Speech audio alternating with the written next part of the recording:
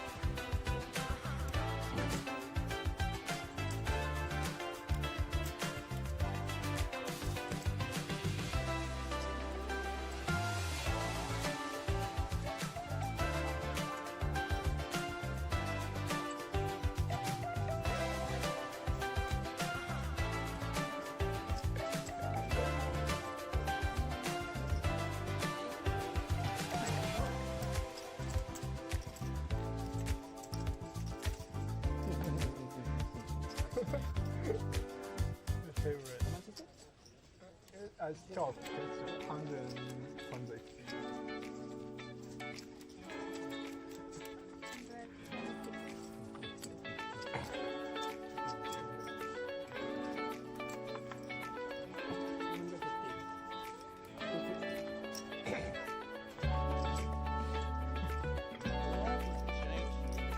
Okay, flip.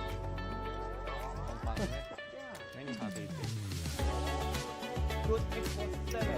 Yeah, right.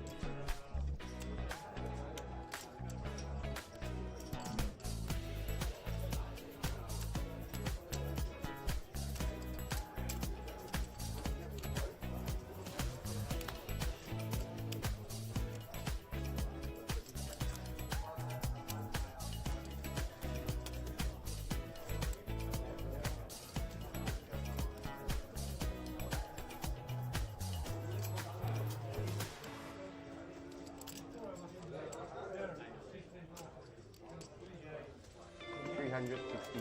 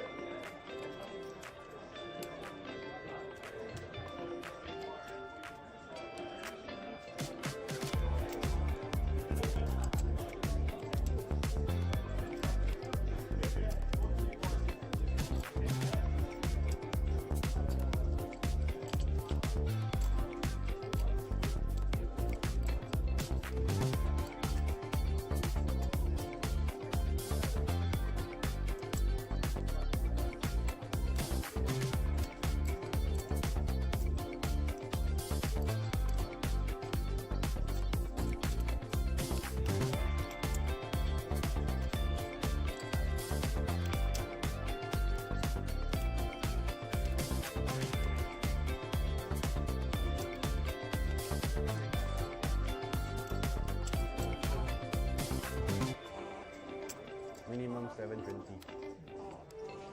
Minimum 720. Ah, second pin.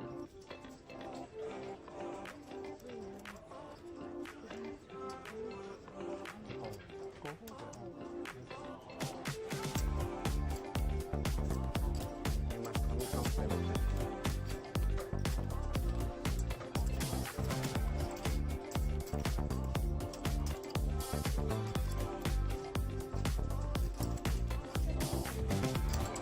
One word.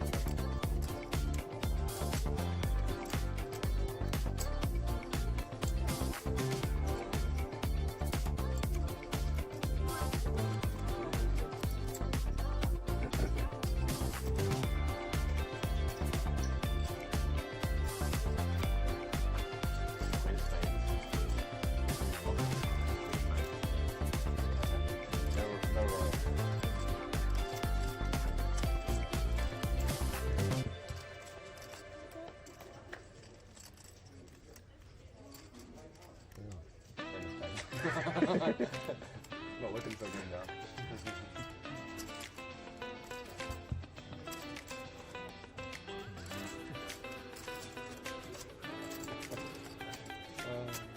Fun.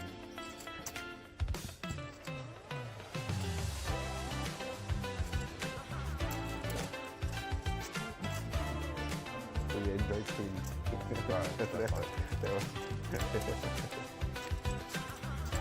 I didn't expect that. Because we had the key blocker. 118 or 113.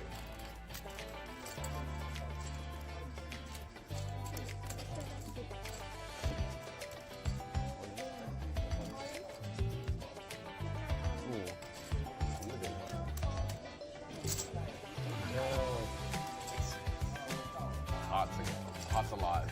Heart's not there. Yeah. Doesn't have a block. Let's block this time. That's good for this hand. You look like a lucky guy. You look. I'm very lucky. No, But maybe you're lucky as well. no. It's fine. I don't need lucky. You don't need lucky, son? You look like a lucky guy. Oh my!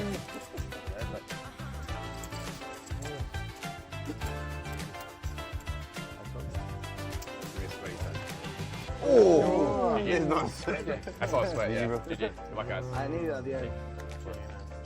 So not so lucky guy. Yeah? No, no. Very lucky. I call right here. 75, not so much, but I call.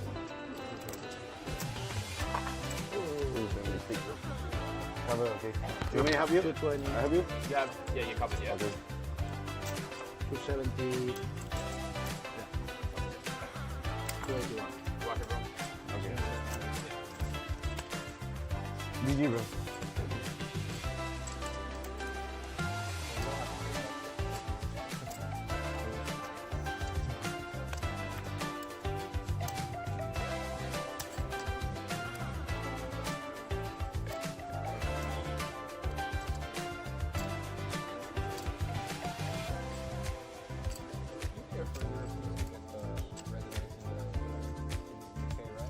It used to be, so I moved that 10 years ago.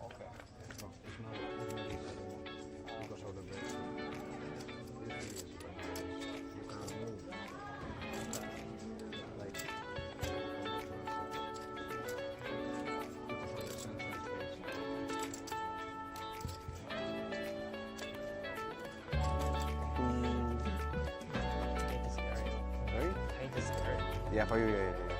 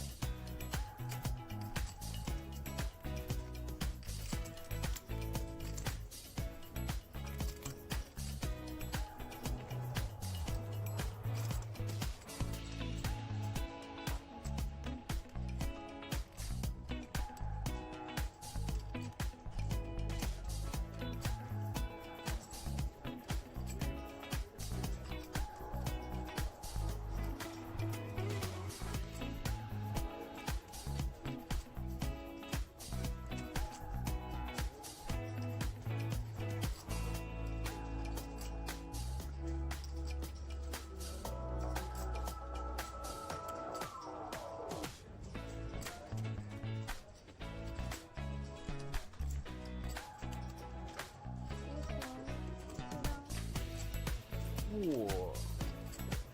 Whoa. You savage. Whoa. What a savage.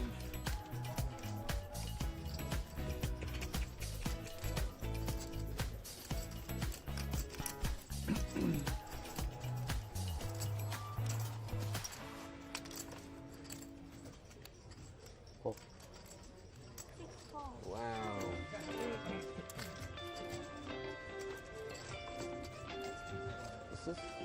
This looking bad.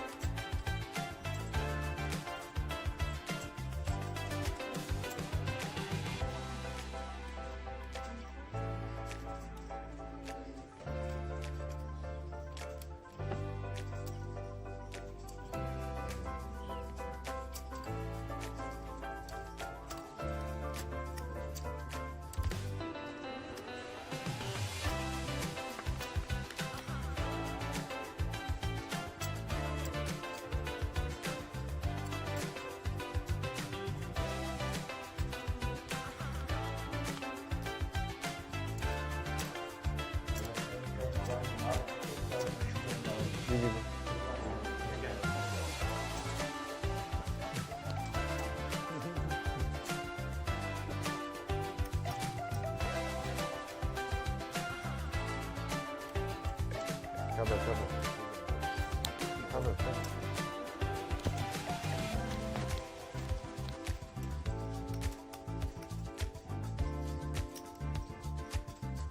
179, is it? Okay. You? No. I can.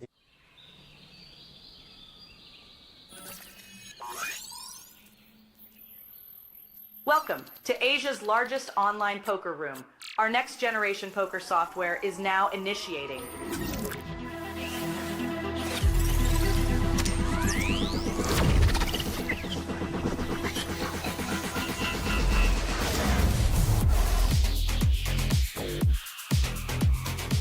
Elevate your online experience with a wide variety of poker variations to choose from. Get fully immersed with fun and social features.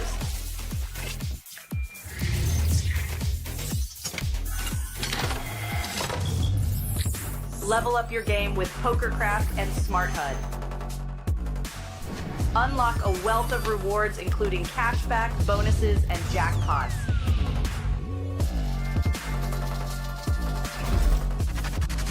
Join world-class poker tournaments featuring some of the world's most renowned brands and the largest guaranteed prize pools in the world. Experience the best in customer service and hassle-free transactions for a seamless online gaming experience. With online poker available on all your devices, you'll be able to play your favorite games anytime, anywhere.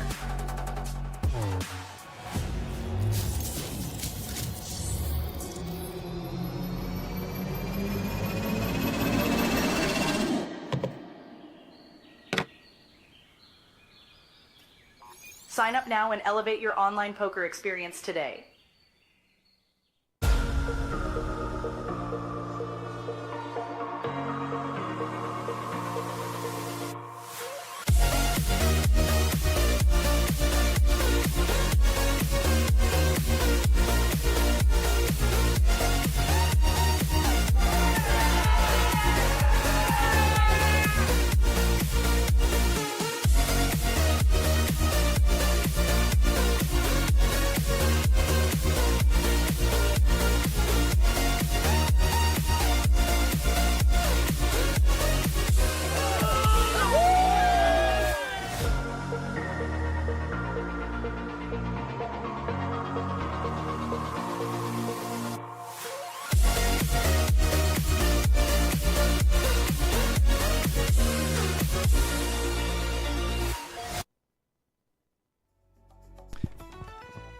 Hey, and welcome to the APT main event day 3 live stream. We're playing down to the final 9 players, and it's been a very exciting stream.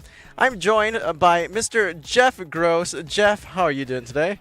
Doing excellent. I gotta say, this has been a special event here. I've had an amazing time, played a bunch of events, played the main, and exciting time in the tournament, right? It's deep. Totally. The trophy's in reach, and definitely want to see who's going to come out on top. And big night we got ahead of us here. For sure.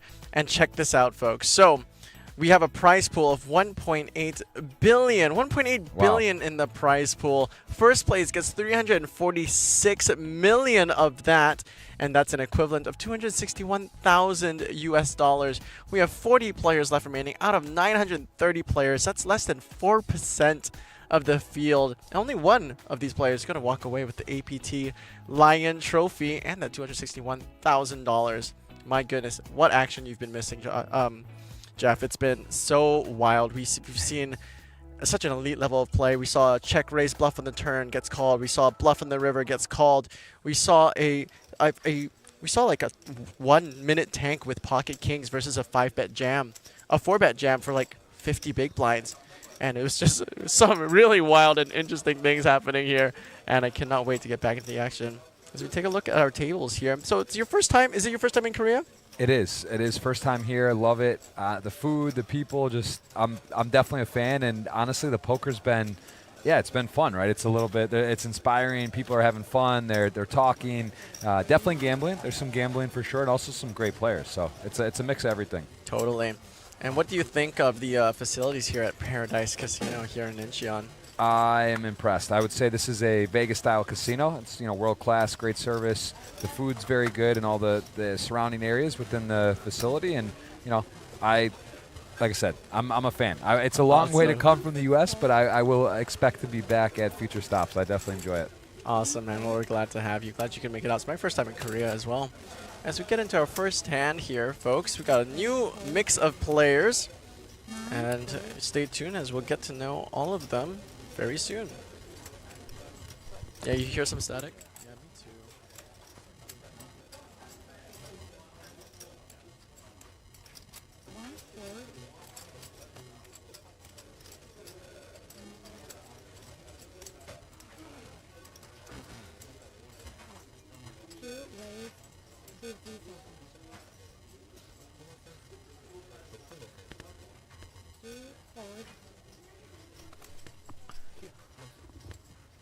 All right. Well, see some action here. Jack 9, Ace 8 suited, and a open.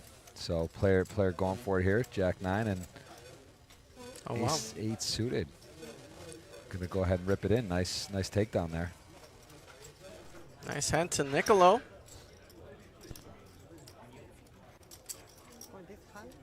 Yeah, picks it up. Just decides that better play off that stack depth than flatting to shove, and recognizing the ranges on the button versus big blind. Pretty straightforward, but not everyone's going to make that play. So nicely done there. Big difference to shove versus call, and play post flop can go your way, but also can get in some tricky spots and just have to check fold. So I like that decision, and important pot. 40 left, of course. It's in reach. The final table coming up. The trophy. It's possible. In these massive fields, it takes a while. I think whether it's a dinner break or a certain part where you kind of look around, you're like, wow, there's not that many tables left, and they're definitely at 40. That's a reasonable.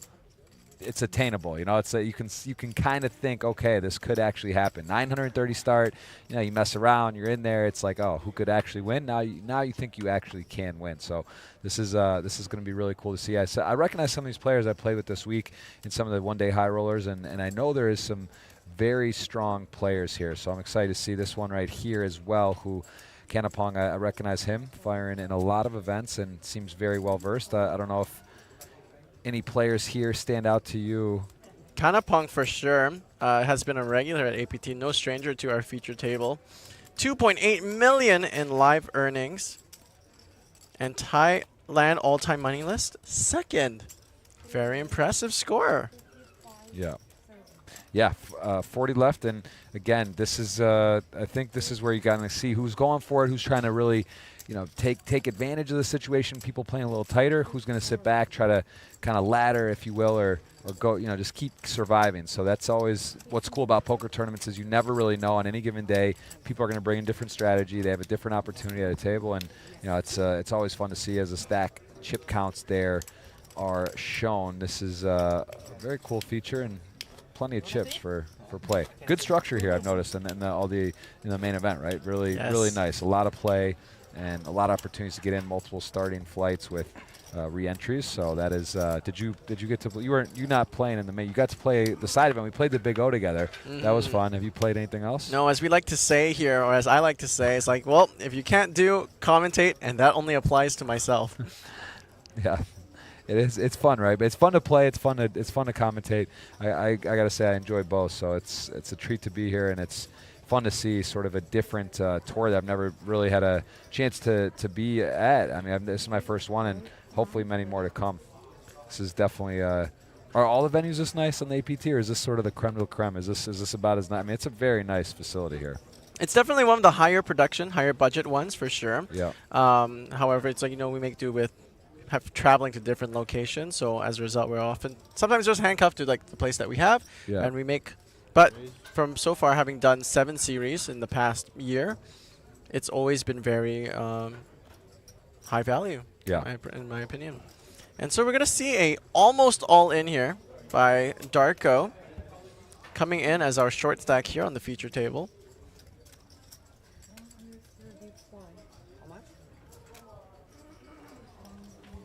Oh, hello. It's a nice wake up. It's also nice to have a lot of chips. And not gonna mess around here. Could think about flatting or 3-betting small, but does decide to just rip it in. I guess the stack's behind. I'm a little curious by this play, although it could also look weaker, right? You do get that going for you. If someone wakes up with like a fairly strong hand, they may read this as weakness or not super strength. So he does thin the field, goes all in, and we'll have a mystery hand for Darko. See what king's up. Maybe an ace-x, maybe finds a small pair. Let's see if he can find at least an overcard to tango with. Hopefully not queen-jack, queen-10. Jack 10 wouldn't have an over, but let's see. We still don't have the whole cards of Darko. Darko as well, having 702,000 in total live earnings. If he makes the call here, it will be for his tournament life. He is pot committed here. Yeah. But may want to make a ladder if there's a significant pay jump from 40 to 39. One more the money jump? Yeah. Okay. One more is the money jump, says someone at the table. Sit back and relax. Yeah, what a spot for Jason. I mean, no one else. It's all in here. He's showing them. He's happy. He knows he's gonna be in good shape against a 6 blind range here. Of course, with kings, the second best hand in poker for No Limit Hold'em. And see if Darko. What do you think? Let's play. What does Darko got? This is like a GG Millions mini game. You get to Ooh, kind of fun. think, yeah. Poker in the dark with Darko Svesko? Yes, it feels right. Feels like ducks. I'm gonna say ace 4 off. But ducks, I like ducks. That's a good guess. Definitely could be a pair. 6 blinds. I mean, he's gonna have a wide range. Ooh, careful. Oh, they were scanning it. Oh wow, they were trying to ruin our game. Let us have. All right, we got our guesses in. Say Deuce of clubs, deuce of hearts. ace of diamonds, 4 of hearts. I'm almost right. I'm willing to bet it's ace 4. Just feels like exactly ace 4. I don't know. I have a sneaking suspicion Darko knows exactly what he wants to do right now, but being one away from a pay jump, might be using a stalling technique, which is fair and fine. They're time banks. Use them as you will. Being middle stacked in the Midnight Turbo TikTok with 5-minute levels, I sure use that to my advantage.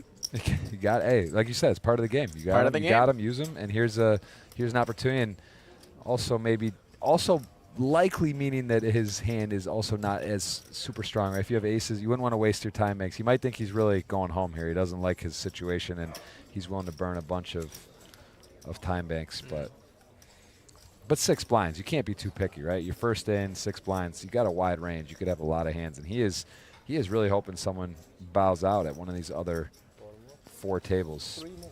He give you 5. I give you 5. He give you the 5 plus 5. So three more have. 4 more. And what a sweat. Gets his sweat with Darko here. I use 1, so 4 more. Yeah, 4 more. Yeah, 4 more. 4 more. Yeah. 4 back. How long is it the time bank here in the main event at this point? Is it 30 seconds? Great It's question. Every time? I think it is 30 probably. Yep, you're entitled to 30 seconds to act, and then every time chip will give you an additional 30 seconds. I'm gonna save 1 for good luck. Save 1 for good luck, he says.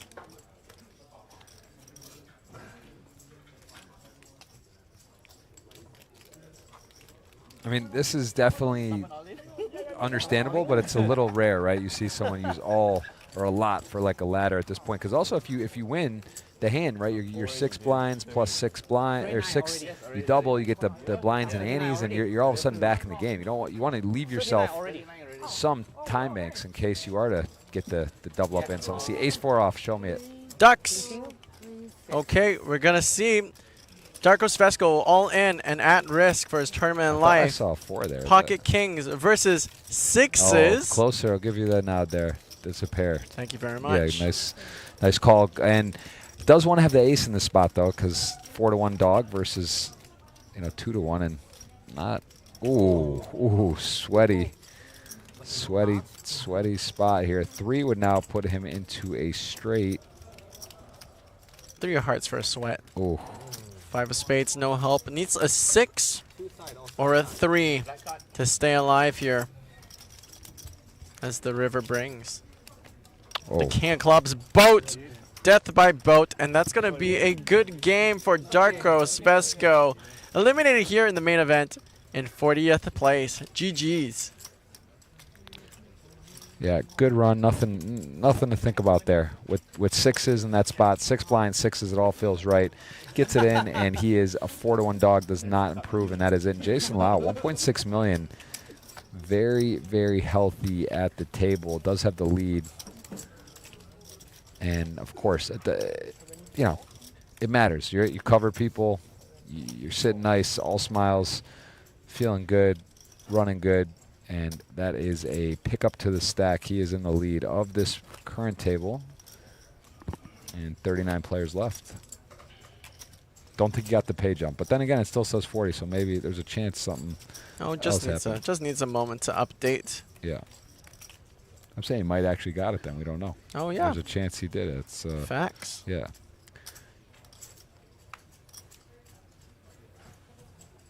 So it says hand 127. That is what, of the day? Or Of the this? day, sir. Okay. Of the day. 9, good.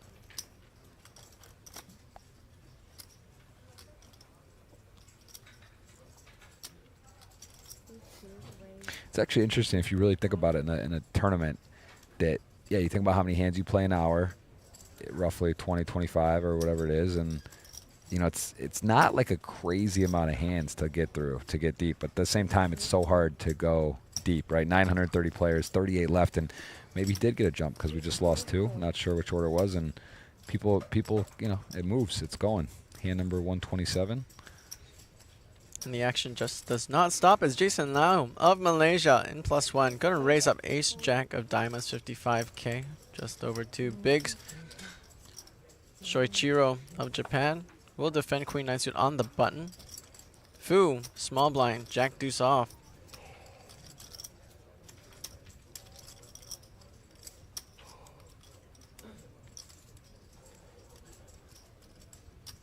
Does he have cards? Are they? No. I think action's now on our big blind here. Okay. Who will defend the big blind? Small blind, I believe, has folded. So we're gonna go 3 ways to a flop here. Interesting to defend Kanapong. This is a spot where you see players pretty snug. They don't want to come in 3-way with a kind of modest holding. Tricky hand to play. As we see, his equity is pretty good, actually, in this current situation, but really hard to play a flop a lot of times, even if you flop top pair in a spot like this. But Kanapong, comfortable to play post-flop, does miss completely. And Jason Lau gets a reasonable flop, top pair, top kicker, very wet. There's straight already available, flush draws, tricky hand to play, and queen 9 suited has a relevant card here and some backdoor options, so don't expect him to get away. And he flatted off of a very vulnerable stack, huh? 15 blinds to start, now 13, and you know, it's a pretty good flop for his hand, but tricky to play. We'll try to realize his equity. Yeah. Hit some running hearts or a 10. A queen will do as well. So we're off to a turn now. Heads up. Top pair, top kicker versus gut shot queen high. 6 of spades, no good. Front door flush does come in. SPR less than 1 stack to pot ratio. 371k in the pot. Shoichiro with the shorter stack has 244. So SPR about 2/3. But he go all in. Wow. Picks up the open ender as well, representing the front door flush. Trying to get folds, and even if it gets called, has good equity.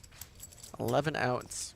I will say I'm not a huge fan of the flat pre-flop with this hand, this stack, but if you're willing to go for it with board textures such as this, right, it shows he's not just trying to hit a flush or hit 2 pair or make a straight. Like, he is willing to make a play, and that is what he's doing here. He doesn't even have a spade in his hand. There's already a possible flush, and he's willing to go ahead and put it all in here. So I'm behind this. I do like this this play, and not an easy call for ace jack. You could be drawn dead. It's not a ton of chips, but you realize you're either got a fade or likely 0%. It could be 0%, right? If sets, flushes, straights, and not a easy call with ace jack suited here.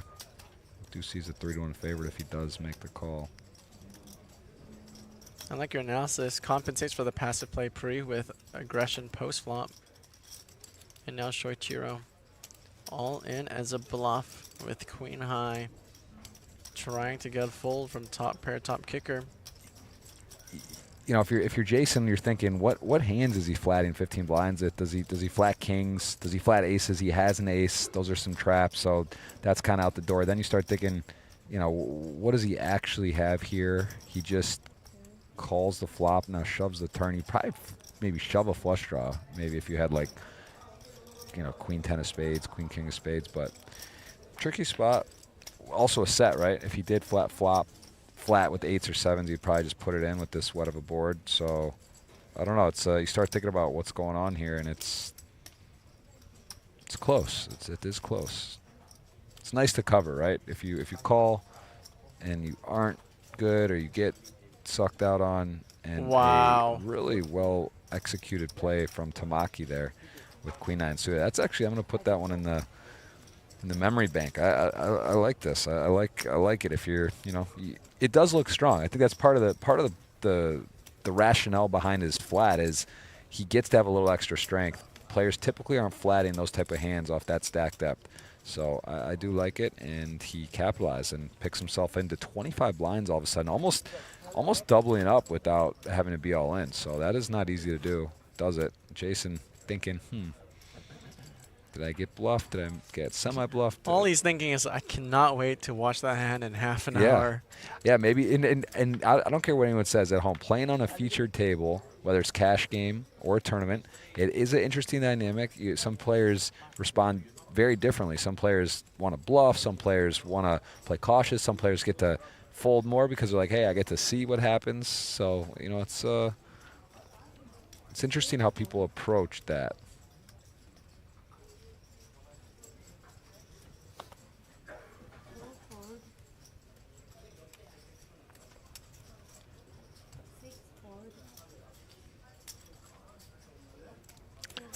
King 7 off.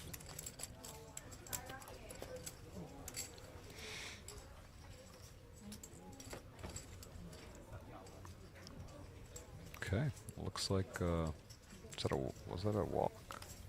Or Button raise, open blinds takedown. folds. Okay. Queen Jack off, noted fold from Conapong. 38 blinds, pretty healthy stack at this juncture. 38 left. All options there. I mean, definitely could 3-bet, definitely could play, but just decides not the time.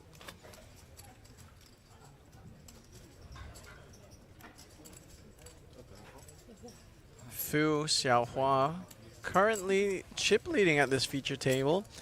Does seem, reflecting from his hand and mob, to perhaps be more of a recreational and newer player. 68,000 in live earnings, nothing to scoff at.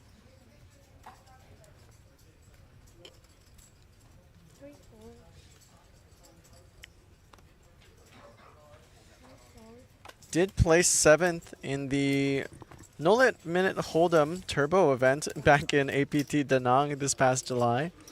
And speak of the Devil, Fu in the cutoff now with the 7s. We'll raise it up to just over 2 big blinds. Gets through the button. Gets through the small. And Jason Lau, King 10 offsuit, who just got bluffed the last time, or 2 hands ago. After flop, 7s versus King 10, as flop comes Ace Jack 4. Jason now checks in flow, has King High and a gut shot. Fu Xiaohua with pocket 7s, a 3rd pair on a board. That's going to favor his range. He has range advantage, nut advantage, positional advantage. Frequency of continuation betting is going to increase with all of those factors. So we will see the first barrel, 136K in the pot. Fu has made a bet of 41K. Wow. Power poker. Re-raised to 111K. It's going to seem odd to get the raise here on a board that's not going to favor the big blind range. Big blind will very rarely have any nuts on this board, or very strong hands. Will very rarely have aces, jacks. May have ace 4 suited. May have jack 4 suited. But some power poker. Jason Lau going to get the best hand to fold. Yeah, I like the raise there, the gut shot, the backdoor hearts. Definitely not, as you mentioned, super conventional, and not a lot of draws. So you are repping sort of that 2-pair combination for value, and then you're going to put a what are you going to do with 7s? You're going to flat, hope your opponent slows down, hope to hit a 7. It's not a great spot, and you see the effectiveness of that raise with a hand like that. Bet your gutters, Jungle Man will tell you that is a strong play and picks up the pot. So shows us he's not just, he folds ace jack, top pair, top kicker in a close spot, but he's willing to bluff and play some poker, and that's how you get deep in these things. You can't really just sit back and fold and wait for things to happen. You got to make some moves, pick your spots, and I like the play there.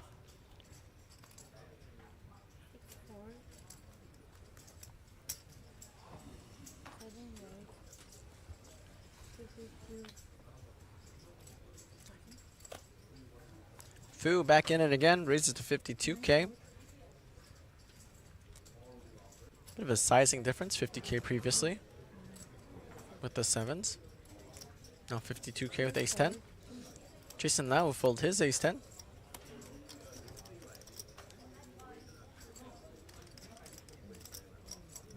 And Fu will pick it up uncontested, ace-10 offsuit. Yeah, sort of tied there for the table chip lead. Healthy. Big gap there actually between second and third, or call it first, second, and third. And a lot of play left in the day still. Got to get deep here, at least down to, I think, 2 tables, if not more.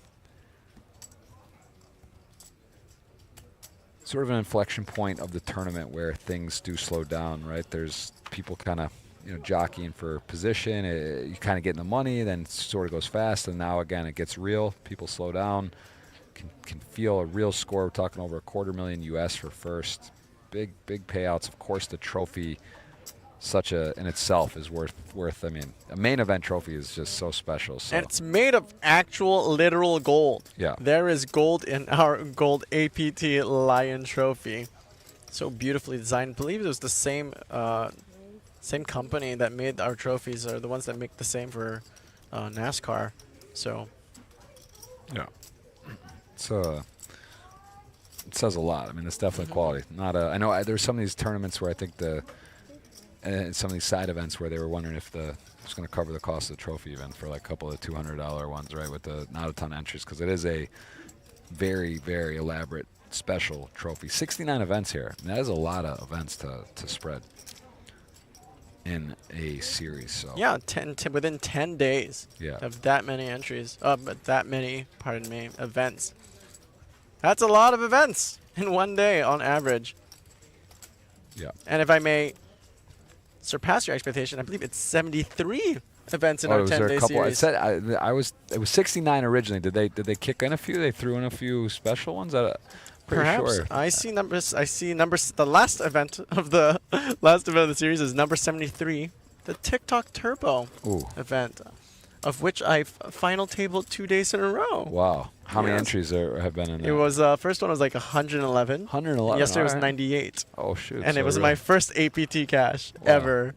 Beautiful. It's all I seem to do here at the APT. I work during the day, make my bag, and then I give it back to the APT at night. But nice to get a little bit back. Get a hand mob, get a flag there. Yeah. I got mine. That's important to me. Actually, I like that, right? It's like you go to a series, you fly everywhere, you do whatever, and then there's no stamp. It's nice to get like a passport stamp. Hey, I was there. This happened. Yeah, and got it. Half of my Hendon mob is now Korea flags. Wow, very nice. That's cool. Again, like I said, if you can't play, can't do, commentate, and that only applies to me. Well, hey, congrats on that, and Thanks, more to come. bro. More events, more late nights. I've got the bug. I've slept fun. 8 hours in the past 2 days, but I've got the tourney bug. Wow. How old are you? How do I look? 26. Final answer? 28. Final answer? 22. Final answer? Man, I pride myself within a year. You got me all tripped up here. 22, 21, it's legal to play. You're probably, I think you're young. I'll say 24. 24? Final answer? Yeah. 27. Don't second guess yourself. Go with your gut. I mean, I'm good within a year at first guess. That's 27. Okay, young buck still. That's 27. That's nice. Turn 37 next Tuesday, so be a decade older. Yeah. Happy early. Thank you. Yeah, Come on, 86, baby. 1986. You're the Tiger, man. It's a good one. I will say the birthdays, it is true. They're fun, but then you want them to slow down a little. Start at 37, 2 kids, no kids for you, right? You're just no, got a cat. All right, that's not nothing.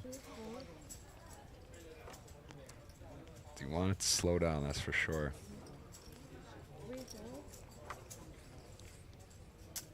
Just like the blind levels in the turbo events, you want aging to slow down.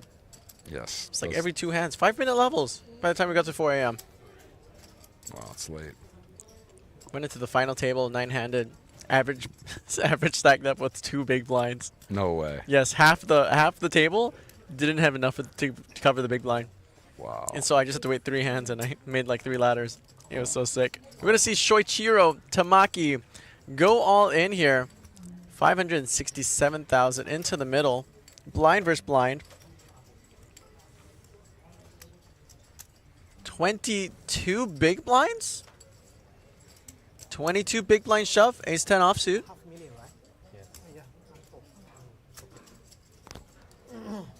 And Fu will make the fold. And Shoichiro will chip up here.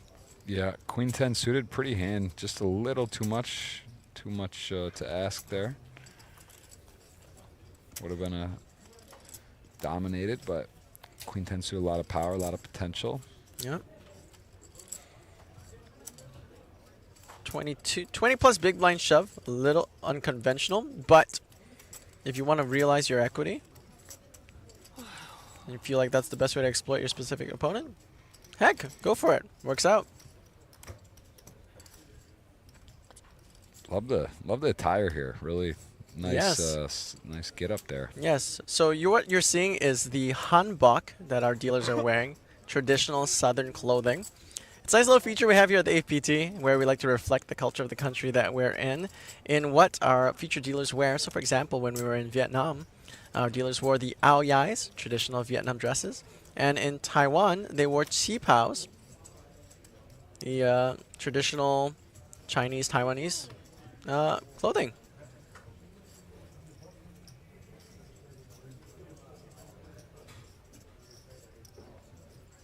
Kazuma under the gun, 46 big blinds to start. Who has ace-jack offsuit?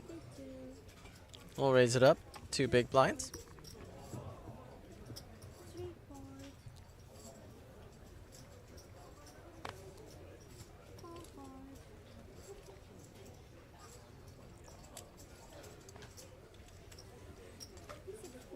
Pretty good result. Folds around to the big blind. Kanapong, second all-time money list from Thailand. Will defend. So we're heads up to a flop, single raise pot. Under the gun versus big blind. Ace jack versus queen 9. As flop comes king 10-3. Kanapong here with the gut shot and queen high. Needs a jack to make a king high straight. Kazuma here with ace high. And also a gut shot. Needs a queen to make Broadway. But Kazuma with ace high. Still standing strong. 27, 27. Very small bet. Yeah, defending versus the under the gun is less attractive here, but just a little too much hand to give up, and tricky spot, right? You hit the queen now and you're dead. The 9 gonna be hard to feel like you're good. It's definitely a you don't know exactly what your opponent has, but it's a tough board here to have a lot of good things happen.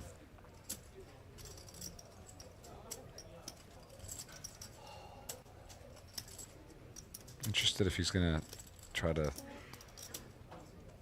spring on something, maybe some bluffs too with creative player, definitely a lot of options. And if you have ace jack though, also it's a little, you get called here, and he does look like he's going to go for the second shell. See the size he goes with. I hear 105, so just over half pot.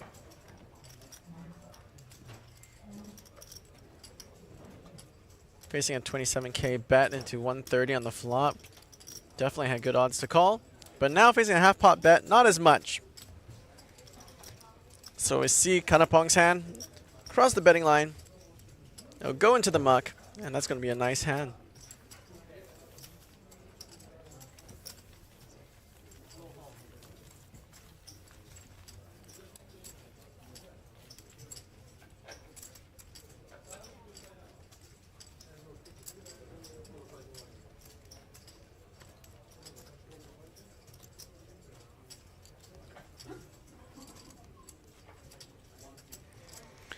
$38 remain. Lost a couple earlier, and it has again slowed down. Big thing of a good structure. A big talking point is that it is play. There is play. People aren't super short. This is not the TikTok late night 2-blind average towards the end. People get to play. They get to sort of settle in. They can pick their spots. They can make good decisions, and this is what we're seeing right now. Things have definitely slowed down a bit.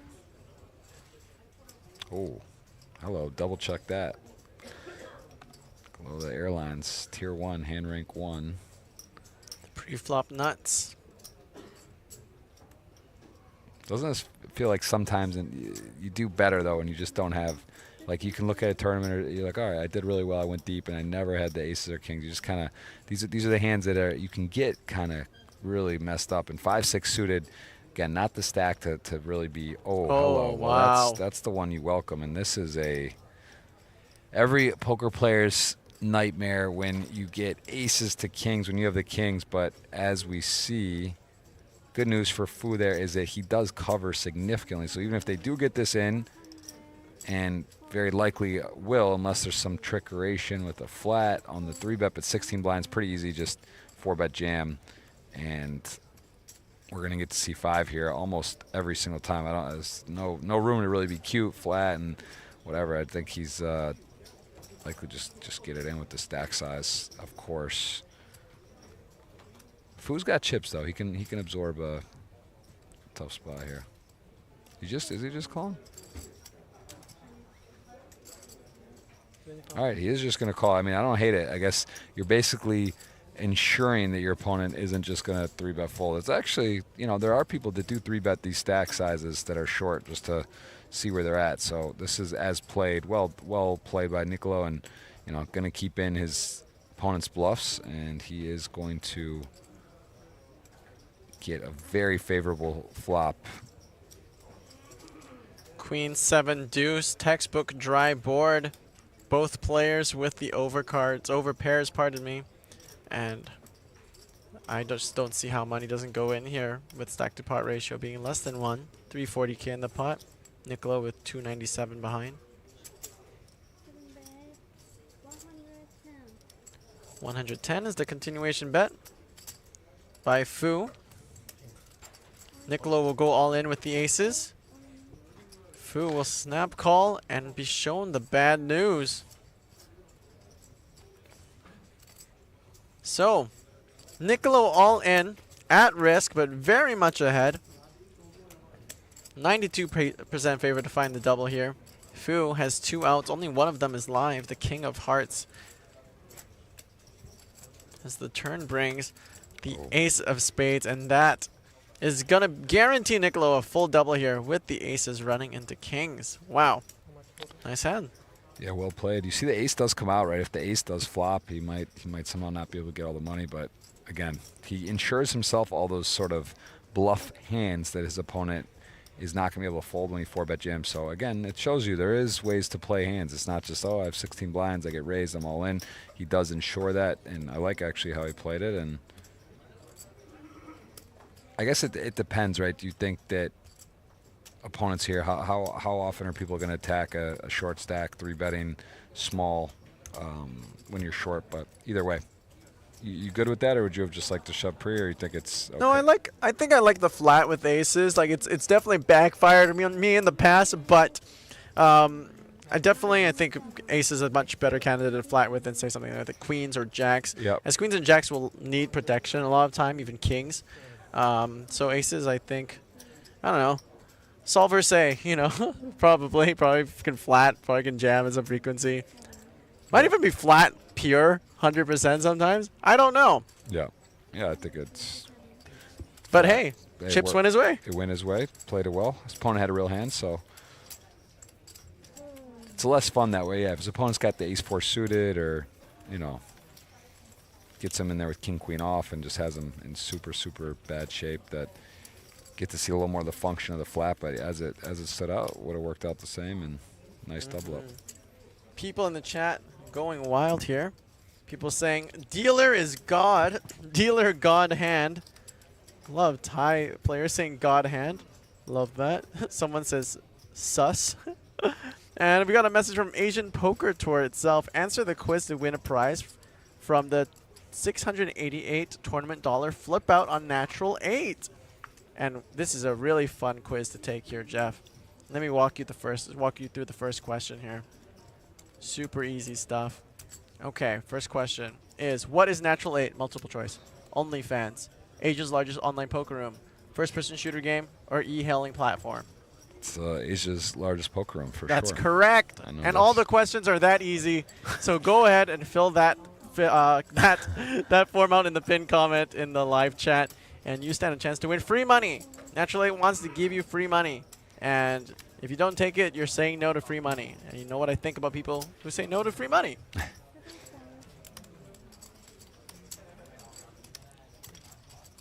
Kanapong, ace queen offsuit on the button. 15, 5. Yeah, this hand a bit tricky to play at times, but on the button, just such a big hand, and he is going to go and open. And curious on the strategy of, okay, Jason Lau, definitely a hand he could 3-bet, they're deep enough, and decides just to flat. He is dominated, doesn't know it, can get some trouble here. That particular flop, though, should avoid too much chaos, but ace queen still should feel decent with his hand. He's got the best hand, best position. Decides to check back. I like it.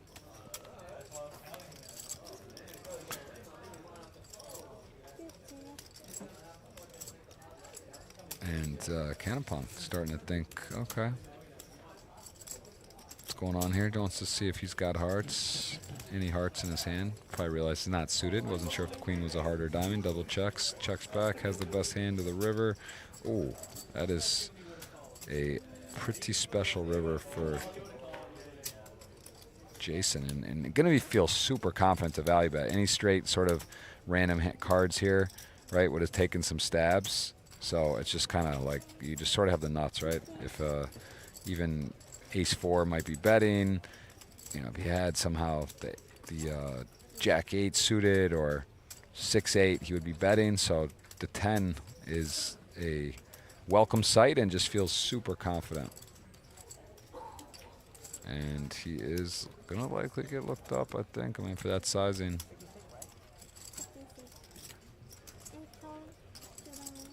We'll look Jason up. We'll make the call at the ace queen high. And Jason will take down this pot. And that's what we like to call domination rotation, folks. Where the dominated hand binks on the river and rotates the domination. Does that make sense, Jeff? I did. I made sense saw in my what you head did before I there. said it. I think I might use that. I'm not sure. I like Domination it. rotation. Yeah, I like the rhyme. I get it. I mean, yeah, that works. Good. Well done. All right. Jeff Gross appeal approved. Have you used Very that good. before or no? Yeah, I have. Okay. Yeah, I know it's Henry Kilbane approved. I know it's Vitter single approved. I Okay. just wasn't know it was Jeff Gross approved. So I was just testing on waters. I did. there, I'm you know? surprised I've never heard it. You know, I like rhyming. I like it. I just never heard it. So yeah, All right. very nice. Feel free to use it. I'm going to. I will Okie reference you. dokie. Are you the? Is it from you or you heard it from someone or you I don't know? think I heard it from Vitter. Okay. I think Vitter said it first. Okay. Either way, it's nice. Either way. Let's peg it. We'll both steal from Vitter. Nice. Very nice. Ace 10 again, a hand popular. Currently, Niccolo Cardoni is now in a new part of the phase with 38 blinds. He's definitely got some raising chips. He can start getting a little more active. Also, I believe 7-handed at the table, so ace 10 off, definitely a qualifying hand. Under the gun, probably like get right in the bottom of the range. Sort of one of those ones where you're like, all right, I don't really want to play it, but I kind of have to. Hoping to just get it through. Realize you could run into some heavier artillery here, but as it stands, he is gonna, I think, just get this one through. 5 deuce off, closing the action. Not quite good enough.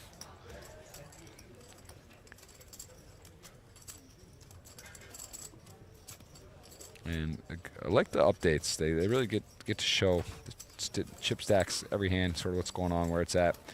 Get a good feel for everyone's position, how they're sitting, how they're feeling. People getting a little tired too, fatigue. This is not just because the main's been going, but there's the single day high rollers. There's a lot of side events. Some people even can, I think yesterday we're hopping in. You could bag the main and then hop in late reg, the high rollers. So a lot of players putting a lot of time and effort here, and it is just like any main event.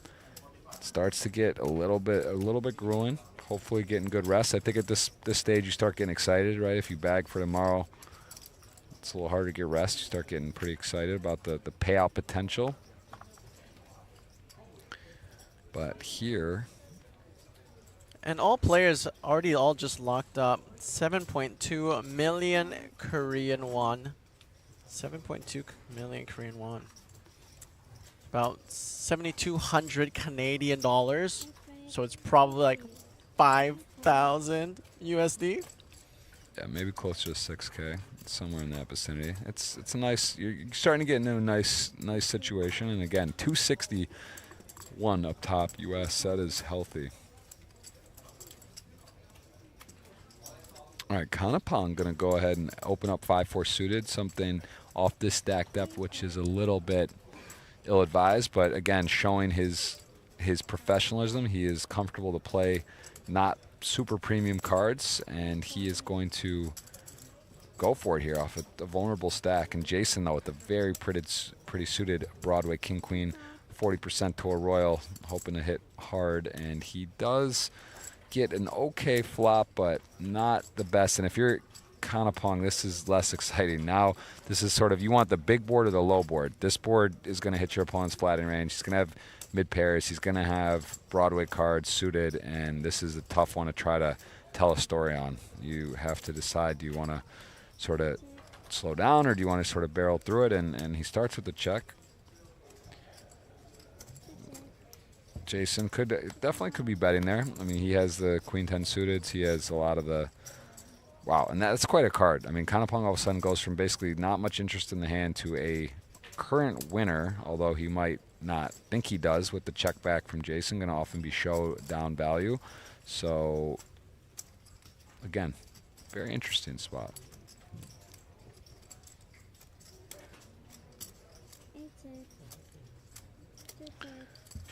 Wow, Jason not interested in firing here. And Cont'd's got a winner now with this as played.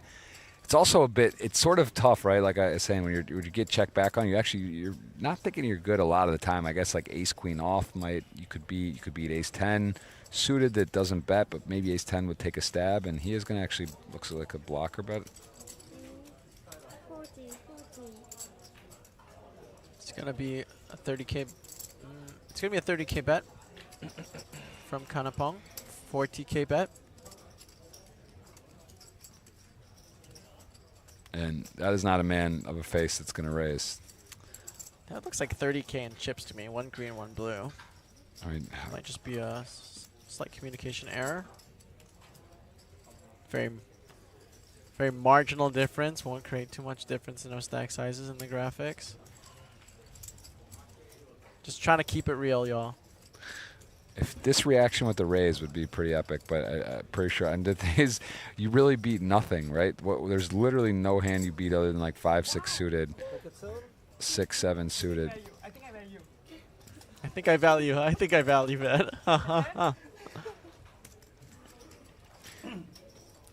I give you I give you your team value. Yeah, all players here with 20 plus blinds, 23 to short stack now. 34 though, some have been dripping off to other tables. 32 is going to be 4 tables left, so still 5, short-handed. Also a fun part of the tournament when you get deep, that when it's 45 left, 32, 34 left, you start getting these shorter-handed where there's some 7-handed. You know, it's not a full ring. It's important to know how to adjust your ranges for the different table sizes, 6, 7, 8, 9-handed, 4-handed, 5-handed when you get down to the final 2 tables. So this is something to be alert to, and right now we are not at a full table as there's only 34 left, but at 32 it will go back to 4 tables of 8. Would have been interesting to see if a 4 doesn't come or a 5 if he does start bailing. I mean, maybe some spades, barrels. He found a way to win the hand, but King Queen suited was all over that board and didn't get it done. Speaking of which, King Queen suited for Kazuma here in the hijack. Gonna raise it up to 52,000. It's gonna fold all the way to the blinds. Niccolo Condoni with respectable 38 big blinds. Took a look at him. Up on handed mob, 13,000 total live earnings. So more likely a recreational casual player. Could be a cash game crusher, just Could be doesn't a cash play a game lot. crusher. That's true. Still more than me on hand and mob. As flop comes king at 6-5. Jack high flush draw for Shoichiro. And top pair queen kicker for Kazuma. We'll check back. Turns top 2 here. Gut shot for Shoichiro as well.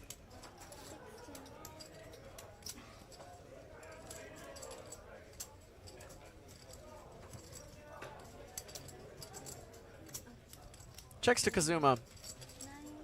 After getting checked 2 twice. It's going to feel pretty good here. And we'll bet for value. 55k into 140. A little more than a third. Charge this. Charge single club flush draws.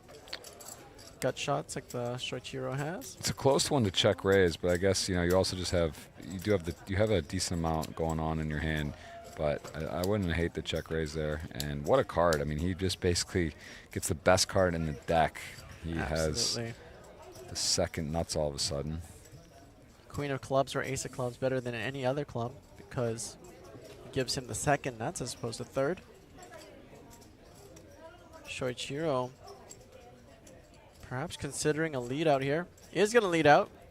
Does not want to allow any checkbacks. It's going to bet 125,000, 150,000. Yeah, and you go from top 2 to can't beat 1 club in your hand and just gonna release. They say think long, think wrong, just thinks immediately and bows out. Unfortunate river for him, but as a reverse, a nice card there on the river, welcoming from the big blind, and there it is again, a look at your chip counts. So no one short, plenty of play. With how fast players are dropping out, I kind of wonder if maybe all of the chips are on the feature table even. Went down started with 40 not too long ago, now down to 34. Only seen maybe 1 or 2 bust outs at our feature table. Where do you spend most of your time, Greg? I live in Vancouver, Canada. That's where I spend most of my time. Just making memes from my living room, posting them on YouTube. It's it's honest work. And are you going back from here? You're gonna go? Yeah, I am. Nice. Just we'll head back. Got to have you on the GG Millions one of these weeks coming up. Oh please, yeah, that'd be lovely. Fun. Let's see. Every week? Is it? Tuesdays, yeah. Tuesdays, 2:45 Eastern. So, got Christy Arnett this week. If you're available the next week after, Probably be recovering from jet lag right after this series, but maybe the Tuesday after that. Perfect. Top 2 for Fu in the big blind. Kanapong, ace queen here, has a gut shot, range advantage, nut advantage. Top 2 for Fu. Will do. Here we go. This is Kanapong speeding, and yeah, Fu thinking about what to do here. There is the option of really all options. I mean, I think check raising is on this deck. That makes a lot of sense. I mean, you could get your opponent to have a tough decision with aces or king queen, but also just keeps the bluffs in. Interesting decision here. Could go either way. Very clean turn.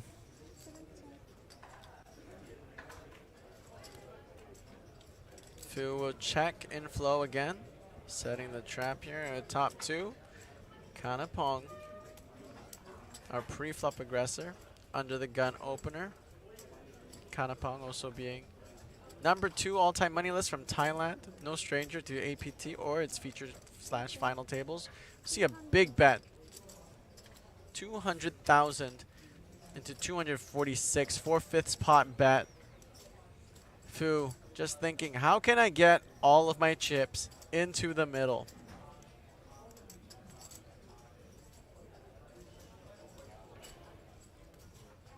From our perspective, the decision is clear. Should just call, not scare off Kanapong's bluffs like he does have here. But of course, being an elite poker player, you have to put your opponents on a range. And he's going to go for a raise because you can get a lot of value from hands like ace-king, aces, king-queen.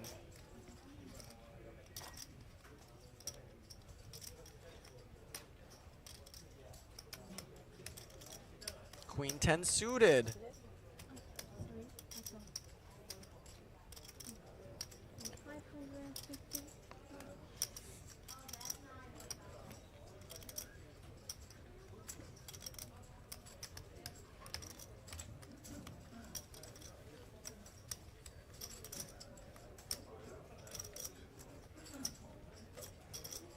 Action back on Kanapong. Ace Queen high. Considering, am I ahead of any bluffs that Fu might have? Yeah, the most obvious bluff, Queen 10. But now hearts come in as a possible, maybe something with that. But having the queen, just not a great bluff catching situation, and does get out of the way. So down to 22 blinds, Fu up to 58, and Jason still holding down the table chip lead there.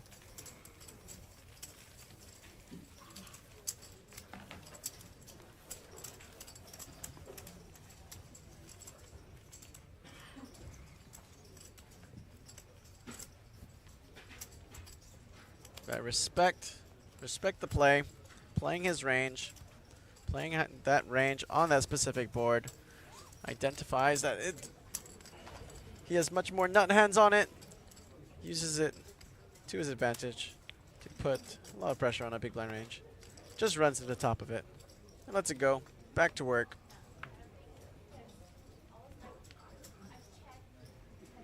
Yeah, a little stack distribution, redoing a little inventory, seeing where he's at.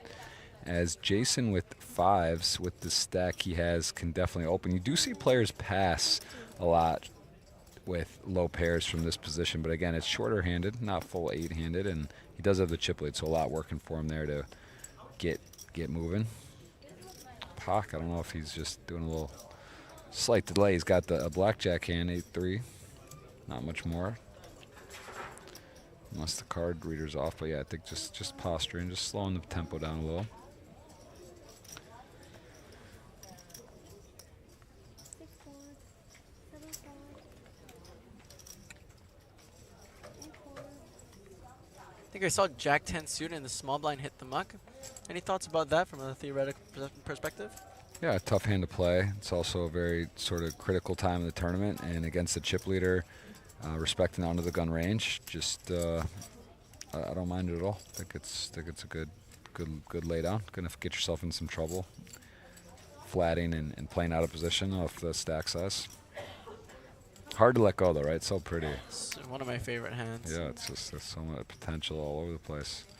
Jason liking that result with fives, picks up another important pot. Everyone matters.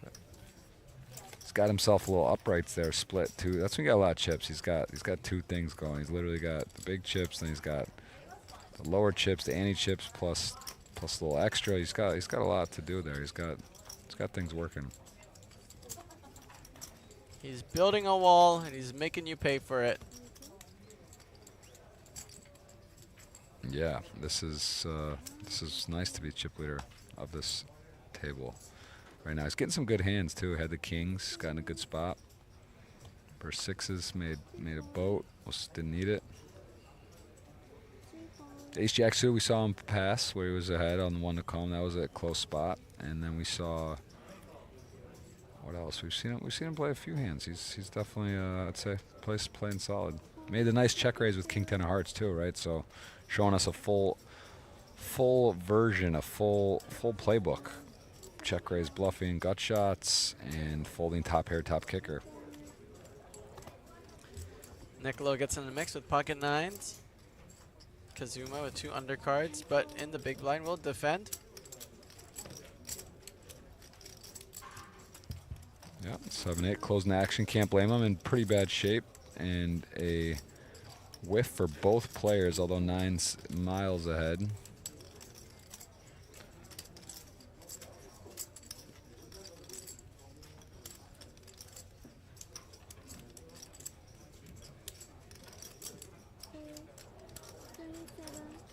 Yeah, I like the small bet. You just kind of pick it up, get rid of all the garbage. Even like a jack or a queen's going to just not feel super comfortable, probably just call, and then you get to check back turn if you want to go that route. So very nicely done. Did have the best hand, picks it up.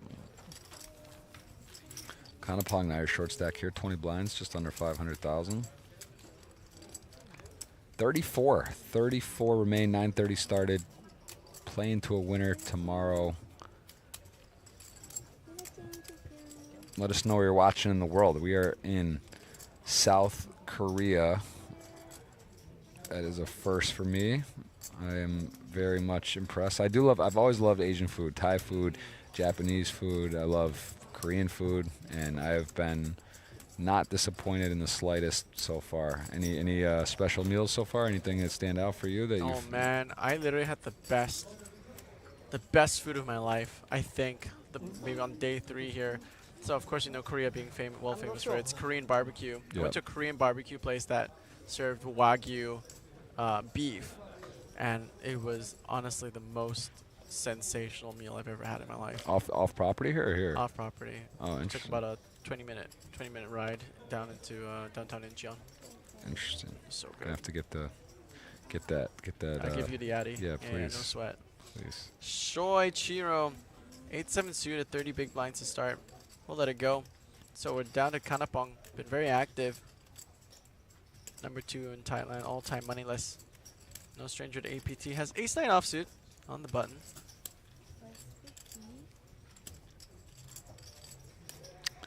Yeah, I think he's got a couple different options there. I mean, you could argue to surf it in, but I think again a testament to his ability, his understanding of the game. He just wants to take down variance as much as possible, and look at this. He is gonna go ahead. And also one of the downsides of not just shipping a modest hand like this is you do open up the invite for a bluff, and 7-8 suited gonna attack the stack, I believe. Or no, did he call?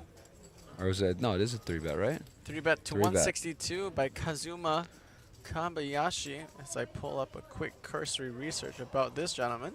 Yeah, and this is a hand that Kanapong is not. It's not like ecstatic to jam. Probably doesn't think there's too many 3-bet folds, but you may notice a player a little more. They could have battled before here or in a prior stop. And look at this. He is going to go, and this is class. Wow. That is class. To not just shove, to actually open and deuce ace-9 off versus your opponent and then make the right play. I mean, that is, how many times you're just going to get snapped off there? Ace-king, ace-queen, kings. But no, he just believed that he was good, and that is an impressive hand and shows you again multiple ways to play it. He could have just shoved, he would have taken down the pot, but he got the extra 3-bet in and made the right read there. Because yeah, you're not always going to get shown a bluff. I can promise you there. You're just going to get snap called and be halfway out the door. So well played. So Kazuma Kambayashi will lose that pot. 3-bet bluff in the small blind. Has 18,000 in total live earnings on hand and mob. I like his 3-bet. I mean, it's, again, vulnerable stack. It's a professional, a strong player. He's going to have a lot of raise folds, and he had a raise Chipotle that it was close. There was not a mandatory spot either.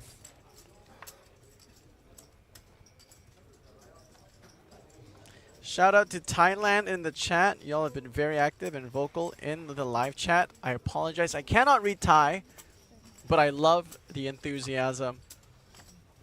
And thank you for being here. Make sure you hit that like button. Helps us grow the game of poker in Asia, as it'll push our videos out to more people on the YouTube algorithm.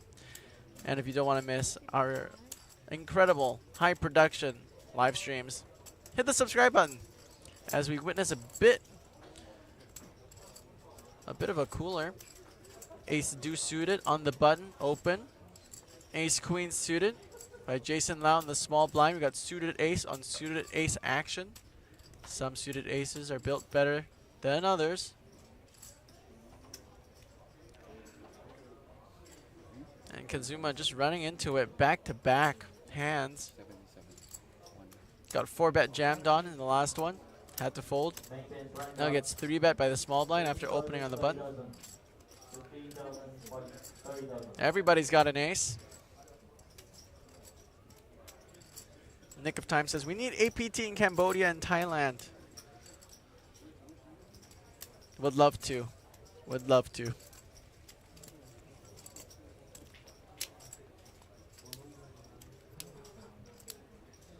Action on Valerie Park. 21 big blind. Hasn't been very active since we started this feature table. Just hasn't been getting the hands. Now it's a bit of a spot. His button opening wide. His small blind 3-betting light. With 21 big blinds, can I take this down? with a shove. Feels like a shove or fold kind of decision. Grob Journey says, love commentators too. Thanks, Grob. Love you too. Jeff, you didn't say I love you back. I do. I was just watching this hand. I was in love with the hand, but Grob said I love you, and you just well, stone cold. it's rhetorical. It's back. I thought it was rhetorical. Like obviously, I do it right back at you. I was in the hand. You were doing your one-on-ones. I'm in the hand. He loves you too. He just has a different way of saying it. Grob. Yeah.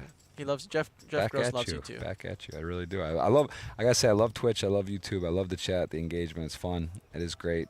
Familiar faces. Did they say? Are you looking? I don't have the chat up right now.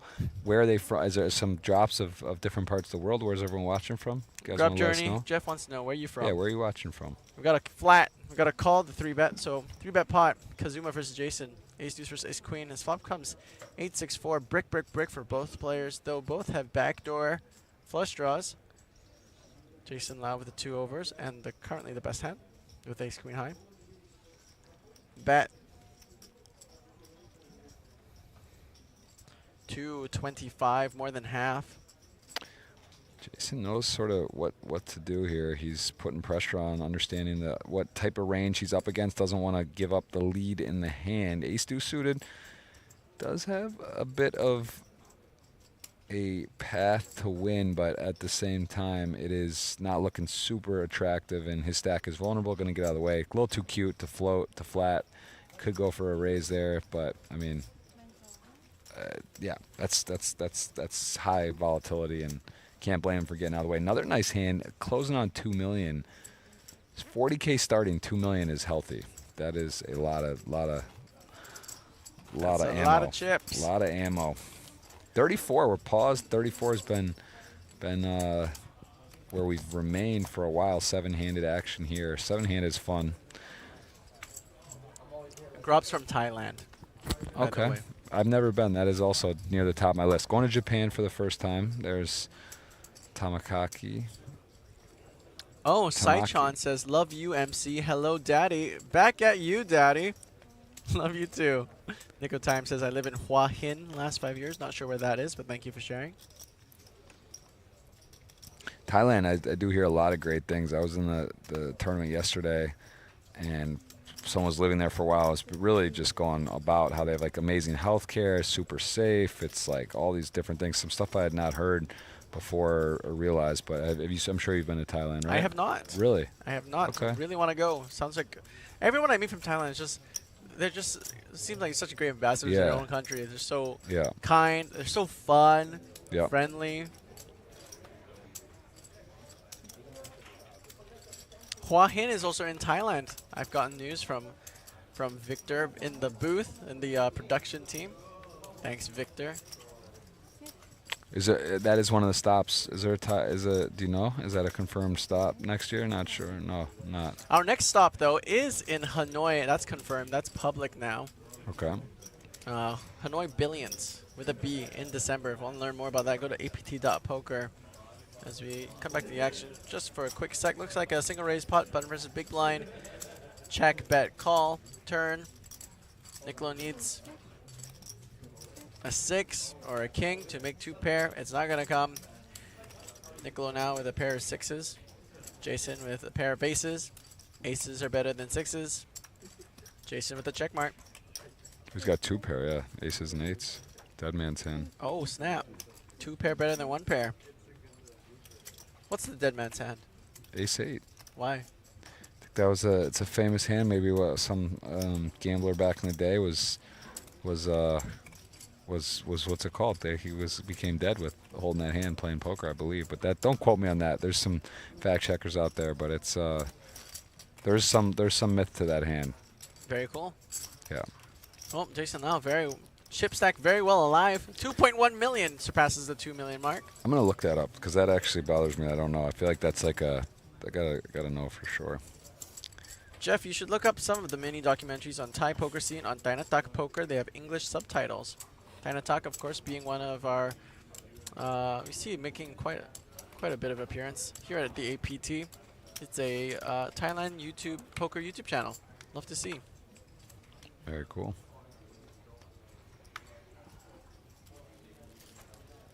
All right, I got it here. The makeup of poker's dead man's hand has varied through the years. Currently is described as a two-pair poker hand consisting of black aces and black eights. The pair of aces and eights, along with an unknown hole card, were reportedly held by Old West folklore lawman and gunfighter Wild Bill Hickok. Have you heard that name? No. Okay, that's a big name in gaming. And when he was murdered while playing a game, that's why. There He you had go. aces up? With Aces and eights. Aces and eights specifically. No. Well, knock on wood. There's no contemporaneous source, however. Records the exact cards he held when he was killed. So yeah, we'll leave that up to interpretation. But that is there you go. I actually didn't remember it was Wild Bill Hickok, but that is the story. Not the poll says, so sad that poker is still illegal in Thailand, which is a big reason why APT has not gone to Thailand. But yeah, I don't know. It's a card game. I understand there's a lot of stigma with poker and with gambling, but at the end of the day, it is a card game. So it's unfortunate to see that there's still a lot of restrictions in some countries. But hey, that's why we go to everywhere else that allows it. So Yes. come and join us in Hanoi Billions. Billions with a B. That's in December on apt.poker. Check it out for more information.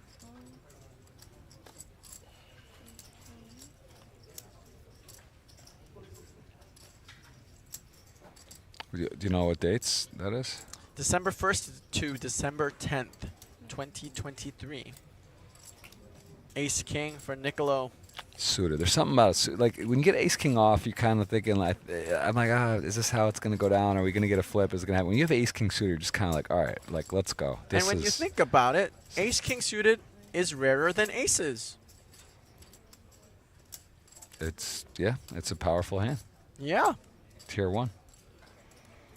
Queen Jack suited now. Shoichiro in the small blind versus a button open. Can you explain that at home? The Ace King suited, why it's more rare? Absolutely. There are Please. only 4 combinations of Ace King suited. Ace King of spades, Ace King hearts, Ace King clubs, Ace King diamonds. Yep. Whereas there are 6 combinations of aces or any pocket pair really. 6 is greater than 4? Sorry, pardon me. What am I talking about? Yes, 6 is greater than 4. Therefore, Ace King suited is rarer than aces. That's an interesting. I knew that, but I actually, when you say it like that, When it's you say it like that, surprising. yeah. It's a little. I've never. So, can you explain why is Ace King suited? Why is Ace King suited not the best hand? Ace King suited is not the best hand because it's not a made hand like aces. But you know, it's all relative. You know, like for example, my motto: stay loose, play 7 deuce. So my favorite hand is 7 deuce. I just don't play it. 3-bet by Shoichiro in the small blind. Suited Royals, a great candidate to do so. Even if you get called, have a lot of playability post. Is running to top of range here from Niccolo, who should be opening with a pretty wide range on the button. 4-bet incoming. It's an all-in 4-bet, which Shoichiro may very well let Shoichiro off the hook here. It's gonna be a fold. A nice pickup there for Niccolo with ace high. With one of the best, rarest hands in poker. And we all learned something. That was Actually, I really like the delivery on that. Thank you. I know that, but I never heard it said that way, and that's interesting. Other mind-blowing things that are mind-blowing but also obvious. If you never go all in a tournament, you win the tournament.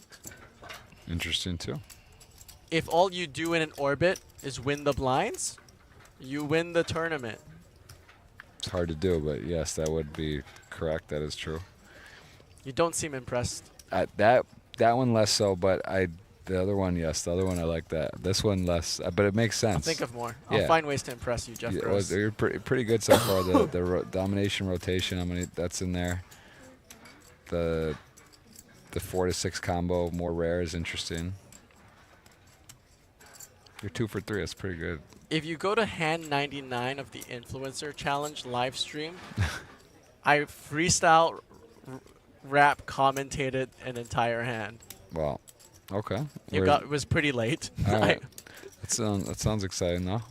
That's on 99, hand 99. Hand 99 of the Influencer live stream on the APT YouTube channel. Very nice. Pretty proud of myself. How did that go down? How many people? How many were in it? What was the first prize? Sure, it was the influencer challenge was sponsored by Natural 8, on which influencers all over Asia played online, and the final table got to play live here at the APT, and also were awarded each a main event ticket. Look at the connectivity of these hands, and look at the dryness of this flop. King Queen versus Queen Jack versus Jack 10. Domination on domination on domination.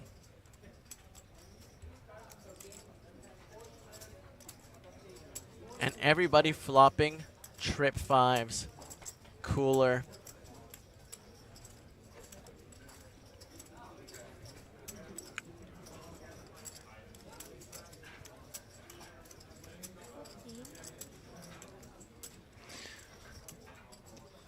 All right, well, good instinct here. Gonna keep betting. He's got the lead as the original raiser. And a small bet.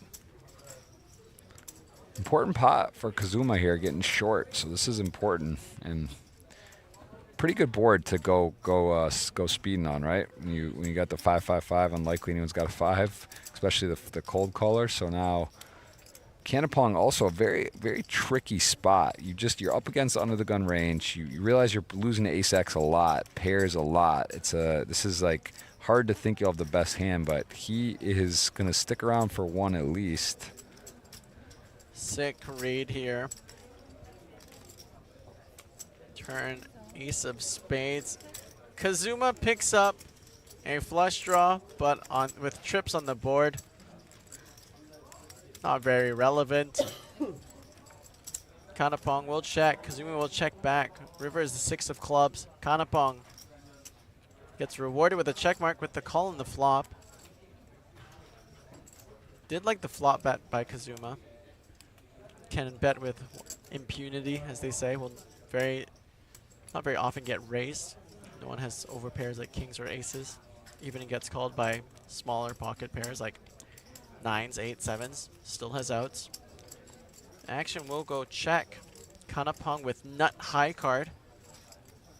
Trip 5s, ace king. Kicker. Kazuma will stab. Kanapong will fold. And with that, we are at 32. Looks like a couple players have been removed at other tables, so we should get one filled in here to make it a even 4 table of 8. 32 left, getting closer.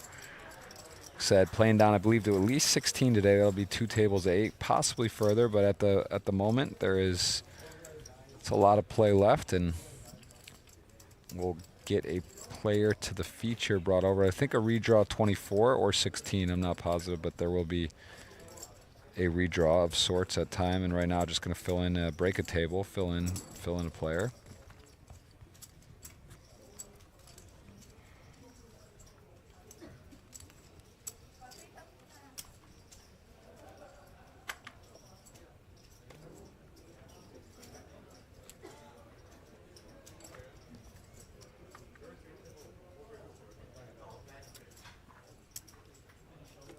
Valerie Pak has been here, has been very inactive, just hasn't been getting any cards with the vulnerable stack. Finally picks up something nice here.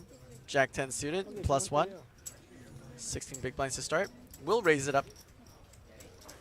2 big blinds. His blinds have increased to 15-30. Yeah, tough timing there. You get a suited Broadway.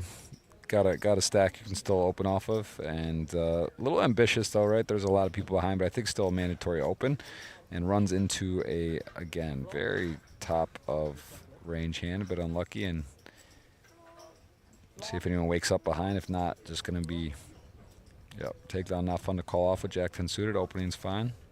Floor getting called over, not sure why. Let's find out.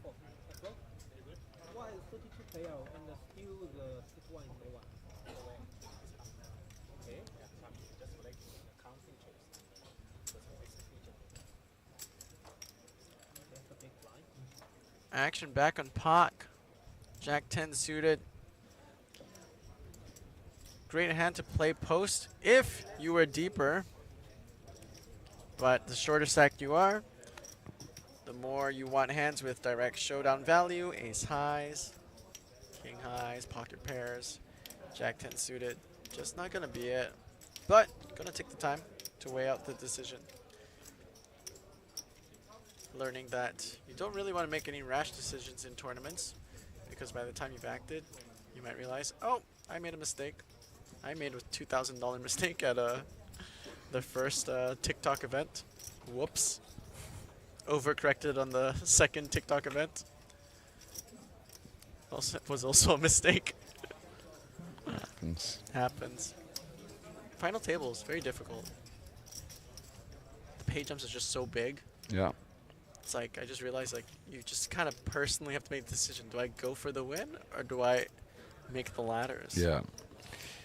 And it seems like, I'm sure there's like ICM calculators that can figure out the right decision for you, but it's like, you have to look down in your heart and ask, what's the right decision for you? It's well said. You impressed yet? I am. I think that's a good way to look at that. Amazing. Yeah, that was good. I had a final table. How many final tables we had? 2, 3? 2. Me too. I've had 2 here as well. Which ones were those for you?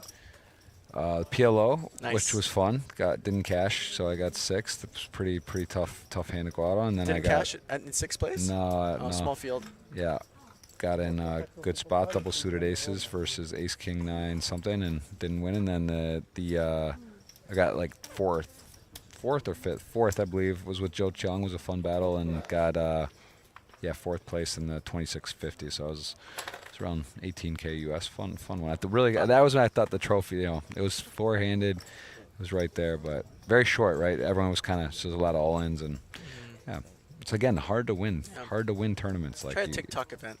Those are fun. That is I got a 4-month-old, a 4-year-old. That's a late night, right? That's a 4 a.m. finish. Yeah. No, a 6. Oh wow. It was finished at like 5. Finishes like 5:30 a.m. Oh wow. It's pretty rough.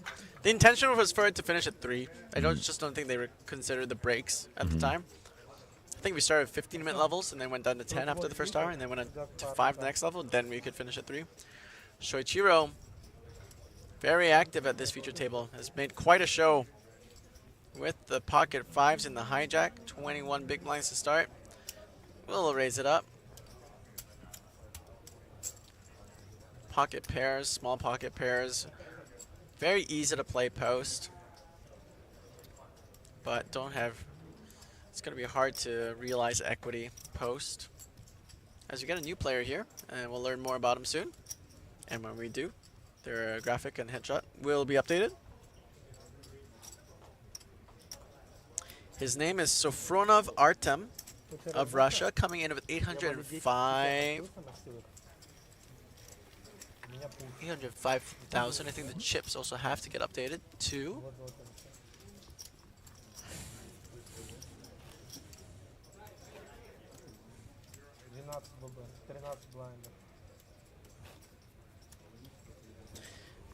Valerie Pak is from Belarus. That's a different flag though, actually. Hold on, let me double check.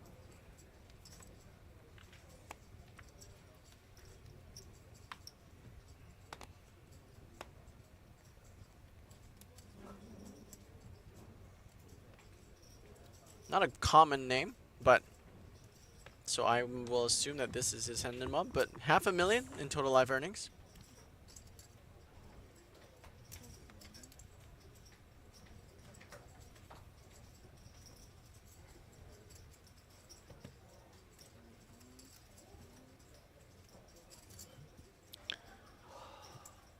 Kanapong, ace 3 off. Difficult hand to play. Cut off 20 blinds.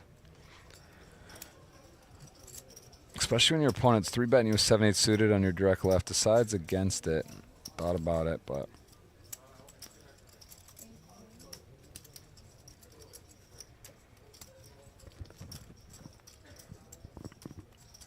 Artem with a, oh my goodness, is that 264 big blinds or is that a mistake? I think it was supposed to be 800,000. Okay, yeah, it's 7.9 million it says. But maybe there's some, is that possible? Is that the chip leader that it just has an absolute Yes, stack? there's a correction that will happen. Initially got put as 8 million Wow. in chips, All right. it's 800,000. So slight difference. So respectable. But, But yeah, still enough. yeah. Always double check your zeros, folks. Especially when you're in like Vietnam or Yeah, Korea can with the add- won or the dong. Could make an add up of a mistake that's costly. And here we go, Cardoni with the Jack 10 suited, 33 blinds enough to play.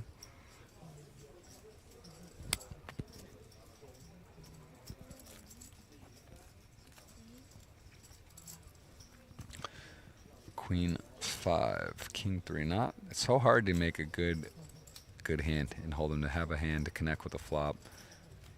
Bluffing is a big part of the game. Here we go, Queen 10, hijack off.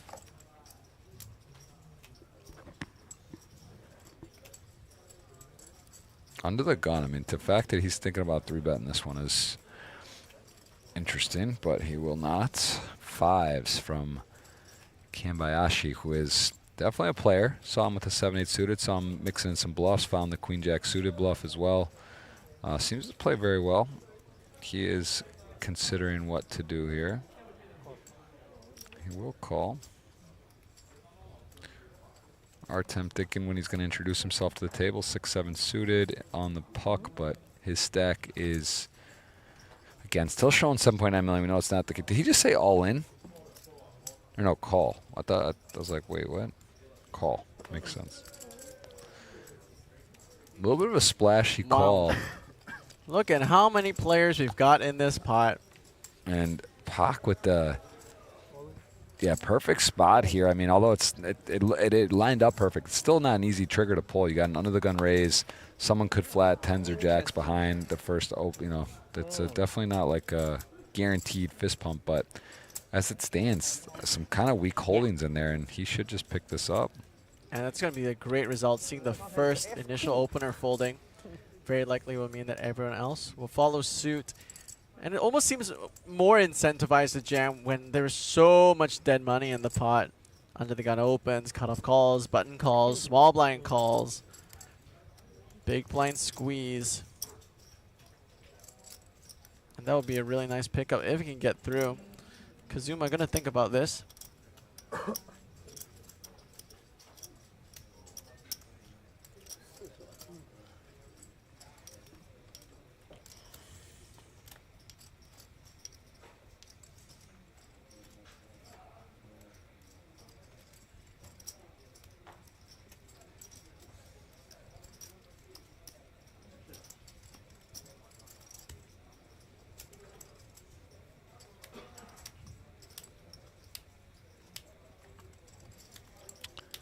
Fives, doing some math. I mean, it does get close when you start looking. Are you going to be flipping? Also, as the button range, you kind of can take away the button being strong here, right? That it's going to just, it's an open, a flat, and then a flat, and then the squeeze. So now it's like, does he want to just go with his hand here? If it's a flip, he's getting fantastic price. If it's a 4-1, you're in trouble. And I think he is going to roll the dice here on thinking about what to do. It's a tricky one. You just look so silly when you get 4-1, but at the same time, like, the price is attractive. And there goes the other two cards, and not the worst price, but he's going to see he's in bad shape.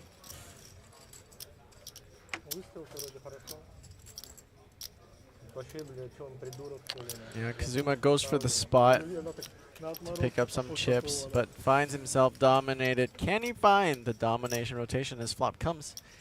Jack, 10, king. 2 hearts, neither player has a heart. Valerie Pak at risk with the 9s. Just needs to fade the 5. Has a gut shot too. Oh, queen chops. Chop outs now. No player with the heart, and it is That'll be a full double there for Valerie Pak. not many hands you beat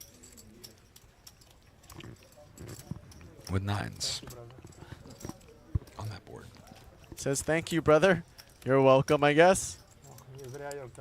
And now Kazuma, his chip stack's gonna be diminished down to 12 big blinds. Still very playable, but does not feel great.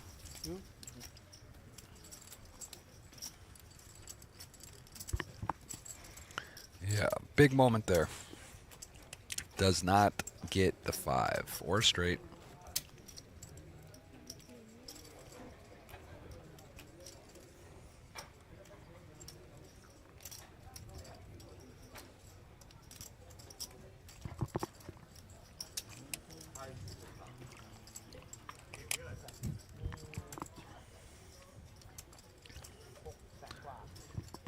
Price was attractive though, the 5s it did get, because when you can take away the button's going to fold, almost always you start thinking about the math, and it is very enticing.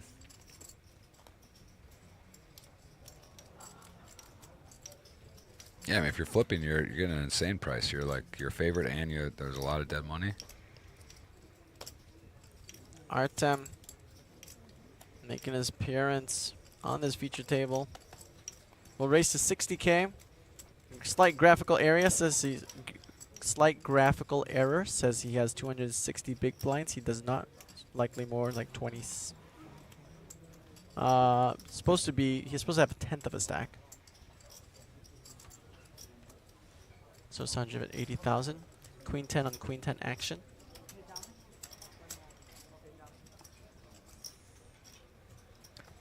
Octo Crab in the big blind for Nicolo. Have you heard that one yet? 8-3 off. 8-3. Just 8-3. No. Yeah. Me neither. And then all of a sudden in Vegas this summer, everyone was saying Octo Crab. I'm like, what are you talking about? Oh, you know, 8-3 Octo Crab. I'm like, how? Oh, it looks like an octopus and a crab. I'm like, how? I've never heard that, but Yeah. I get it. I get the. And I hate that it's trending. I hate that it's stuck. You know. It's the first I've heard of it, but I'm not sure that's going to make its way. But you heard it all the way, all Vegas, all WSOP? You know, it might have just been one guy. One guy said it once. Might have and just been it's Cairo from Big just Bet. stood out. 32 left. Everyone is in a real position here to have a major score. It's wide open. Anything can happen as long as you got chips. I'm actually not thrilled with my main event here because I was super pumped about it. I did the GG Millions at 3:45 and at 6:30. I was like, I'll play Wednesday. I was so gassed. I literally couldn't, like, I just went to sleep, woke up, came to day 2. I actually got caught up with something, came in late. And then Danny, I know one person personally in the room. It was Danny Tang, and he busted me. I played. I was short stack. And we were 6-handed. I was, like, dealt out for a while, and I lost, like, I don't know, 40% of my stack before I got in, then just got in a flip and was out. But I didn't really get to really play the main. Yeah. You know, like I didn't get to Rebuy? grind. It was day 2. I came in on day 10. Yeah. I'm saying, but GG's in the chat for Jeff. yeah, the main. This is a beautiful Well, event. Next, you know what they say. there's If more. you can't play the main event, You can commentate. you can commentate on That's it. amazing. That is a good opportunity. That is not a. That is not a lie. That is well said. That's true. And here we are. Here we are. It's true. It's actually true. I am still going to go trophy hunting, though. Still 2 full more days, right? So this Absolutely. is plenty of events.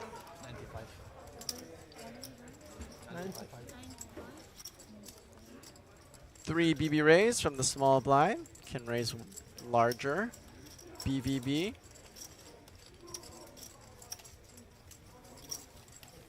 Nice. Takes it down. Always feels good taking down the blinds. If all you do in an orbit is win the blinds, you win the tournament. Never underestimate. I've heard the that blinds. before. I've heard that before. Artem, a little bit of a fake situation there. He does not have that many chips, but he is in the tournament. He is now at the featured here with 4 tables left. If he wins the tournament, maybe. No, actually, Yeah, more than that. More than that. more than that. Yeah, it's possible. He's just, positive thinking, put a little bit of a rounding error, and now he does show as the chip leader. He's not kind of pulling with another ace, getting closer. Does got the ace 3 off, ace 6 off. Just nothing like peeling that first card ace and then looking for the Worst for the feeling pair. in With poker the ever. The 4 behind is tough. That is It's brutal. queen 6 for me. Queen 6 for me is a tease. Yeah, it's not fun when it doesn't line up, and when it does, it's just so sweet. Like I actually feel almost like I gotta work on that. I feel I get excited. I feel like I get because I play more online generally in the past, so I'm just kind of like, Yeah. gotta remember it's live. Gotta pay attention what you're doing. Yep. You can't be screaming fold, fold, No. as you would be online. Mr. Lau of Malaysia. Gonna raise it up 65,000 on the hijack. Deep stacked, 5-4 suited is beautiful. The deeper you are, the more the wider the range of speculative hands you can play. Niccolo king 10 off on the button. Can get a little dicey.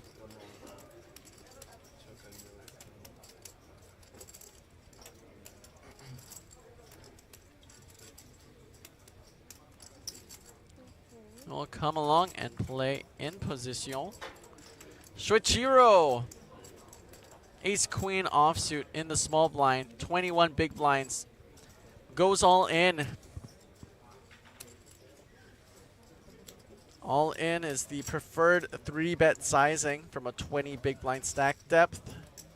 Fold, fold. A great result there for Shoichiro, picking up all of the deceased money in the pot. Shoichiro now, middle of the pack. 28 big blinds, 855,000 in chips. Kazumo, 12 big blinds at the bottom. Jason Lau of Malaysia, 2 million in chips. Fast distribution of chips here. Big disparity in chips.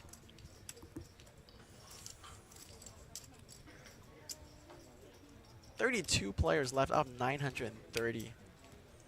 Coming close to the top 3% of players.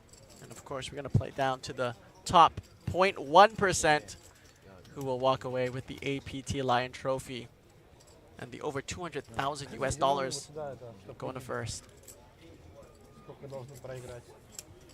Yeah, great turnout. Very nice showing here.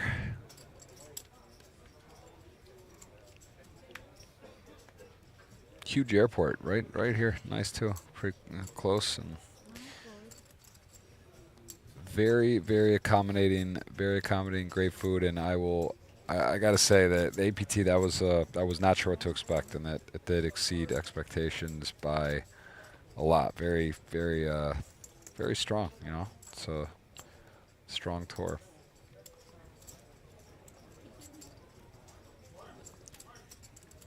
King Jack suited for Jason Lau.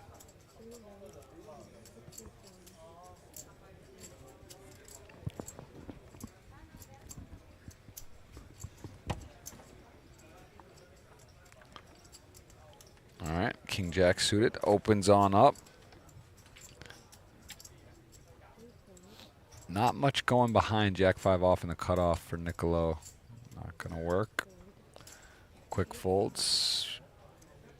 And King Queen, ooh, tough matchup, and actually a tough hand to play out of the small versus this action. And is gonna call and counterpong. This is what I was talking about earlier.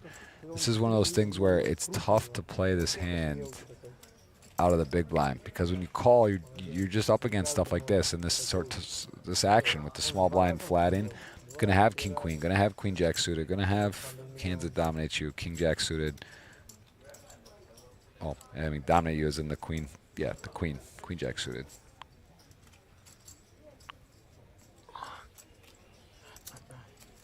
So he will call. I mean, I get it. I'm not saying he's wrong. I'm just saying that's something you got to be really aware of. It's like, think about, you know, flops, Queen X, 10X, where you should just be in such bad shape. Of course, you still can make flushes. You can flop a straight. You can flop 2 pair.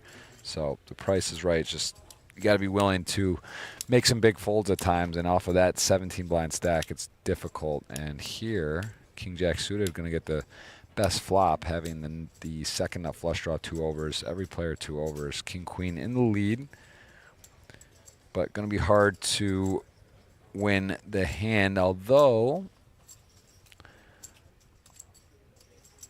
yeah, it's going to be hard. I think the King Jack suited is just the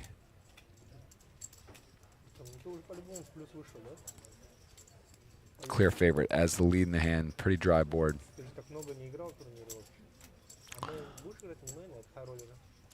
Counterpong, though, does know that the 7-7 deuce definitely has some 7X in the big blind, more so than the other players, actually. So this is one where with the one spade, he could get creative. He could check raise, turn his hand to a bluff if a spade rolls off. You know, Obviously, a queen or 10 could be good, which it would be against the king-queen folding. So now, interesting spot. And I don't know if Kanapong is just gonna release here. Одна финалка всего.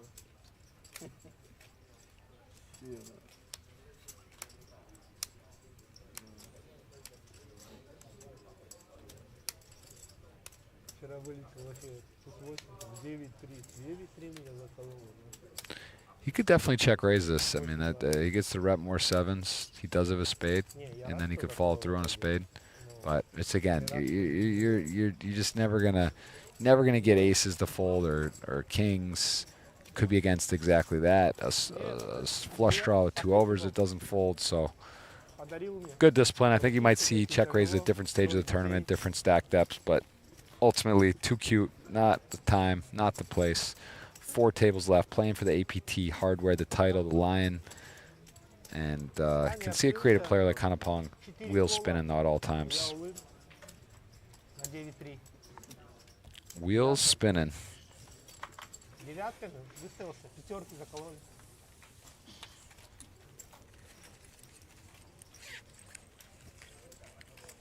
Yeah, welcome in everyone. Thank you for joining. Pleasure to be here. As mentioned, I do host the GG Millions on Tuesdays, 2:45 Eastern time. Had a late one here. It's 3:45 Korean local time, so that went late, but was fun. We'll have Christy Arnett on this next week and enjoy commentary. I really do. It's fun. It's a great way to learn. Before the dinner break, someone had 3 million. And always fun to have interesting guests on as well. Get different perspectives. And yeah, hopefully have Greg on here coming up. A lot of Jack-10 suiteds we've been seeing at this feature today. Oftentimes not getting to get to a flop. Been some hands waking up behind. And we didn't get to see it, but here, Pak again, he was one of those with Jack-10 suited, and again, we may not get to see it as Kanapong just kind of has a great hand to jam. A little deeper might just flat. It's also not, you know, it's tough to bust when you just jam ace-queen around ace-king, or at some point, though, the stack size just dictates it. But, yeah.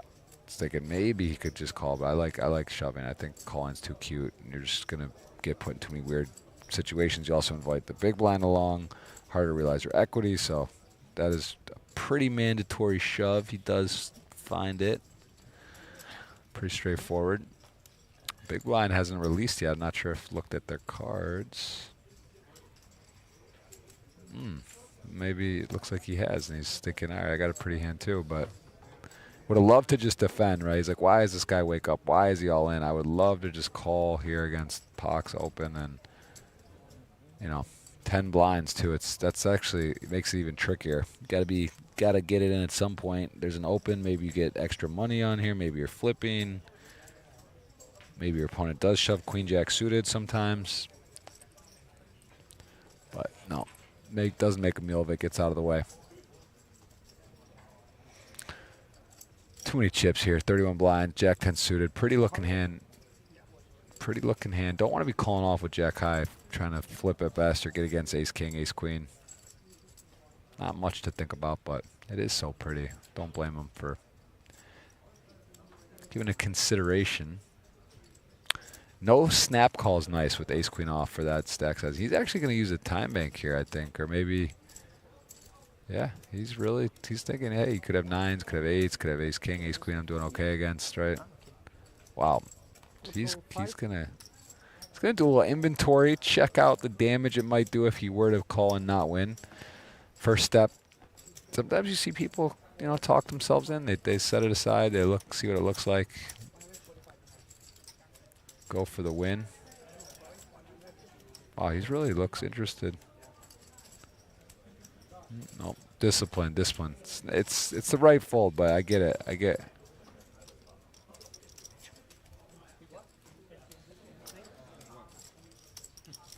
Does show his hand, of course, the delay. Something that's going to pop up at some point. Does show now.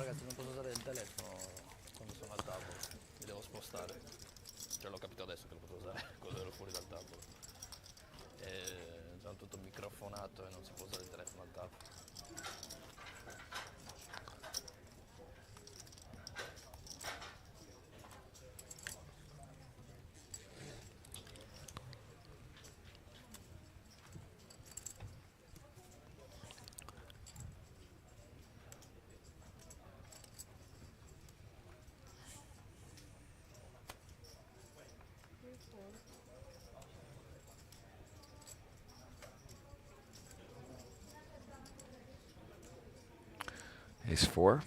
Pock not quite getting the premium sales up to 31 bigs though. Ace 7 suited, tricky hand. Worth an open.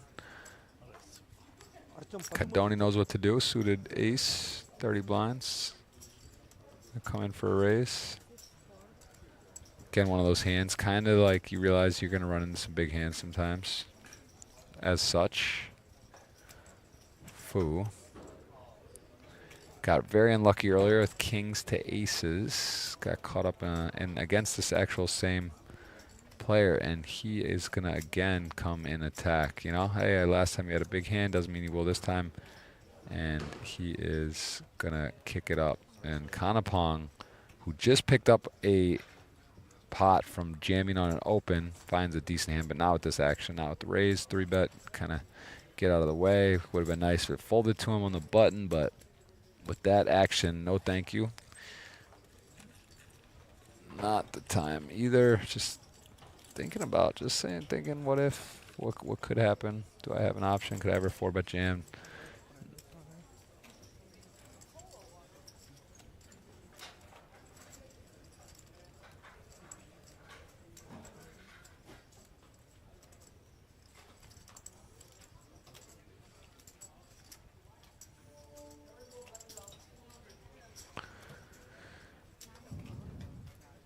Picks it up, Artem.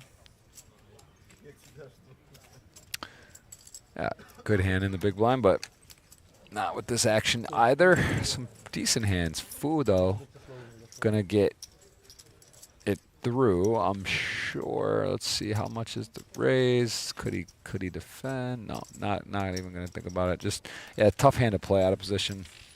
Not deep enough to do much more. Could 4-bet, but again, 32 left. Is it the time? Get cute.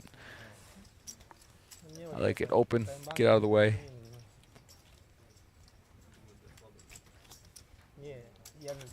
Jason Lau done a good job holding the top spot here at this feature today. He's really been solid, sturdy. Not much adversity. Stack depth's getting a little bit more condensed, though. Many of the players at this table sitting around 20 to 30 big blinds. Yep. Only one obvious chip leader. Poker is funny, isn't it? How during a tournament, you will remember like your bust out hand, or if you get unlucky, but there was all the times you get luckier, winning all in, and you would be out with like 40 left or 50 left or whatever before the money, and then you just, then you get ace king and ace queen and you get knocked out, and it's like it's a funny game how you approach it, and you do have to run so well to win a tournament, to go deep to final table. Yeah. There's just so many things that have to happen. It's winning your 60-40s every time, your 50, your flips all the time. Yep, got to get there, got to hold. But there's also, it's a reason why you see a lot of familiar faces. Skill game, big skill game. Kanapong cutoff, hijack, and this is what's he got? 20. It's a pretty great spot to shove.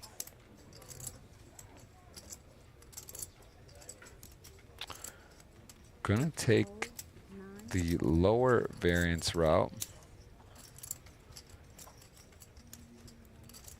Pros and cons. The pros of shoving, you're just going to take it down a lot. Cons, you can run a big hand or find a flip and life at stake. Yeah. Flat, you get to play in position, maybe heads up, which we are. This is also one of the cons, is you do invite other equity into the pot. So now there's 3-way, and you are very much so looking to hit a 8. I feel like some consideration as well is that the big stack is in the big blind. So say you jam there for Kanapong's effective 20, but you're effectively all in for yourself for 40 bigs. Hi. As flop comes queen, 8, wow. 4, That's top pair versus set.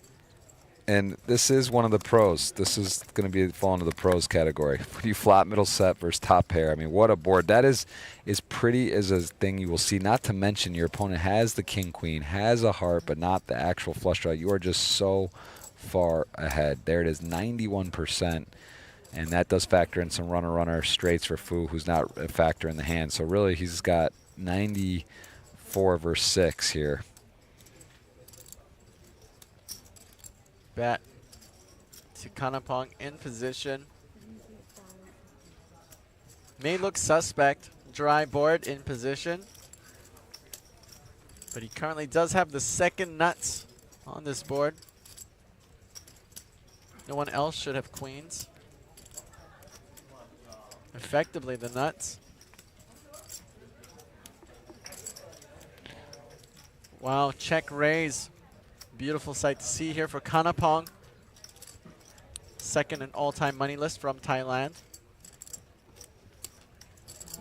Thu with ace-5 off, just happy to be here. Folds.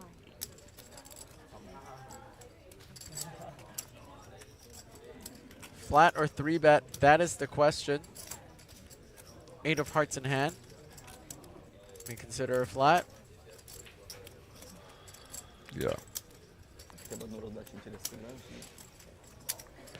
Yeah, and then on a clean turn, your opponent's probably just going to rip it. I just think, I mean, you have the 8 of hearts. I don't think, yeah, you start thinking about what is he check raising me with? Is he on a draw or does he have a queen? It is nice to, okay, just call, yeah. I like that. Someone out, right? Oh, yeah, okay. Pay jump. Someone out. Someone out? Oh wow, that is a wild card. Wild. One of the few that is gonna. Wow, he just ships it in, and that is actually what the only thing he did not want to see. Cannot do anything. I call. His They opponent. just made a 1 million pay jump, 7.2 to 8.3, so an extra $1,000 to the players. But Kanapong, all in and at risk, with a set of 8s, is ahead. Needs to fade a heart. It's nice he has one. That helps, and that is clean. Big, good stuff there for Kanapong. We'll find a massive double here. Now it's 47, whopping big blinds. Jason Lau had the chip lead. Now maybe neck and neck with Kanapong. We'll take a look shortly, but a great hold and call there by Kanapong. What a fun ambassador for the game too. A decorated professional, but hasn't lost the heart, the spirit of the game, the heart of it all. To have fun. It's a game. Yes, it is, and nice spot he's in all of a sudden. The big stack.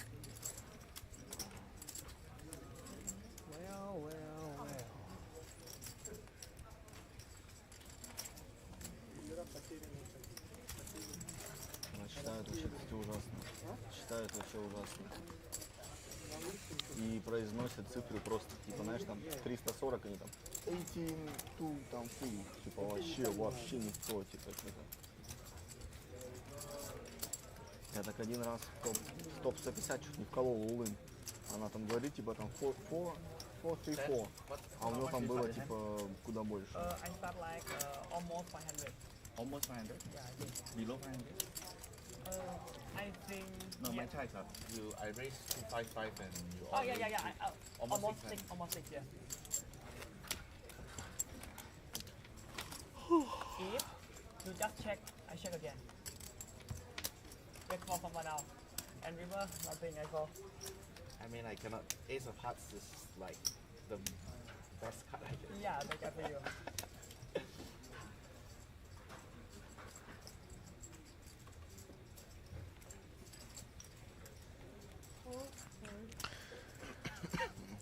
All right. Soichiro has been picking up lots of ace-king today.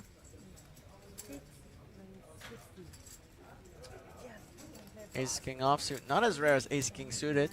12 combos of ace-king off. Only 4 combos of ace-king suited.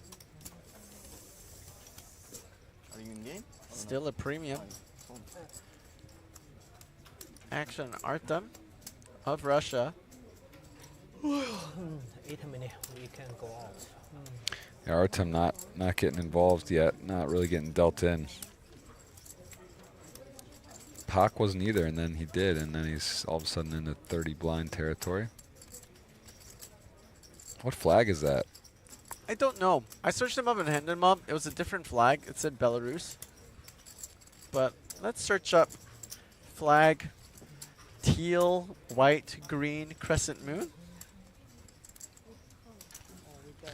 That's a cool looking. I mean, is that? I don't think I've seen this flag before. Honestly, it doesn't. Uzbekistan. Oh wow, it's cool. It's a really, actually, really cool looking flag. Turquoise, white, and green. Very cool. Great flop here for Shoichiro. Top pair, top kicker. Pretty safe board. Lots of draws though. Flushes, open-ended straights, cut shots. But a lot of weak ace X's, weaker ace X's to get value from. King high floats. 7x. Pocket pairs, 8s. 9s. 6s. 5s. 3s. 2s.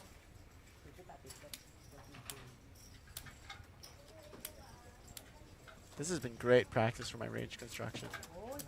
Yeah, it is. Doing commentary is always nice. Really gives you a forced study session that's fun. Just a stone whiff, 10-8 off. No real path to a good result. Just gets out of the way. That's important in having discipline. R10 there is his real stack, 24 blinds. 10 for Kazuma all of a sudden getting low. Jason Lau, 47. Stacks have consolidated, and the blinds are going up. So yeah, everything get a little lighter. 31 now remain. What a time to flop a set. Flat, big blind comes along. Top, you just against such a clean board. The middle set versus a non-even. The flush draw did come home, and the player doesn't have it. He's just got the hot pair. Needs runner. Got a part of that, but didn't come in. And a whole different ballgame now for Kanapong, who is in a world of health for his stack. He is looking flushed there, lush and flush and ready to go.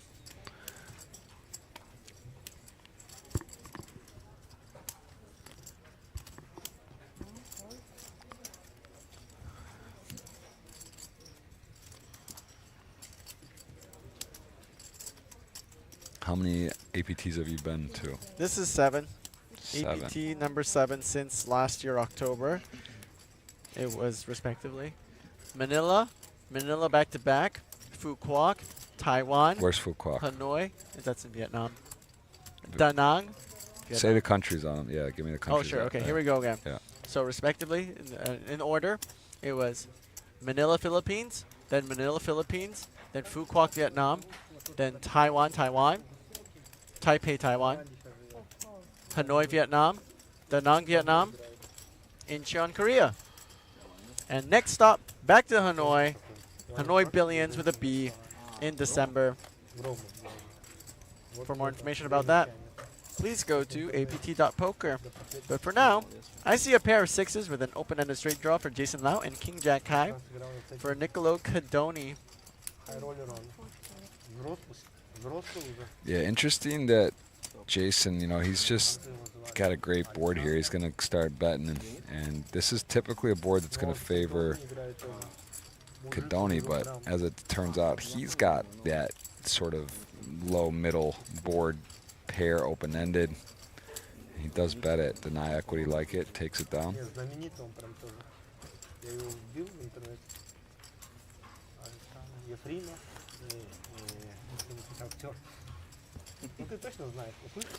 Is there a break clock for at the feature? Does it show? It's just is it 2.5 or 2 hours for breaks? It's 2 hours. So actually, it's great you mentioned it. We're coming up to a break shortly.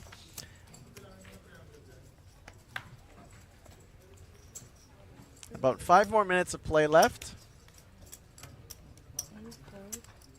Probably get a couple more hands.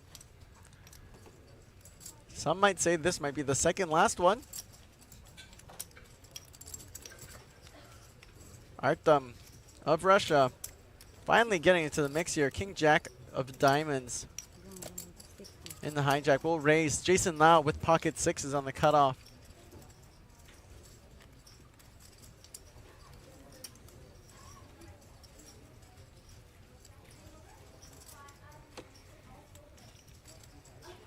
Yeah, Artem been quiet, finds a very playable hand.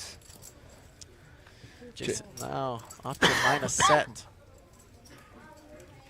Yeah, watched his fellow, I guess, I don't know if to call him professional or if they're both professionals, but just saw a work of art where he got set mined, and a very similar situation with the King Jack suited and sixes versus King Queen and eights. So looking for that same type of scenario. How hard is it to flop a set, but also your opponent to flop top pair? I mean, it's just, that is not easy.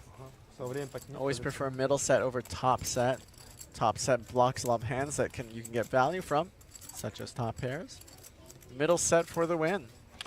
And this is something we have not seen a squeeze in a while. And honestly, I really like Cardoni. Cardoni has been very solid. We saw him with aces. We've seen him play good hands, and here he is taking advantage of some late position raises, and he is going to come in with the squeeze with the hand that I really preferred to see then call with, like, out of the blinds or whatnot. And what did he say? Oh, no, he hasn't acted yet, but yeah, I like it. I like that. I like this squeeze here against late position raises with this type of hand. And Artem has one of those solver world spots where the King Jack suited, you can rip it, but does not. And it would have worked. Cardoni is going to go ahead and bow out. I'm sorry, bow into taking the pot. We'll have Artem bar out. And that is a Jason Lau still chip leader and a pickup there for Cardoni. You said Cardoni has some results. You've looked them up. He's got some tournament results. I think you. I had it. Yes, 13,000 in total live earnings according to Hendon Mob. Okay, that's one we were saying could be a cash guy, could be new, could be online, but definitely knows how to play. Say that. Definitely playing well. Dealer change. Thank you so much to all of our dealers here at the APT that come from all over Asia, Korea, Japan, Vietnam, to name a few. Special shout out to our live stream dealers. It's no easy job. Having to multitask adds lots and lots of different things that she has to be responsible for. Not just dealing, but calling the action for our action trackers backstage. Ensuring players put their cards on the RFID readers, making sure that she hits the scanners for the mucks and the board. Action. As we enter our last hand here before the break, Kanapong is going to raise here under the gun. And before we go on the break, before you go away, something really exciting I want to share with the people watching at home, especially the Thai players. We have a Thailand actor coming in on our feature table right after the break. Pardon me if I mispronounce this, but Chokajindak Chai Napat will be playing on our feature table after the break. So if you're from Thailand and you want to watch it play some poker, do not go anywhere. How exciting. We get many celebrities out here. We had Marie Broner come out to the series, another Thailand actor. We had Fawn also come out. And now we're going to have Mr. Napat on the table. So, folks, on behalf of myself and my esteemed colleague, Jeff Gross, we will be going on a break here on the APT Incheon main event. 31 players left remaining. And, of course, one player will be leaving with 346 million Korean won as we play down to our final table. So do not go anywhere. We will be right back after the break.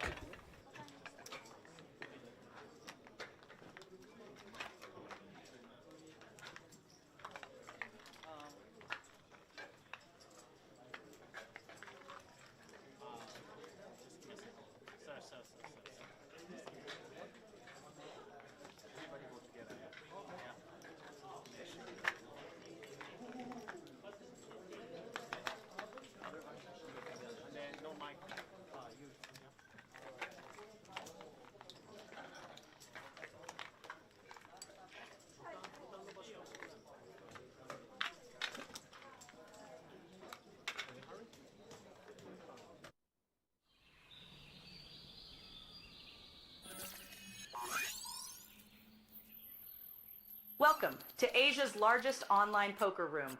Our next generation poker software is now initiating.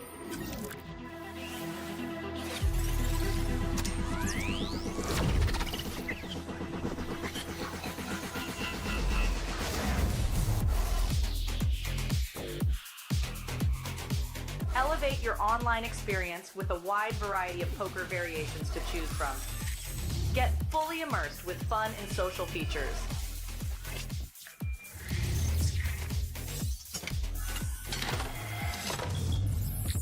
Level up your game with PokerCraft and Smart HUD.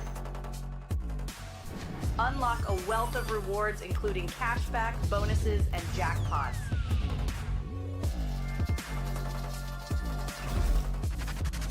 Join world-class poker tournaments featuring some of the world's most renowned brands and the largest guaranteed prize pools in the world. Experience the best in customer service and hassle-free transactions for a seamless online gaming experience. With online poker available on all your devices, you'll be able to play your favorite games anytime, anywhere.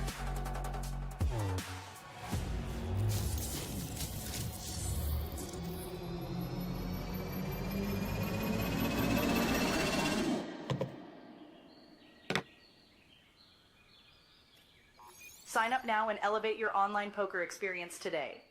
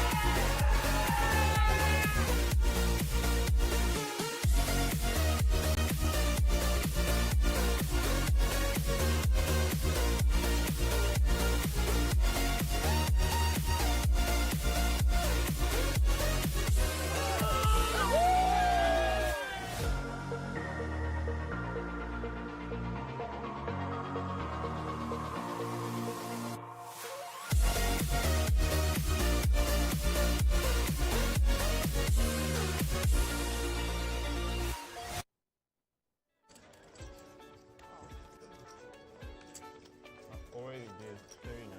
39 already. Yes, already 39. Yeah. 39 already. Yeah. Definitely. 39 already. Yeah.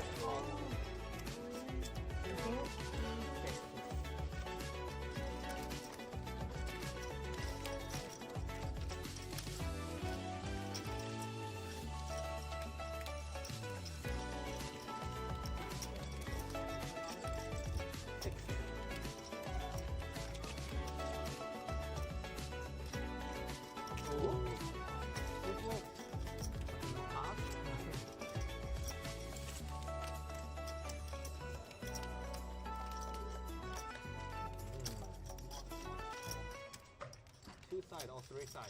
Black card.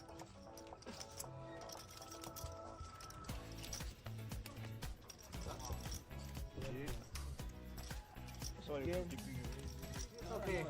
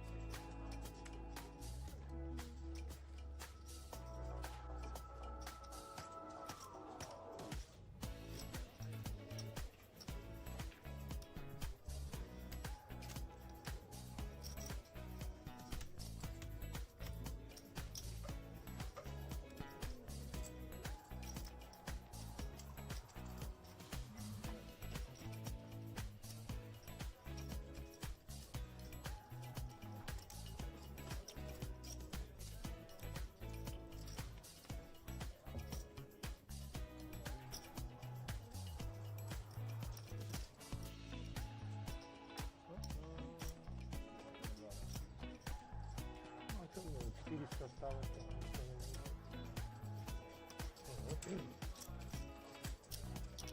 Вышел, вроде хорошо. Вообще, блядь, что он придурок, что ли? Я пуш ставлю, нахуй. Я на отморозка похож такого, нахуй.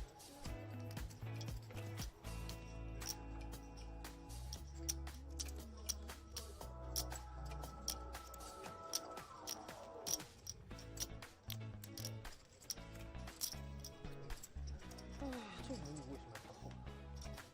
Ну давай только без там.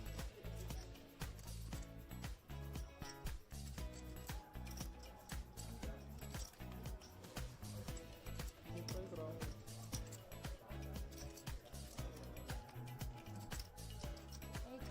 Someone out, right? Oh, yeah, okay. Someone out. Someone out?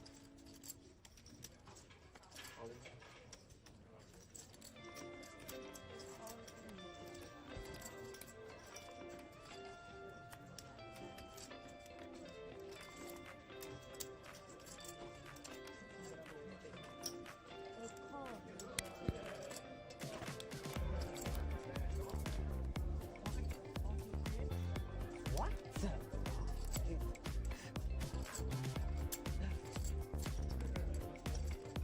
Just for money jump? Yeah, Okay. Okay, yeah.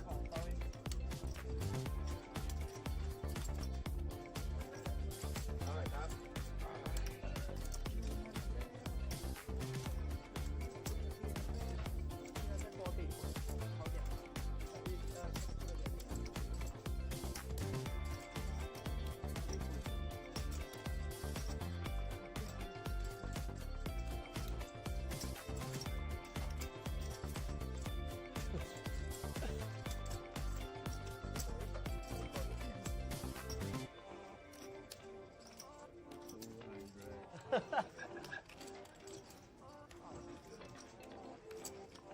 Already did 39.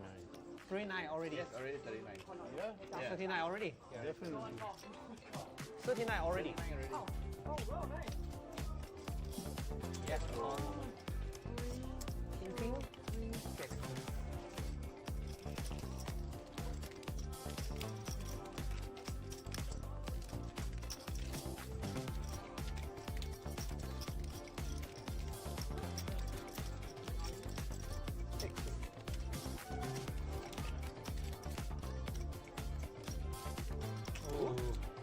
Good work.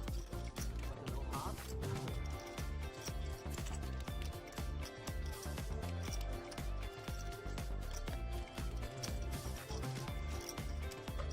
Two side or three side. Black card.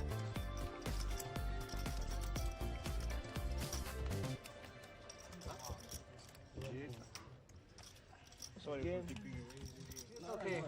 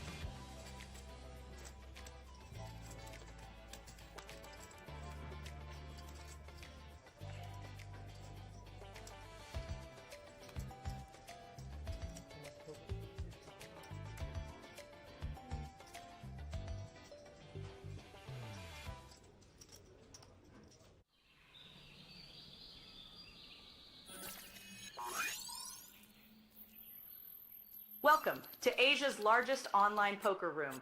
Our next generation poker software is now initiating.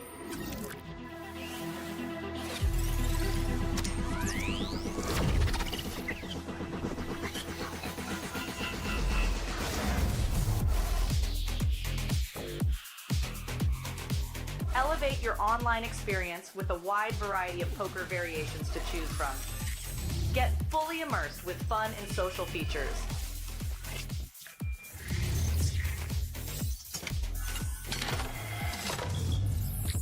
Level up your game with PokerCraft and Smart HUD. Unlock a wealth of rewards, including cashback, bonuses, and jackpots.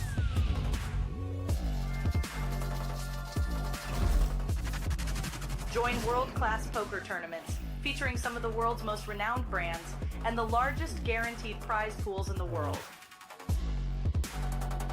Experience the best in customer service and hassle-free transactions for a seamless online gaming experience. With online poker available on all your devices, you'll be able to play your favorite games anytime, anywhere.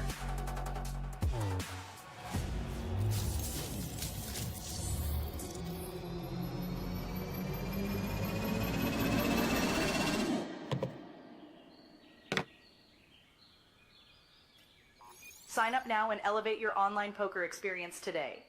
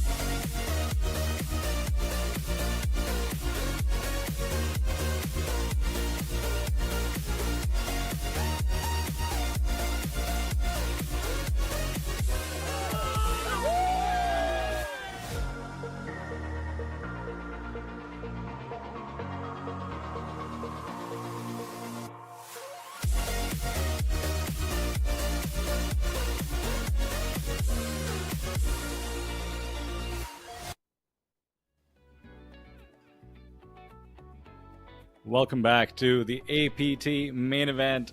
We are bringing to you live day 3 from Incheon, South Korea. And then there were 31. Mind you, that's from 930 odd entries or so to this record-breaking main event, leading to a record-breaking prize pool of over 1.4 million USD. And of course, the top prize to play for, 261,000 US dollars. My name is Vidar Singhal. I am joined in the booth by Poker Llama, and we are going to be bringing you the next hour or so of the business end of this tournament, leading down to the final 16 is where we will end the day, who will come in tomorrow as we play to the winner. There you see it. The average stack, 1.19 million or so. That's of a starting blind level coming into this level, about 20,000, 40,000, 40,000 ante. Quick math, that's about 30 big blind average. 31 players remaining, as I said, and that incredible 346 million Korean won first prize rather to play for. As we cut to a new feature table, as always, I am joined by Poker Llama, as I mentioned. How are you doing, my friend? And are you ready to see what happens as we get down to the final 16? Yeah, I am not only ready, I'm excited, Vidar. Lots of really great talent here, as you can see, and I'm just really excited about like this huge main event that we have here in Incheon, and just seeing the outcome so far has been just keeps you on the edge of your seats, if you will. Absolutely. I mean, you've been out on the floor as well. Any thoughts on what the buzz outside is like? Yes, I have. No, as I mentioned before, a lot of great talent, a lot of flips, if you will, and a lot of money at stake, really. Everyone trying to get to the top here for first prize of 346 million Korean won. So yeah, just everyone trying to make it to that final table, really. Absolutely. The name of the game right now, of course, to survive the day, with us ending the day at 16. Perhaps the final 2 tables, the right milestone to think about, although it's all about the final table when it comes to actually having a shot at that 346 million Korean won prize. Every player currently guaranteed 7.2 million Korean won. Not a bad day at the office. After all, the buy-in was 2.3 million Korean won. You've 3.5x'd your investment, but what you're shooting for, of course, is that old 100x or so for the first place prize. Some familiar faces, by the way. Now, I'm going to call you Llama. I know you go by that. Greg and Llama, the formidable duo. Of course, we are swapping in for Greg and Jeff Gross.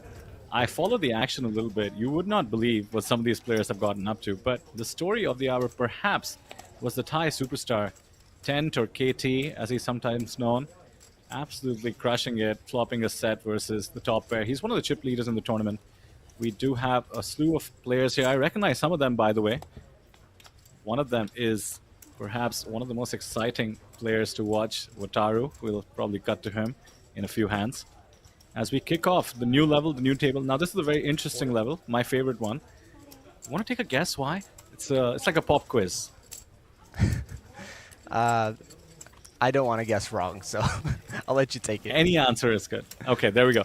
40,000 is the blind. 40,000, the starting stack in the tournament. So every blind you put out, that's one dream going into the middle. I'll never get that one wrong again, Vitter, I promise. See? Learn something new every day.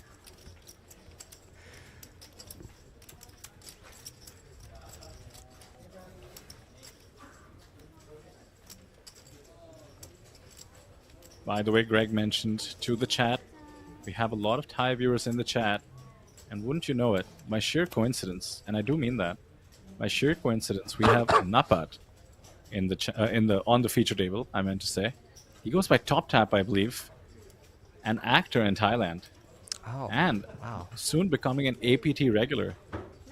He's in C3, right on the edge of the frame. That's exciting. Now that I look at him, I mean, look at that. Look at that well-groomed look. Suddenly it doesn't surprise me as an actor, but by the way, he has some formidable results at the APT as well. Last seen in Taipei, I believe. Cool to see he's pursuing his passion of poker and has come as far as this. And there's Wataru, by the way. This guy, Lama, he has been mixing it up, as you see here. Yeah. Raising 8-7 suited under the gun. Suited. Yeah, exactly.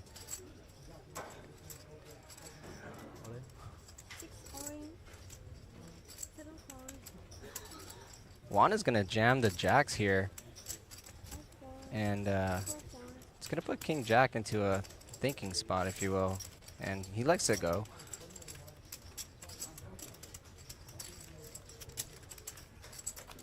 Let me tell you about some of the exploits of Wataru and why I've been excited. Throw it at me. If I remember correctly, he took a 3-betting spot with King 4 off, although I am confusing some of the Japanese players because, my word, some of the plays they've been making. There's been 3-betting on the river done by these guys, including Wataru. Never afraid to take the spot. And last we saw him, he was actually down to under 20 big blinds on his table, and wouldn't you know it, has climbed back up. Comfortable stack coming into this feature table. Yeah, as I've been hearing around you asked me earlier, what's the hype, what's the vibe like out there? And a lot of it's no gamble, no future sometimes. Love to see it. Certainly with the Japanese contingent, man. I don't know how they've been coaching each other, but they certainly have come in with the no gamble, no future mentality.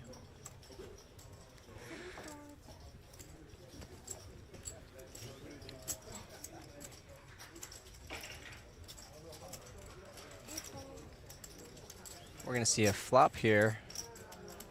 Wataru defending his big blind. Pretty standard here against the threes. Three still ahead.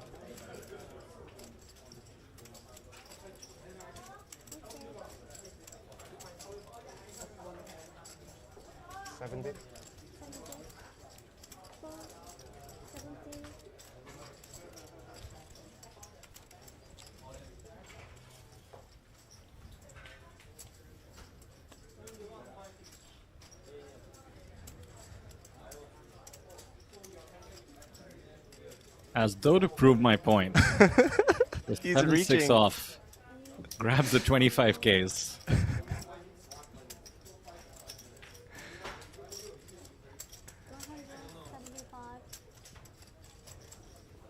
This is just par for the course. This is some pretty gangster poker, if you ask me. I like that. That is exactly what it is. But look at this, Andrew. With just 15 bigs. The SPR, by the way, the stack to pot ratio, almost exactly 1. Andrew not going anywhere. And now the 9 of spades should not change too much on that board. Flush draws, of course, one of the possibility for Wataru. Does not get there. He's repping a king, but that's a thin range to represent. Man, look at that guy's demeanor. Putting out half a stack, the double barrel after the check raise on the flop. Wow. Insta fold.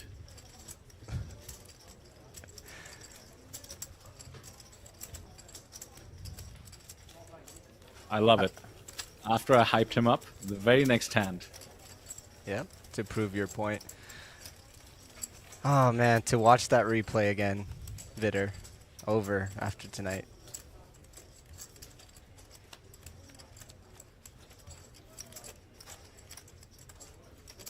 But it's got to be exciting for the viewers. As Andy Yip in the chat saying, crazy table.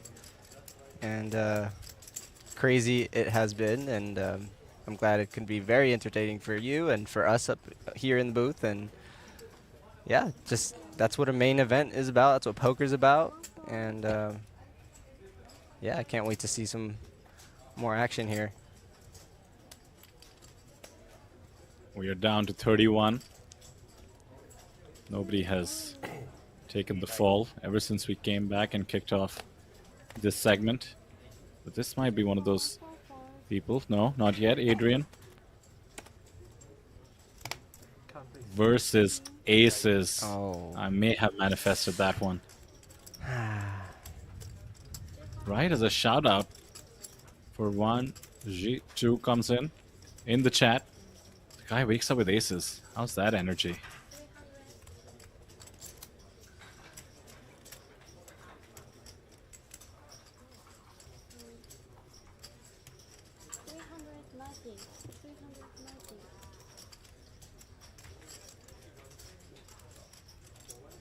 What's the play here?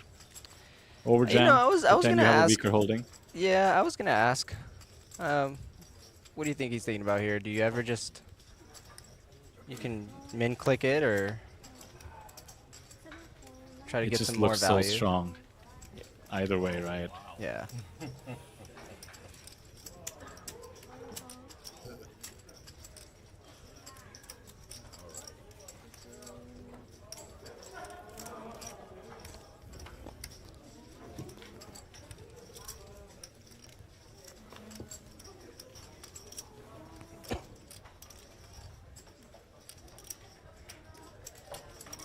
The stand up. The pack up. The pack up equity. Oh my word. Oh. Is that an 8? I That is an believe we saw the 8. burn card because it got displayed to the RFID, but the 8 indeed is on the turn. You know, It's and on the flop, rather. my fear there, Vitter, was that the 8 might have been the burn card, but I'm actually glad to see it on the window. Oh, that would have been so painful. He might never have known it until he checked the stream. Exactly. And what do you know? That's stand-up equity. The mic off equity as The well. mic Look off, at that. yeah. A new move in the house. The mic off equity comes through. And a brutal defeat for the aces.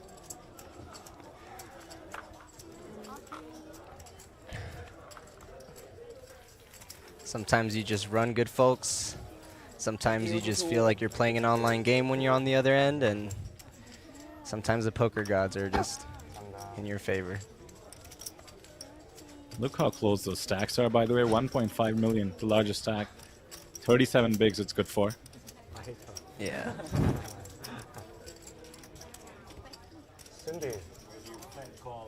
Adrian, of course, has doubled up Yeah. to a comfortable 22 bigs. My turn now. I need to double up. Lots of disappointed viewers in the chat. Andy appropriately saying that's poker. Indeed it is. Yeah, because of the light. And also the beautiful. For those of our Thai viewers in the chat who are bilingual, of course, would love to hear if you're actually familiar with Napat or Top Tap as he goes by. Ever seen him in Any acting roles, maybe?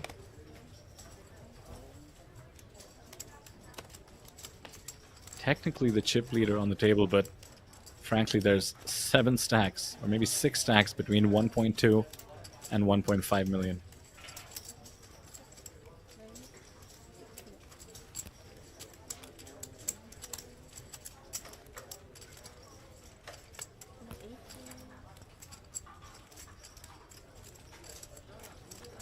So question for you. Have you been, you think you've been improving your game sitting in the booths? How's it changed your perspective in poker? I know you're actually an accomplished player. You have done a decent amount of coaching, which is more than I can say for a lot of us who come into this booth. But I'm wondering if seeing all the cards face up adds anything to that. It definitely does. I think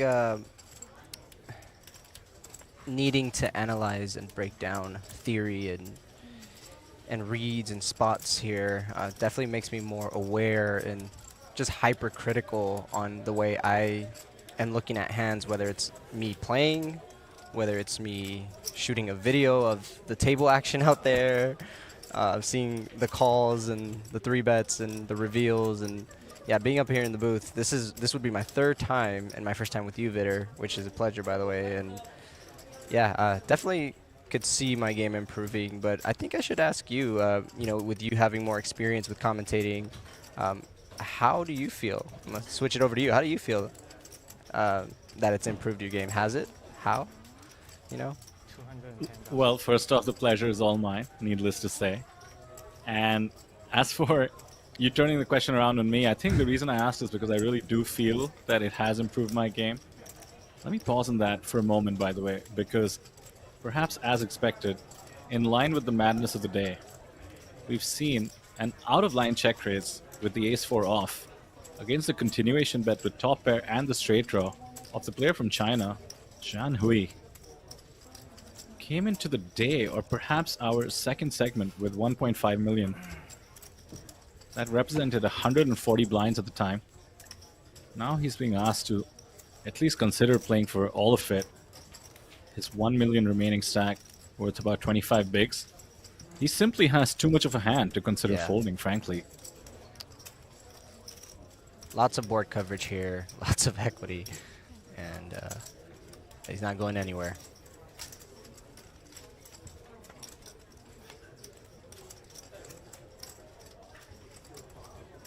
How's that for equity? The 5 of spades rolls off. He's actually ahead, but if there was an out counter, if he wanted to think about how he's performing against, say, a top pair, top kicker kind of hand, maybe even against a top 2 kind of hand, he'd have all the outs in the world. Checks behind, pot control, and wanting to see the dangerous river, the Queen of Hearts, perhaps one of the few ways Tony can snatch this hand and pot away from Zhan Hui. The problem is, a jack is very much in the call the check raise and check behind on the turn range of Zhan Hui. Gives up. Yes. This one is going the way of Zhan Hui. You will be pleasantly surprised to see this 10 high holding up. Looks ready to fold until he gets the good news. That facial expression said it all.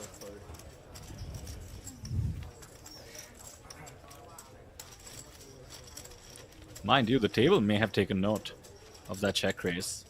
Ace high.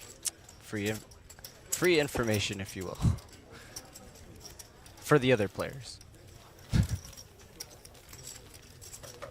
Yeah, certainly cost Zhan Hui some heart palpitations, I'm sure.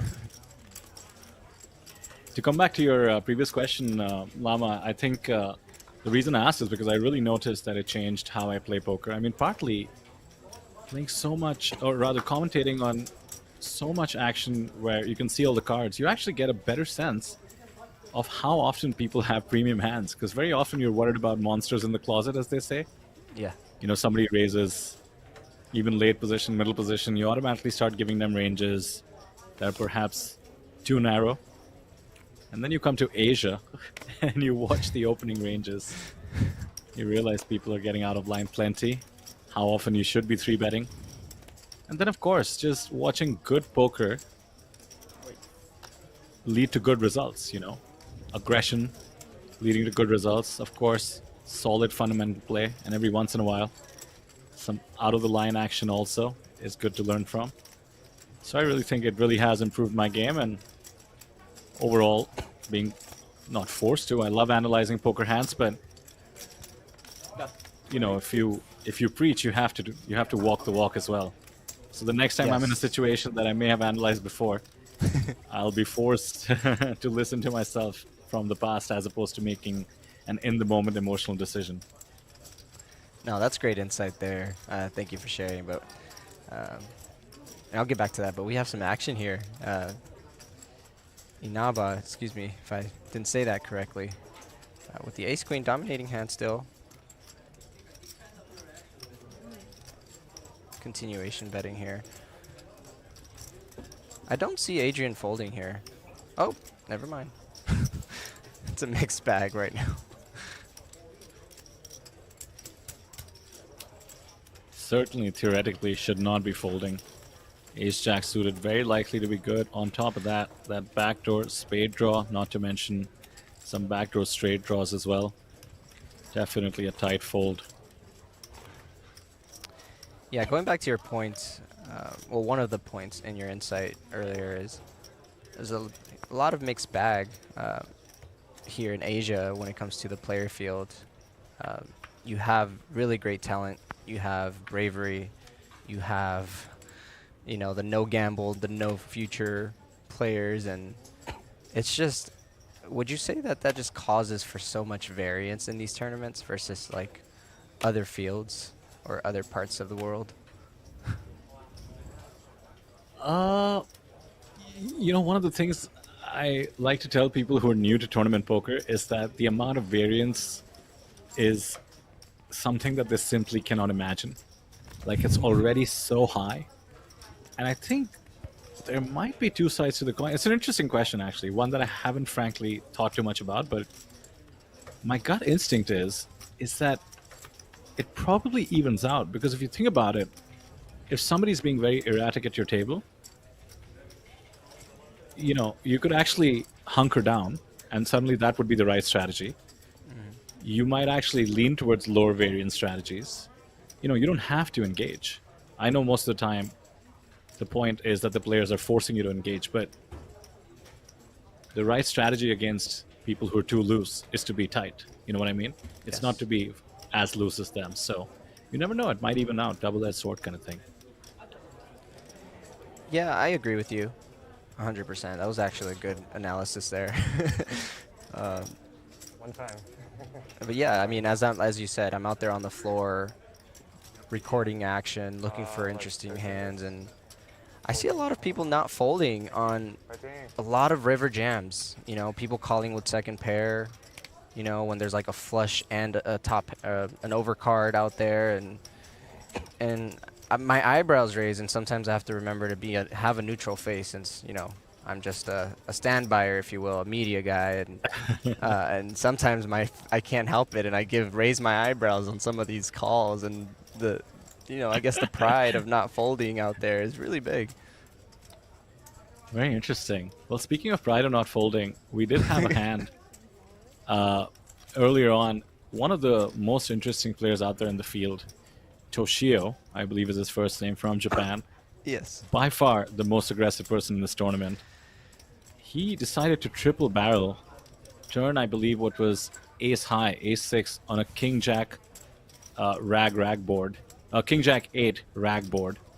Check raises the turn, gets called on the turn by 9-8 off, and then essentially bets half his stack on the river, which, by the way, looking at the pot right now, was about 700,000.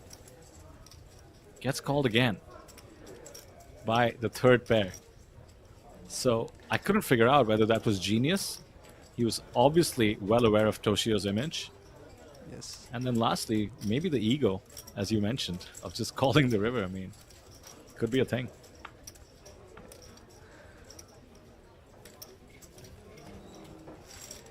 Speaking of egos, oh, go ahead. Yeah, I was about to say, sort of the opposite happening here. Tony, of course, a player from the United States, but What great news for the Thailand fans. Napat wins a cheeky one. Yeah. On the Jack-Jack 10-10 board. King high. Bluffs out ace high.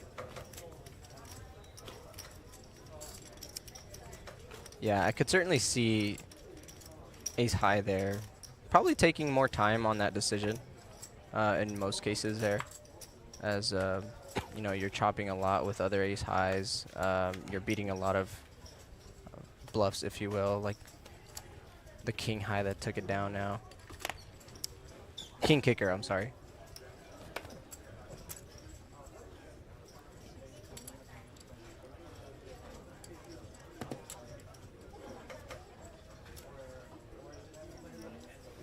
A lot of the Thai viewers asking in their local language and in English, how many Thai players left? Well, what's really cool is you can go to apt.poker. If you click on the event and you click on live seating, you can actually see all the players left, including which country they're from, I should say, and sort accordingly. So let's go through this one, Lama. 5 from China, 4 from Hong Kong, Italy in the mix, Nicolo from the previous feature table, 6 from Japan, 2 Malaysians, 2 from New Zealand, representing his country solely, Artem from Russia doing the same, Milos, the winner of Super High Roller and the giant Pewter Lion Trophy, still in the mix, one of the chip leaders of the tournament, thanks to another crazy bluff from Toshio, Abraham Seasvin from Singapore, one of 2 Singaporeans, 1 from Spain, only 1 from Taiwan, and the 3 from Thailand.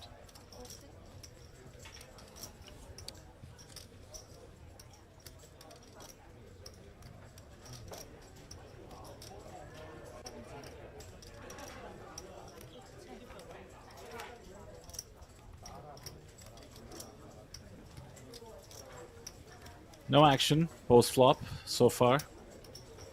Wataru gets the check mark. Should be likely to take this one down. All the players perhaps have enough showdown value to try and just win it with a check. Well, not Andrew. I like it. What gumption.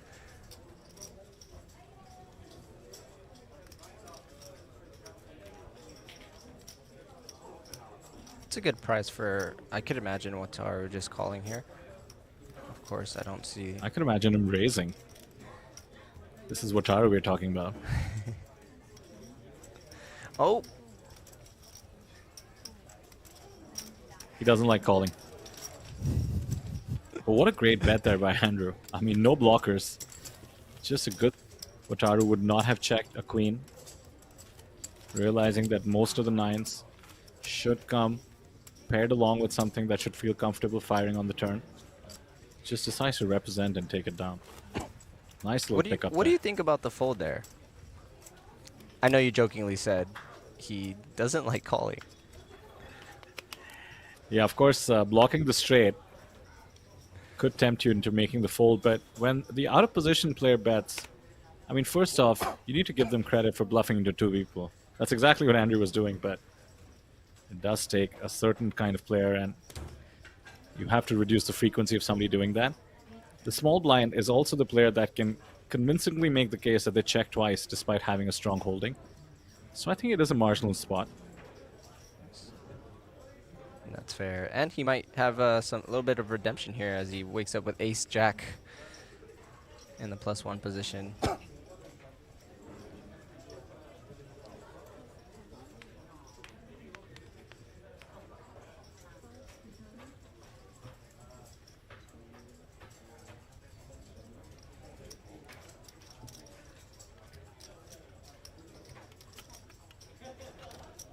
Tony, I can imagine thinking about what sizing he's going to go for here. I don't imagine him ever going all in here. Too much action behind him, and Wataru. 250. Oh, there it is. There's the 3-bet there, Vitter. 250k. He has committed a third of his stack. Can't be too comfortable doing that with 7s as Adrian wakes up with ace-jack.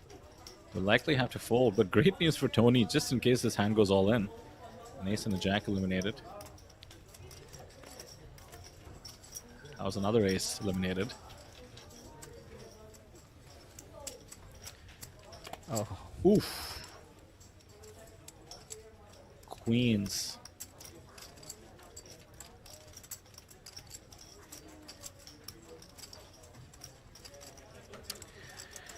Lots to think about. Under the gun, +1 opening range. Should be on the tighter side. Ace Jack, certainly. Sort of a premium. Tony 3-bet, 1/3 of his stack. There's the all-in. The question is, did Tony 3-bet with the intention of calling it off to a cold 4-bet? It's one thing if the original raiser decides to make a play at it. Yeah. That's tough. Cold 4-bet here puts you at the very top of your range. You know, with exactly hands like queens plus. Especially considering, you know, Wataru being a very aggressive but very capable player of having a premium there as well. So cold 4-bet showing so much strength here. I don't think Tony, well, I anticipate Tony, you know, having to let this one go.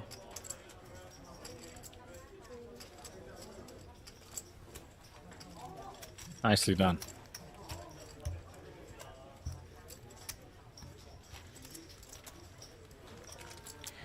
Can you make an argument for just calling with pocket sevens to the +1 open? Yeah, definitely. In fact, from a theory perspective, I'm very curious what that would be. I mean, 3-betting with the lower pocket pairs, actually Henry was ranting against it earlier on in the day. Just thinks it's sort of the opposite. You're not blocking most of the cards that would like to continue, call off, maybe even 4-bet. You know, with 19 bigs in your stack, calling off a couple, arguably getting an okay price to set mine. And after that, you can have a bit of a hidden hand if an extremely loose player tries to squeeze. Maybe you can evaluate. That being said, against the particular opponent, Wataru opening under the gun +1, I think probably a lot of folds were expected by the pocket sevens. Of course, running into the cold 4-bet of the pocket queens, not much you could do.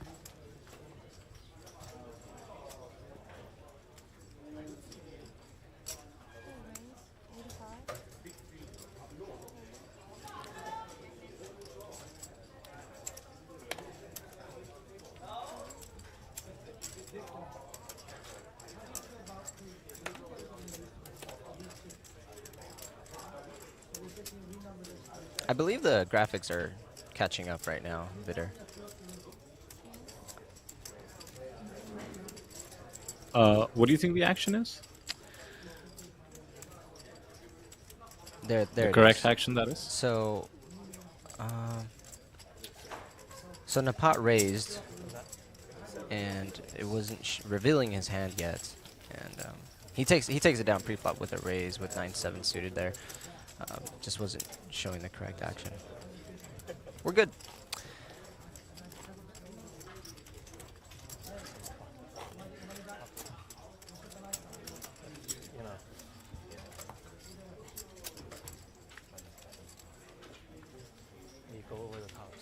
To the 740 of you watching in our YouTube stream. Thank you so much. We hope you're as excited as we are to finish out day 3 of the APT Incheon main event in style. It's been really fun having a lot of viewers from all around the world, really. Of course, all around Asia in particular. Thailand seems to be really showing up in the stream today, supporting the big 3 as they call them in Thailand.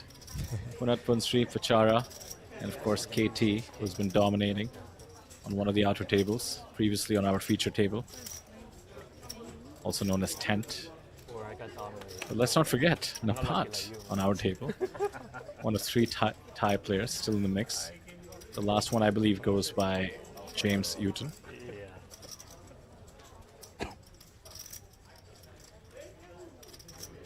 Andy asks, when is the end of main event day 3, Andy? It's when that counter on the top left says 16 instead of 29.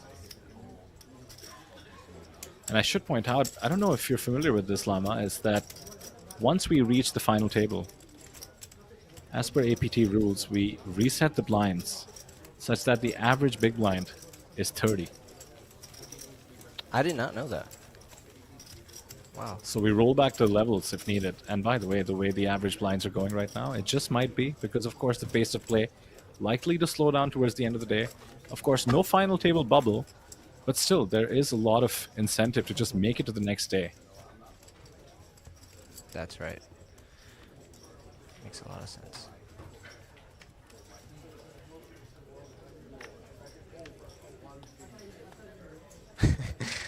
Mr. Wright in the chat. He says, I've been watching this for about 40 minutes now and realized I've played with Wataru before. I wonder what that was like. Well, I would think it's not something I would forget. 40 minutes in. Certainly shocked to hear that. I mean, just look at this man. Relentless, fearless. It's a deadly combo right there. Limbs, by the way, effectively a trap in the small blind. King Queen's offsuit is just so strong. Yeah.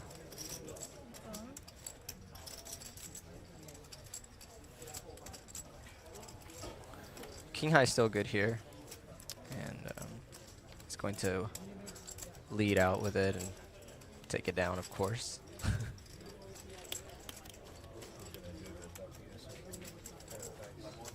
I don't know, man. I see a Japanese flag. I cannot say of course anymore. Not after today. I will take note of that.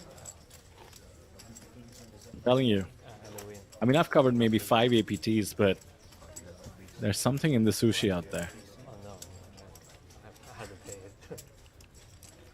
The Japanese contingent, especially at the main event, has just come in with a different gear. It's like they all went to poker coaching school together, and it was run by Isildur, Victor Blum from back in the day, or some other aggro maniac. They just realized this is the way to play poker, and for the most part, I have to say it's been working for them. There's a little bit of live by the sword, die by the sword to it.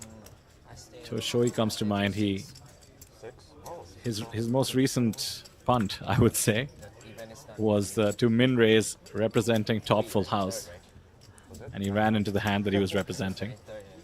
He just bluffed off half his stack, min raising the river. I mean, it's all about picking spots to bluff that others would not. I don't know, people that it's gonna, I don't know when he's gonna. Yeah.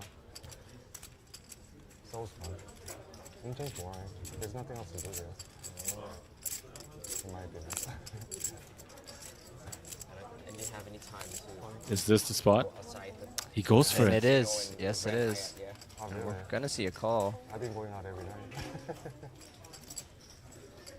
Good luck. Good luck. Diamonds are live.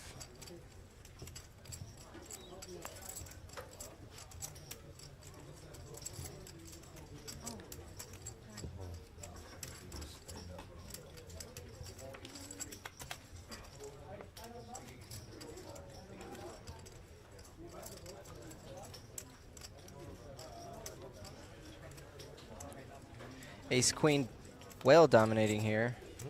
Oh.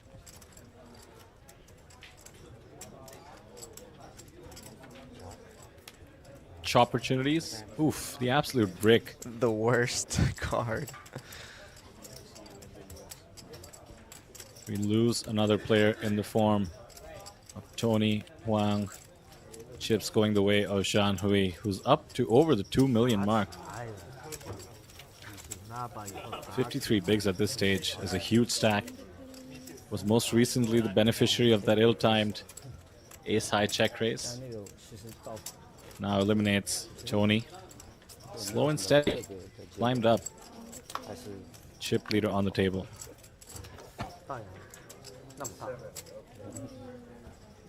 Nobody too short though.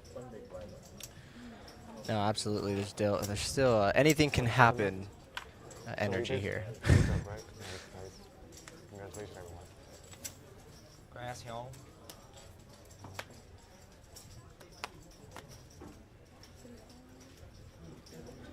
Young, right? How old are you? It's also good to see some American flags here, Vitter. I'm a little biased, you know. I know this is the Asian Poker Tour, but you know, it's not quite often I'm running into Americans. I'm one of the only few out here. Even though everyone is lovely, everyone's great. I love being around people from all over the world. As you can get tired of your own, you know, being American, and I love being out here, but like it's good to see at the poker table. But there's some action. Don't want to deter from that. Just thought I'd mention the American flags.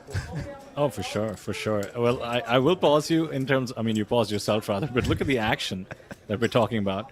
The 3-bet with the Jack-9 suited versus the Ace-10 of Wataru. I think Wataru seems to have developed an image on this table. There's no other explanation for this. So you buy some, like, condominium, or you build?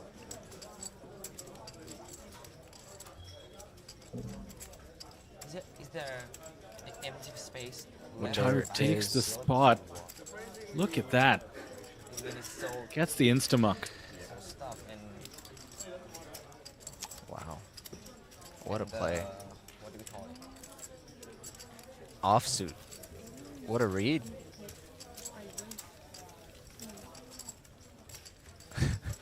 The city has no... Casual 4-bet at this stage of the tournament. 27 players remaining. $261,000 on top. The city was built in a square. Man is just 4-betting with a 30 big blind stack. Squares, right? In Bangkok, it's like we build this shit right here and the shit right there. It's a mix. And it's not...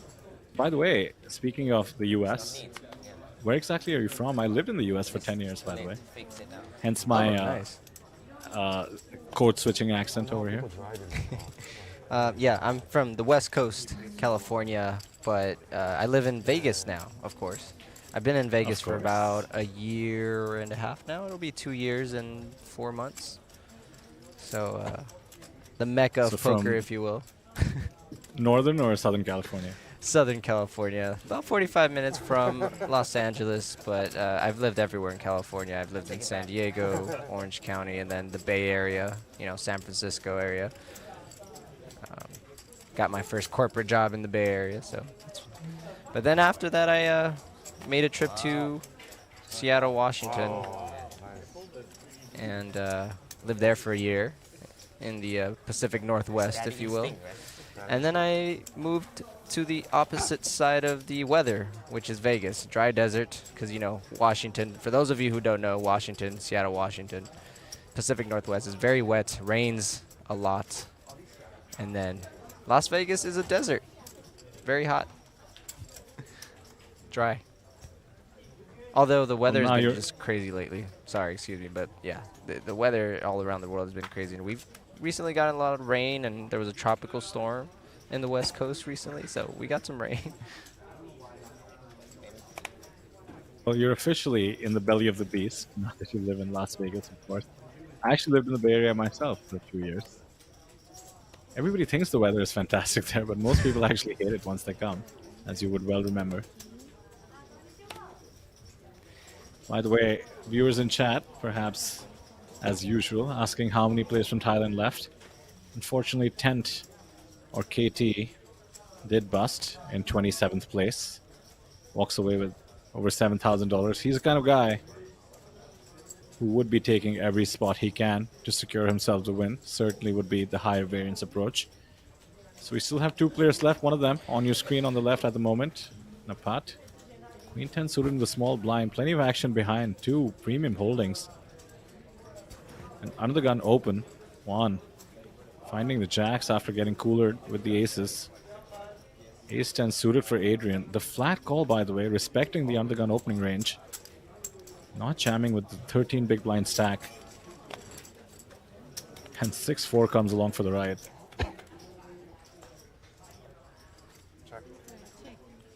Queen 8-4, 2 diamonds. All 3 players lacking a single diamond. Napat thinking about that fold with the Queen 10 of diamonds. Oof, I forgot about that. That's a great point. I think, having played poker for as long as I have, well, let me pause because the jack is coming. This hand could be over, but there is a double gut shot for Adrian. Bottom pair meaningless, of course, on this extremely connected 3 to a flush board, but Juan has hit the best card in the deck for himself.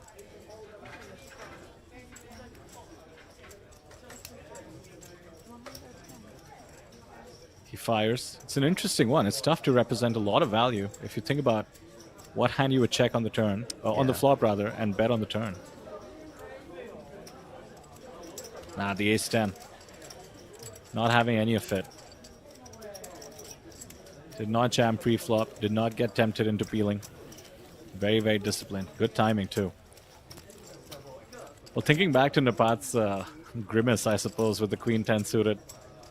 I've come to the point, obviously, having played poker as long as I have, where, yeah, you fold something and it hits the flop. You don't think too much about it. That's obviously a part of the game. I mean, the last thing you want to be doing is lamenting about what could have been. That's likely the mark of a beginner. However, when you have a tough decision, your brain is literally going both ways. And then that little birdie asks you to be disciplined. You get your subconscious to just fold against your better wishes. And you pat yourself on the back. Yes, I was disciplined. I made a good fold. I did not get tempted. And then the poker gods tease you with that top pair flush draw board. That's actually tough to handle. Still for me. I don't know about the best of the best, but certainly something I still struggle with.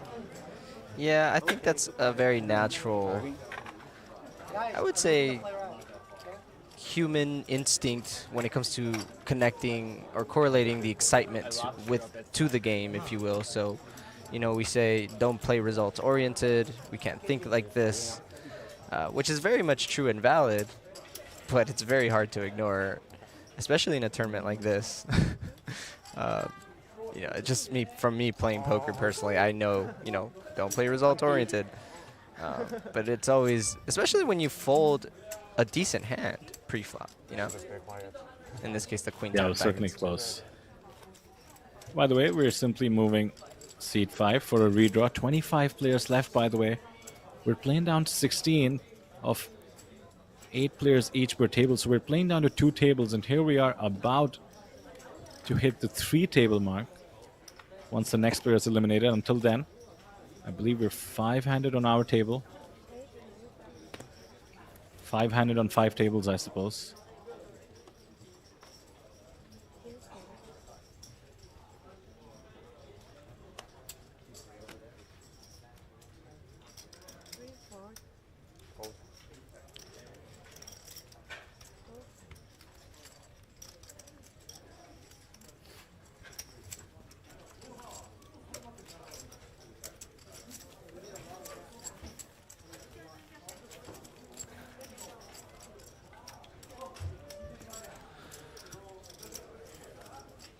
Zhang in the lead with 54 bigs representing China.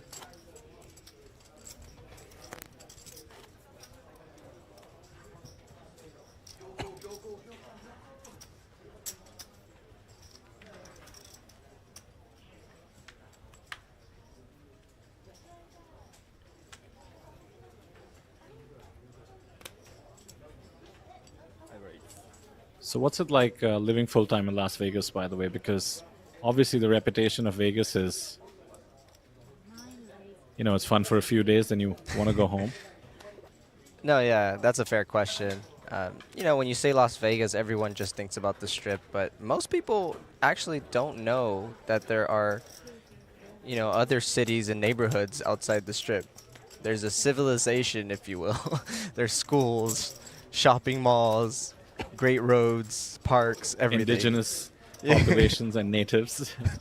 Exactly. So, no, yeah. So I tell people all the time, I don't live on the Strip.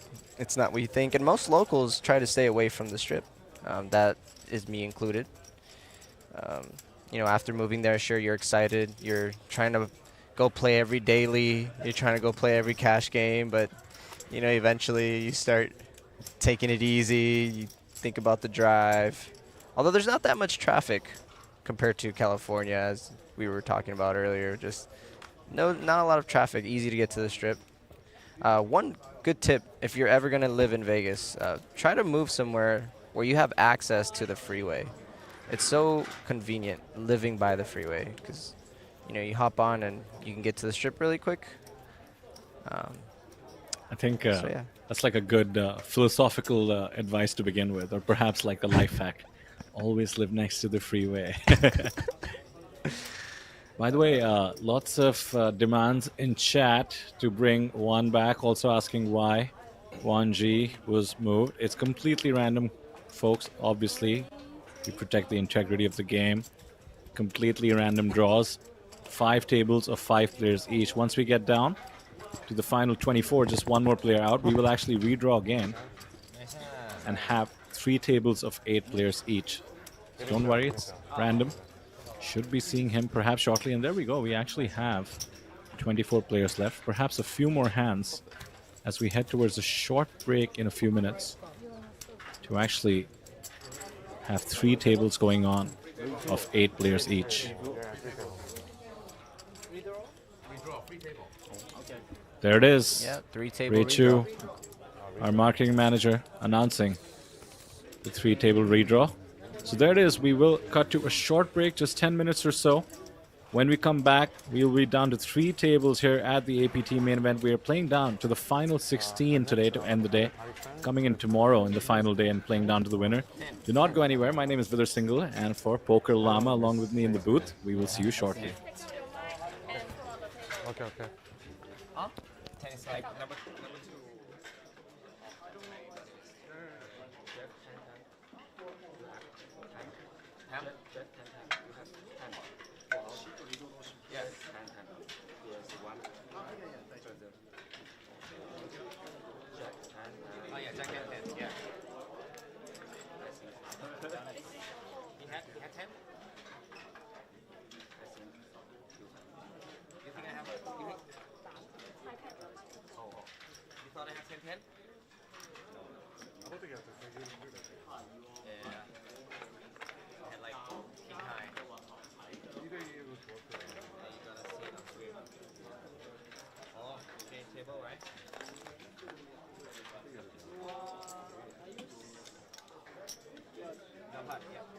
You still it will be C4.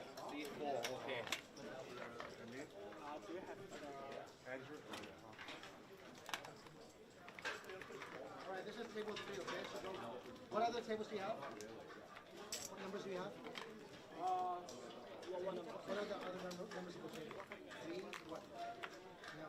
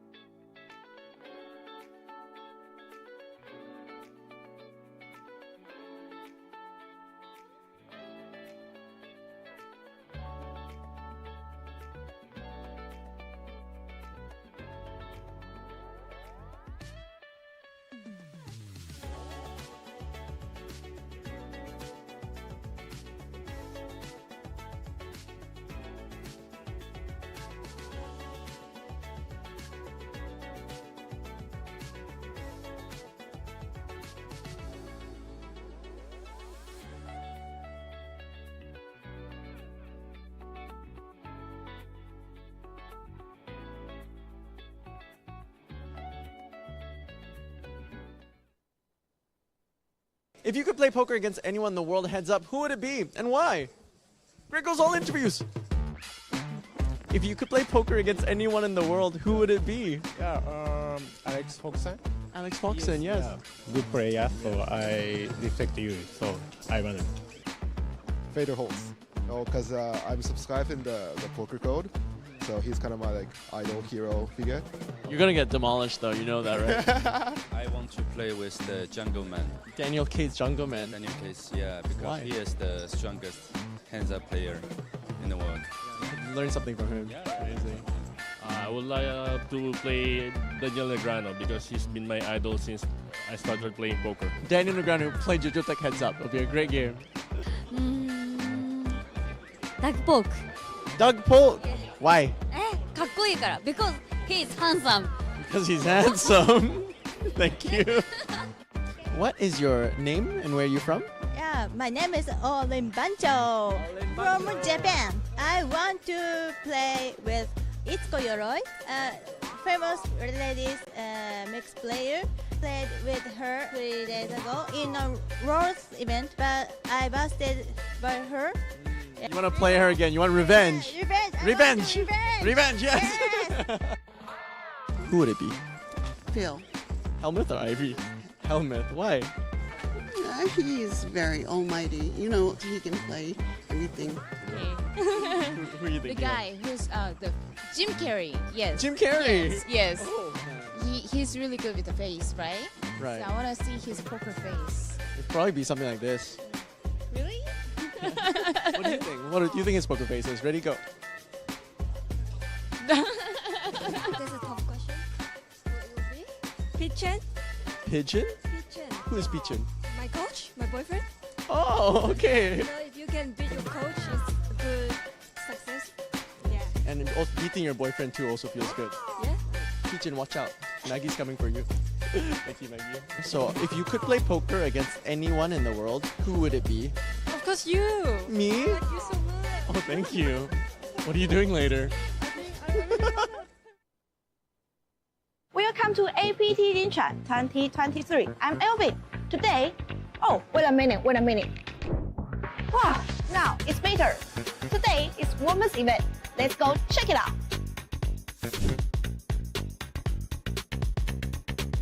We have 56 entry and almost 20 million Korea won prize draw. And we are down the final table of the women's event. In 8th place, Kapapa from Thailand. In 7th place, Ayaka from Japan. In 6th place, Noriko from Japan. In 5th place, Miss Chang from China. In 4th place, Miss Yang from Taiwan.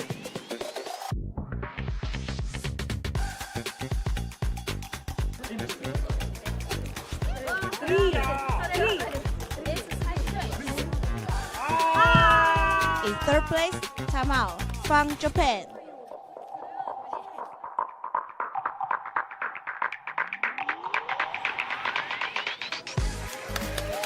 In 2nd place, Karen from Philippines. In 1st place, Lin Hua Wei from Taiwan. 恭喜来自台湾微微。现在觉得心情如何？非常好，赢下冠军都是好的。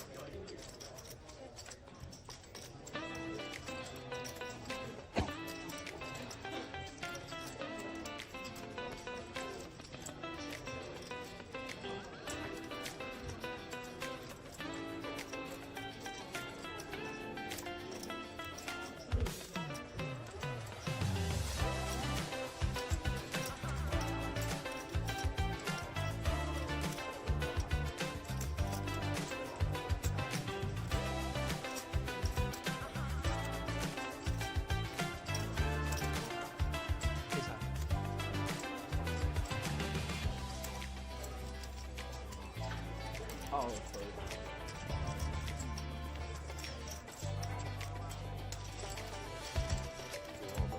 It's very good. I don't know if people I don't know when. Yeah. So, Incheon's boring. There's nothing else to do there.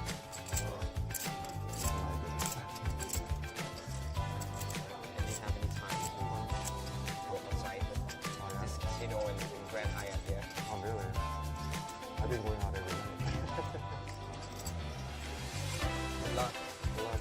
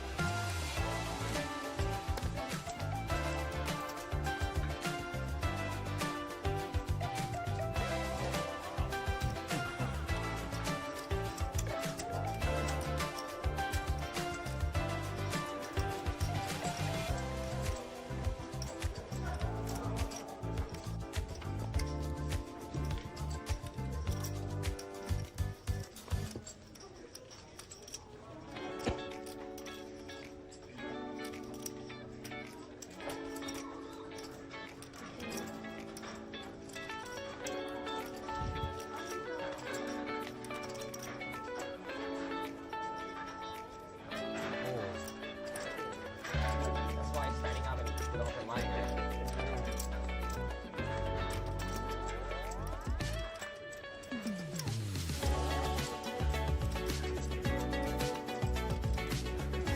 Get back here. Make sure I'm like.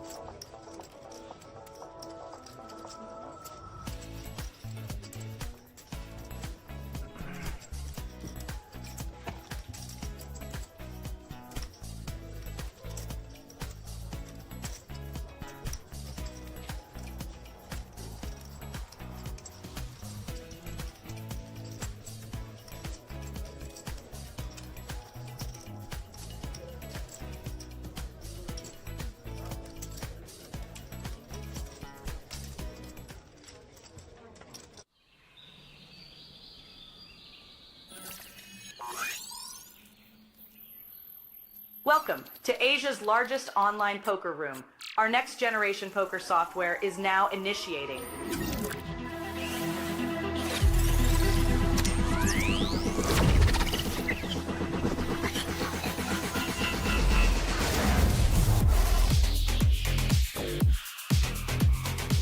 Elevate your online experience with a wide variety of poker variations to choose from. Get fully immersed with fun and social features.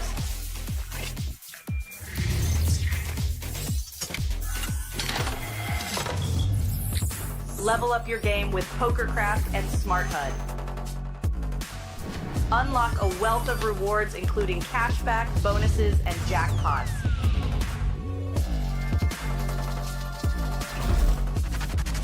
Join world-class poker tournaments featuring some of the world's most renowned brands and the largest guaranteed prize pools in the world.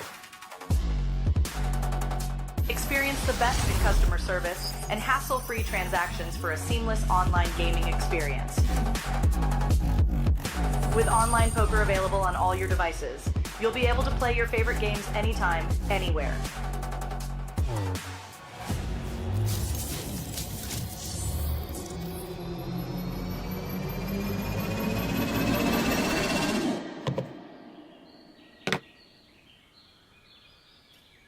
Sign up now and elevate your online poker experience today.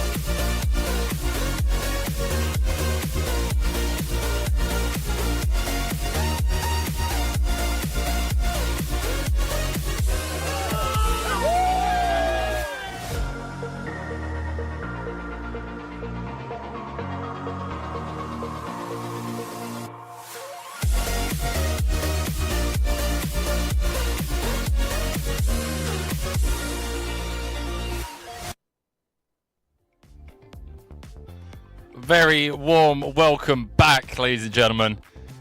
The later hours of the evening in Paradise City. Day 3 coverage, continuing coverage, might I add, of the main event. The Asian Poker Tour, Incheon, South Korea 2023 main event. My name is Henry Kilbane, joined by my main man, Indian phenom, enigma, you name it. That's him, Vidor Single. Vidor, we're getting down to the business end of day 3, man. Some people are going to be going home heartbroken.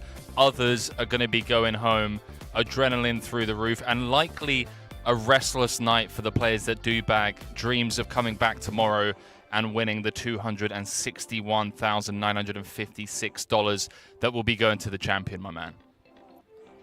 Well, it's been a crazy run to get to this point. 24 out of the 930 entries remaining as we're looking to close out day 3 with just 16 players. That is 2 tables of 8 left. As you can see, the average stack 1.5 million. That's good for 30 bigs, by the way. All the players have locked up a pay jump as we get down to 24. 11.6 million Korean won is the minimum price now. That's good for $8,800. Not a bad payday for a $1,700 buy-in. You 5x'd your investment over 3 days. That is, of course, the chip leader, Abraham Seasven of Singapore. The beneficiary, by the way, when you were covering the stream, and also as we got down to 3 tables, of the chips of our man Toshoi, who is unfortunately busted in 25th place. The chip leader has 5 million chips, 100 big blinds, an absolutely monster stack. 5.9, I believe, dude. Am I wrong? Did I see that wrong? 5.9 million. Actually, it's for 5, but they said good for. It's nothing. It's nothing now. So number 5 is right there, right? Okay. 100 bigs now. The blinds have gone up to 30,000, 60,000, right? Or am I saying 20,000, 40,000? Okay. I believe the blinds would have gone up, or the next level would be 2550. I mean, either way, it's a monster stack with 24 players remaining. And now you were talking about Obviously, 8 players who we will lose, who will not make it to the end of day 3. An interesting dynamic coming down to the final 2 tables tomorrow. How do you think that changes the mindset of the players who actually do manage to survive, that we're at the final 2 and not the final table? I think you need to be well studied. I really think there's going to be some big adjustments, like bagging for the end of the night and knowing that you're coming back to the final table. There's a little bit of a pressure release. Obviously, there's still a lot of pressure because it's the final table. But tomorrow, I think what we're going to see is players really leaning in and abusing some of the people that are nervous about the environment that they find themselves in. Because I think what's going to happen is there's going to be people tomorrow that come back and they're so focused on making their final table that they forget the task at hand, which is playing good poker and just playing one hand at a time rather than thinking in the future and thinking of the FT. So I think those guys are going to just get run over. Maybe in that case, having that night off too. I hate to say study, it sounds like the last thing you want to do after that 3-day grind coming into what could be the most important day of your poker career, but perhaps reset, take that mental note and really decide that you're going to go for the win. Or listen, if the bankroll is different, if the pay jumps mean a lot, fine. Create a strategy accordingly and just live by it when you come into day 4. All diamonds. Obviously, who was pretty much all in, just had 25k back, and he finds himself with 100% on the turn. Love to see it. He's gonna double up. If queen is out, I don't think so. And So, probably go ahead. 24 players left.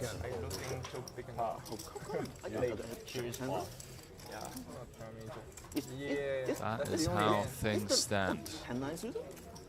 There it is. After the double up, the shortest stack still at the 6th big blind level. Adrian has been on many of our feature tables, hovering around the 14 big blind mark. Obviously, we discussed the tournament chip leader. Blind still 20k, 40k. We reset for the table draw. Blind level will be going up shortly. But of course, the biggest stack on our table, 2.4 million. Renji Mao. And by the way, Henry, we were joined in the last feature table by Napat, or I believe as he's known in Thailand, Top Tap, an actor by profession, but an accomplished poker player in his own right. Joined us at APT Taipei, had some good scores there. Now looking to make this deep run and perhaps convert it into the stuff of dreams. There seems to be a lot of that, man.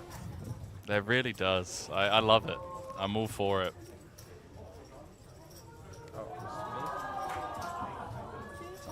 I'm confused. So we're at 20k, 40k. What am I missing?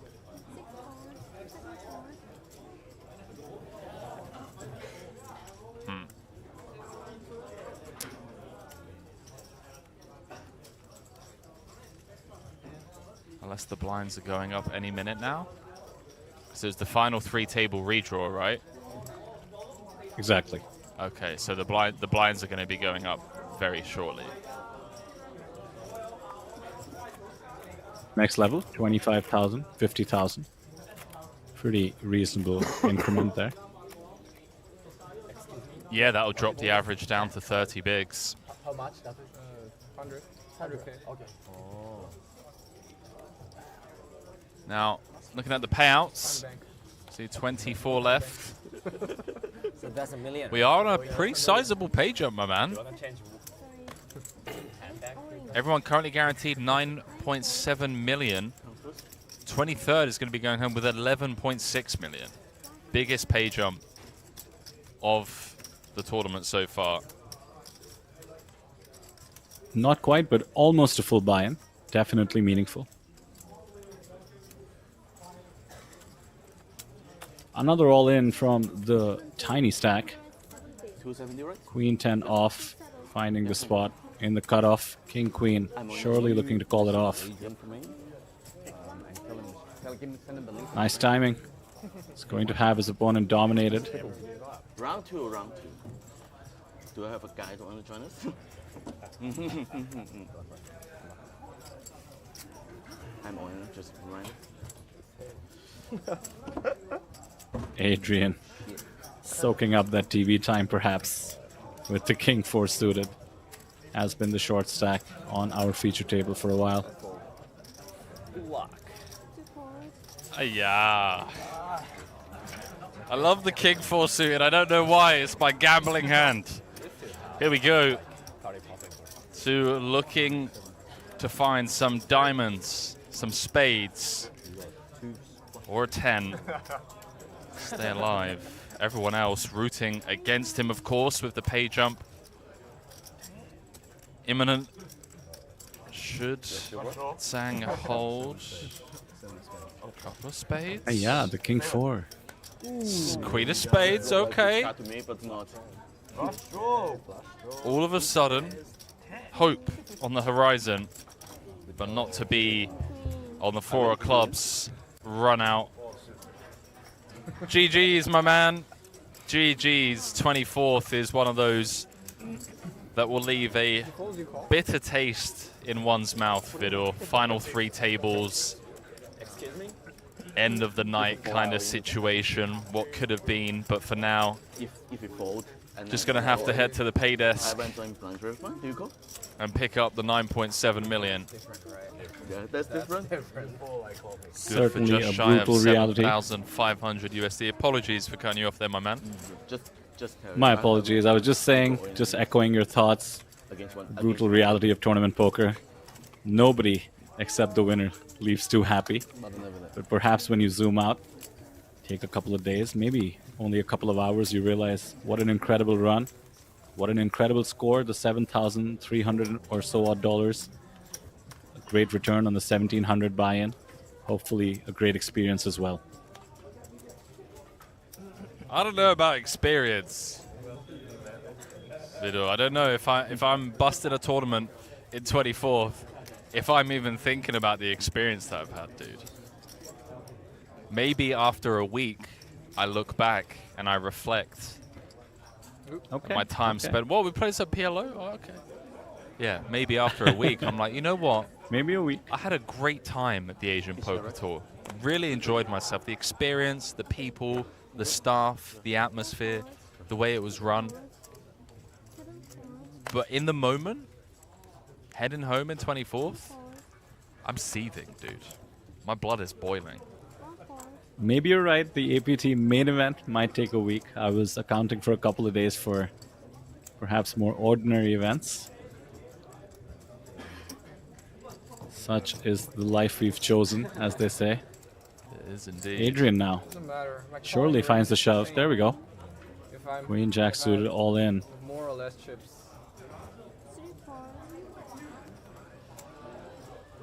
Mao, chip leader at this table.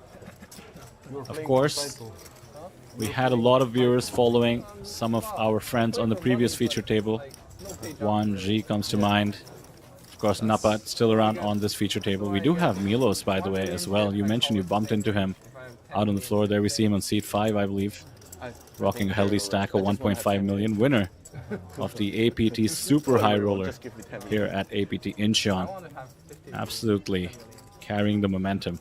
50 million, you have to go for next tournament, but this tournament doesn't have 50 million. Yeah, it's 40 something, so like less than 40. 40 million. A bit less than that. 60 million.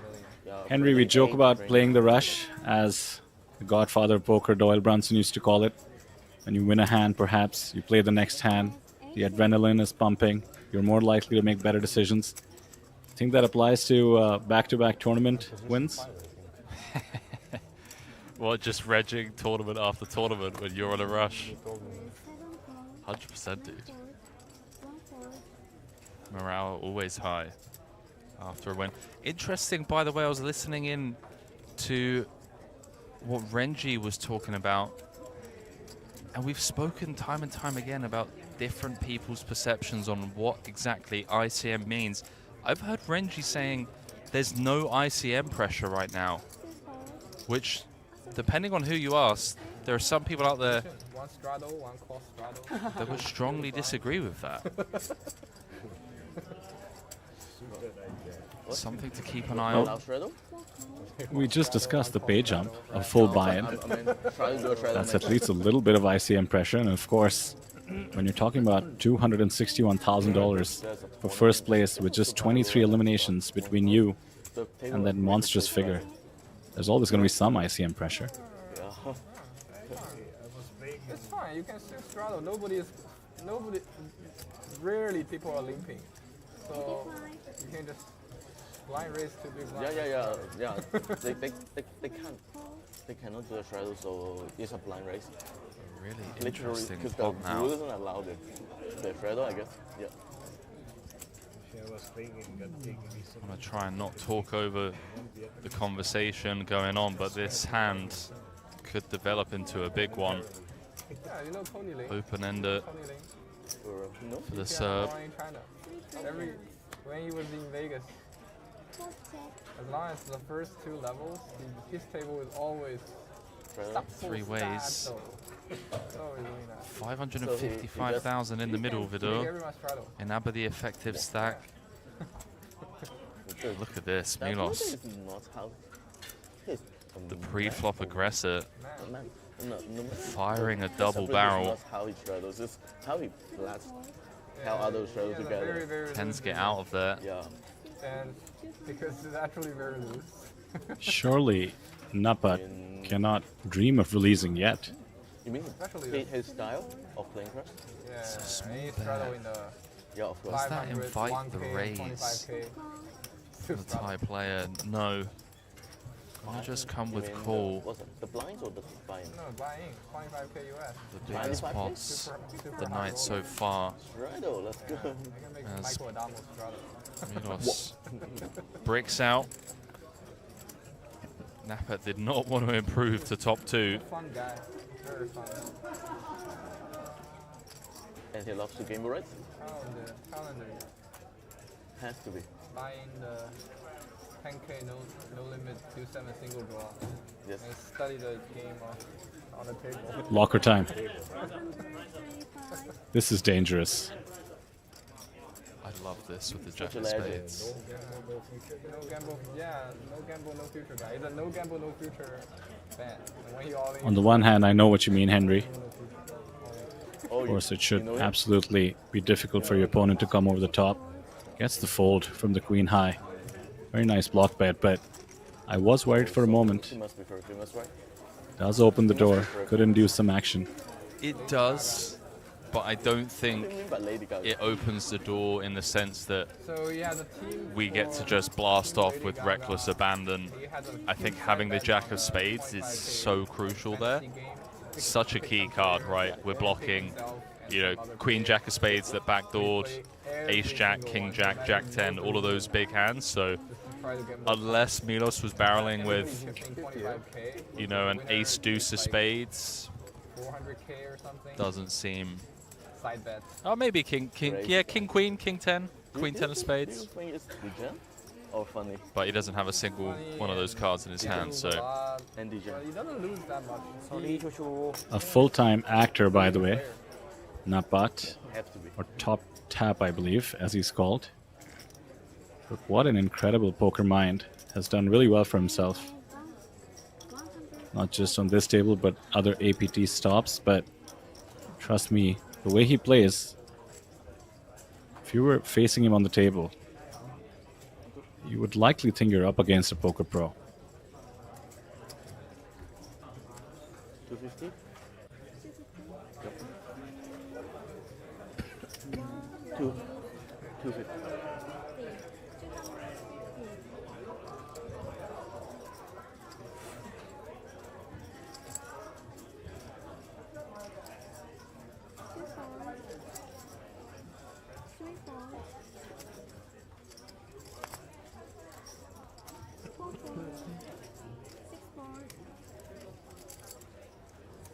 No respect given to the under the gun +1 open off the 18 big blind stack. The player 2 from New Zealand lets this one go. There's some crazy side bets going on in Vegas. Like what? So, for example, a bunch of guys playing that 25K, getting to final table and busted, and the next tournament is the $300 buy-in game. And then they just side bet whoever shows the deuce 7 get on the table, take a picture, get $3,000. So like people just jamming with deuce 7. No, you have to win a pot with deuce 7. In a $300 tournament. Yes, So they're allowed it? They agree on the table, right? No, they have a side bet. Everyone else on the table, they don't know. They're looking at people looking like a bunch of idiots. For me? Like, what's going on? I love that from the dealer. Once she had dealt all the cards, she was like, okay, let's go. Let's go. APT main event, baby. Let's go. Love Enough it. side bet stories. Like a huge group of guys. We're playing for $261,000 here. Let's go. With deuce 7 on showdown, they get 3,000. Yeah, the first guy. Oh, only the first guy. 600 viewers over on the Asian Poker Tour website, or YouTube channel, I should say. Yeah, it's 10x. Out there on Facebook, Good return. Twitch. Cruise through the 7K subscribers. We're almost at 7.1. Love to see it. Love that. If you haven't already, please do take a couple of seconds to just click like, click subscribe. We've got so much planned for Q4 of 2023, so much content, free of charge, of course, as we continue in our stride to grow the game that we all love in Asia. I wish I could leak some of the inside information that I have about some of the locations we've been looking into behind the scenes, but I promise you they will be announced sooner rather than later. And we're taking this tour to places that I never even thought of. Let me tell you that much. Didn't even know poker existed in these parts of the world. That's how ignorant I am. I like it. I like the tease. By the way, Stephen Lai teased as well that the next location would be somewhere exotic. That sounds like all of Southeast Asia. That sounds like India. Like, let's take it to... I'm trying to think the most exotic part of India would probably be like Goa or Bombay, right? Well, to your point, if you've never been, I suspect all of it seems pretty exotic. To me, it seems pretty boring, but... Dude, the only that's, thing of that course, scares me about India are the tigers, bro. I've seen videos of just, like, big-ass tigers just casually going after people. In the city? I don't think in the city, but you know the videos I'm talking about? Ah, I do know the videos you're talking about. Actually, there's some really cool national parks with tiger safaris in India. Yeah, that doesn't You're sound gonna cool do that to next me, time you dude. come around. I've seen some of the like Indian, what do you call it? Like park guides attacked by tigers. I'm not going. Oh, look at this. Just don't poke the bear. Hang on, I'm not poking anything. I tell you who is poking. Petkovic. Absolute in-juice. Flatting off of 20 bigs. Renji does not want to connect in the form of top pair, Vidor. If he does, it could be showers. And this is just working to absolute perfection for the Serb. Renji has 1% equity on the 5 deuce deuce board, up against the absolute top of range. And the check. What a great flop for aces. Wow. The nut flush draw as well. That's such a sneaky check. I love it. Interesting that Renji just waves the flag. Doesn't continue, but now going for the... No. No, a little tease. Reaching for chips and then checking. See if Milos continues. Does not look like a smallish bet incoming. About as small as it can get. I love this.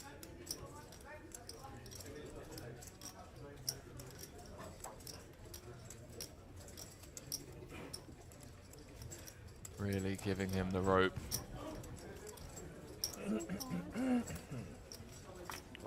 Impressive. Check, check, then check, fold there.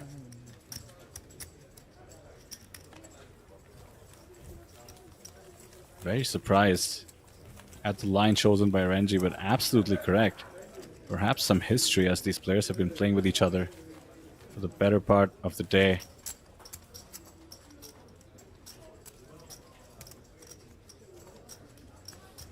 Sometimes you can just own your opponent by folding.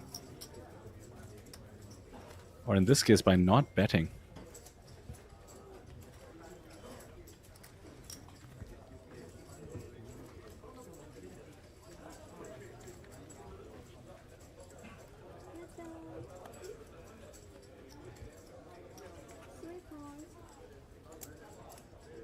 Well, sometimes you go fishing, Vidor, and none of them bite.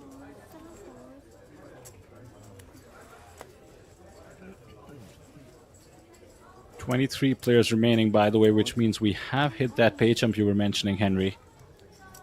11.6 million Korean won locked up. That's good for 8,800 USD. We have 5x our buy-in here. It's time to see whether we can 100x.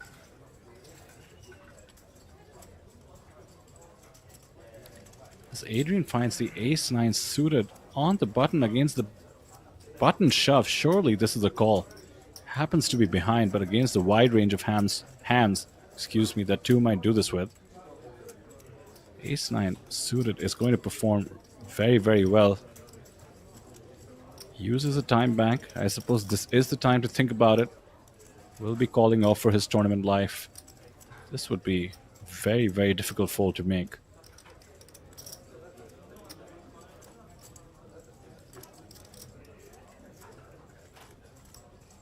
There we go. A reluctant call. Seemed to know. Somehow he seemed to know. Just did not think he was ahead. 32% equity as it stands. I mean, what can you do? Button v big blind. It's alright. You still have chance. You still have chance. It's alright. It's not the end of the day. Answer from me. Uh-oh. There it is. Hello. Never easy.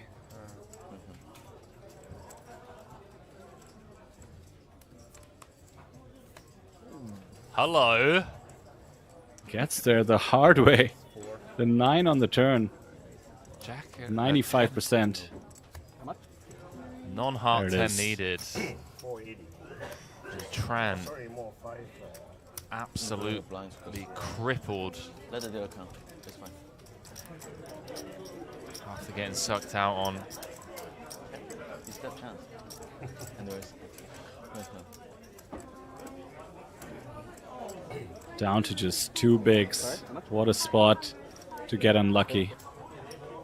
23 players left here at the main event. Playing down, of course, to the final 16 before we wrap up for the day and come back at noon local time tomorrow. Difficult to see the 2 big blind stack of 2. The player from New Zealand, by the way. And Henry, you mentioning how the APT going from strength to strength, bringing together poker in Asia. I think a good time to take a look at the nationalities remaining out in the field, out of the remaining 23. China and Hong Kong with 5 and 4 players apiece. Japan, unsurprisingly, topping the leaderboard, so to speak. 6 players from Japan. Just mentioned New Zealand. 2, Tran, unfortunately, might be on the verge of an exit there. Italy, Malaysia, Russia, Serbia, Milos, of course, on the table on the right-hand side of the screen right now. not Two sure. players from Singapore, including the chip leader, Raul Gallego from Spain. Familiar APT face. One player remaining from Taiwan. 3 from Thailand. I suspect this number is actually down to 2 as we did lose KT. We lost KT. And 3 left. I believe we did. Just to round it out, 3 from the United States. Yeah. Fucking hell, big pot.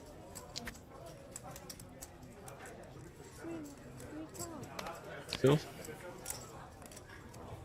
2 fighters still flying the Thai flag, one of them on the screen right now with the ace-10 off. Napat. Oh, mind you, he's not the one with the ace-10 off. My apologies.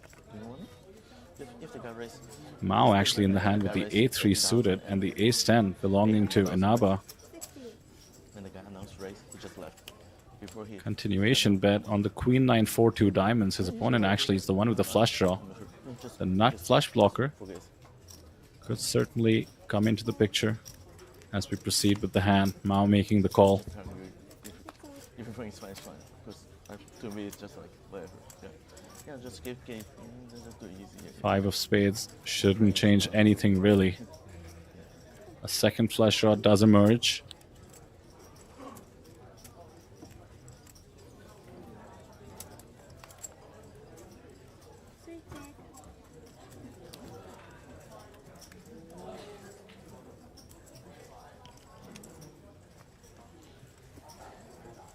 Looking at the stack, 400,000 in the middle. A half pot sizing would imply a 1 SPR on the river. Could have the most leverage, so to speak. The device block the number. I can't really see. Has bet a little bit under half pot. The main contract is 16 to Still a lot of leverage on the bet, which is to say the threat of jamming on 5th Street. at least 11. Should be more. When we start to pretty at least 11. So maybe like 11 and 20. What? What? Okay, Renji. Okay, bro. We see you. Comes with the check jam. Maximum pressure. Love to Tell see that to it. whoever was saying there's no ICM pressure, huh? Yeah, it was Renji. They were saying there's no ICM pressure. Oh my word. I think he's hustling all of us.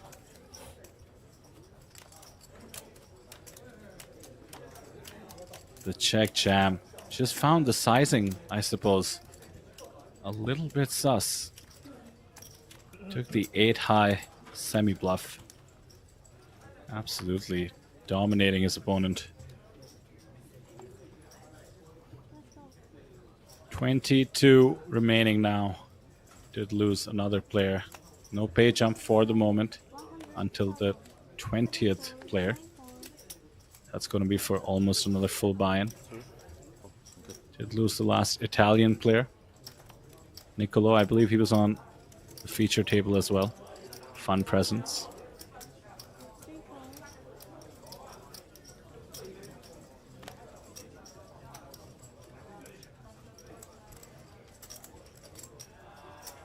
Thinking back, by the way, Henry, to when I left the booth, I mean, the action just wouldn't stop. I'm thinking back to a couple of hands I caught with Toshio from Japan. These Japanese guys have not disappointed. We had, of course, our fan favorite, Wataru, on the feature table before you joined the booth.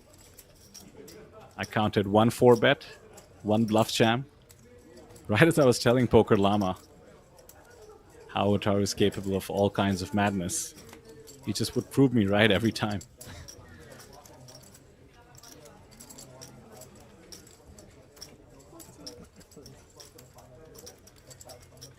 Top pair now coming in on the turn for the player from Thailand. Mystery hand. for the Serbian player Milos.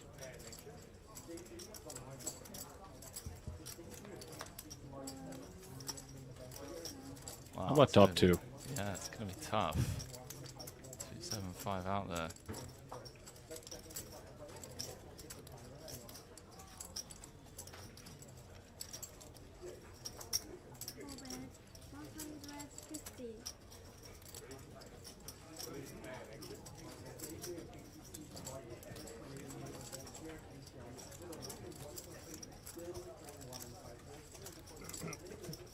Why do I feel like this is potentially a run out that Milos is going to attack? Another gun open. Perhaps a hand like ace-10, ace-jack with a spade. No, just going to call. Not going to be a winner when he just calls.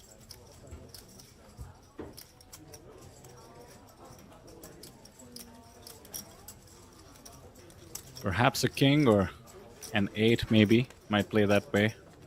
I suppose we'll never know, but the result, not Pat crossing the 3 million chip mark. Chip leader on this table. I was telling you about his poker accomplishments, over $40,000 in live earnings. A lot of them coming at APT Taipei in the form of an APT trophy, mind you. First place at a Turbo 8 Max, as well as a nice little cash at one of the high rollers. Certainly going places as far as poker goes. Did finish third, by the way, at Incheon as well. Sorry, wait, who was another this? turbo buy-in. Oh, the player from Thailand, Napat. Let's go. The ties, man, I'm telling you. They're really starting to crush.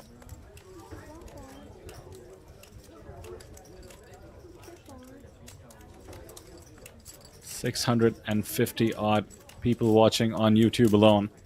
I love some of the chat pros coming out. Of course, I wish I could understand what they were saying in Thai, typing in the chat, but every once in a while you see somebody saying bet value, referring to the top two pair on the river there.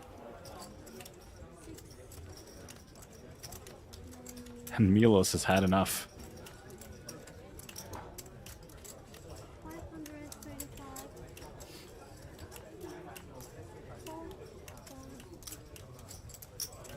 Basically commits with the ace-8 off.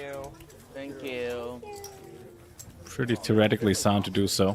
Small blind versus big blind with an ace I think it's more than two, against the limp. not to like 3 or 4. 3 or 4 customs. Yep. Last time they are the two dealers in the same costume. Thank you. Thank you.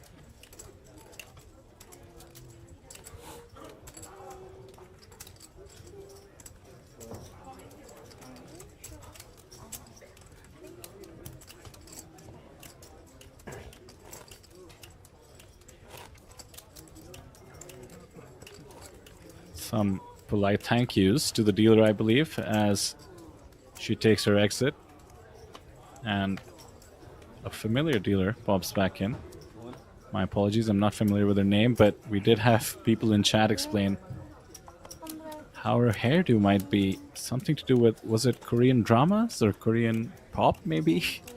Not so sure. What I do know is all the dealers wearing traditional Korean garb. I believe it's called a hanbok.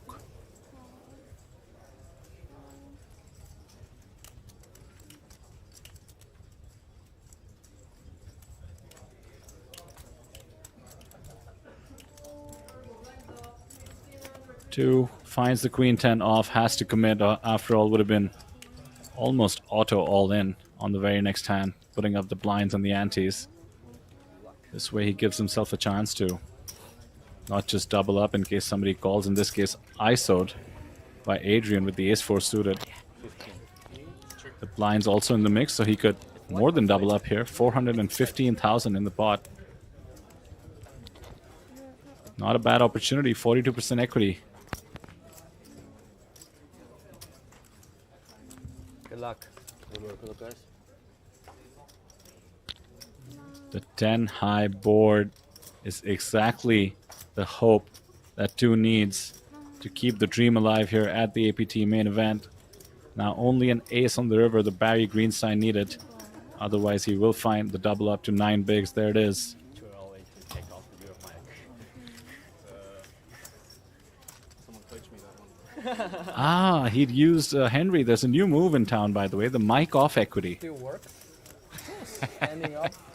You only just discovered that one? It's like What do you think 15% or people 20%. Well, 40, 60 or 60-40. actually When it's double. discussing, I believe, with Adrian, I tried who would to actually operate use the some. exact We did same that move. once, earlier. Yeah, the mic off equity, you'll be very familiar with it, but of course, we don't always mic up every player at the feature table. I'm a stand up anyways. In this case, all the players have realized it pleases the poker gods to pretend to So the walk last 2 away. hours, the win rate is 100%.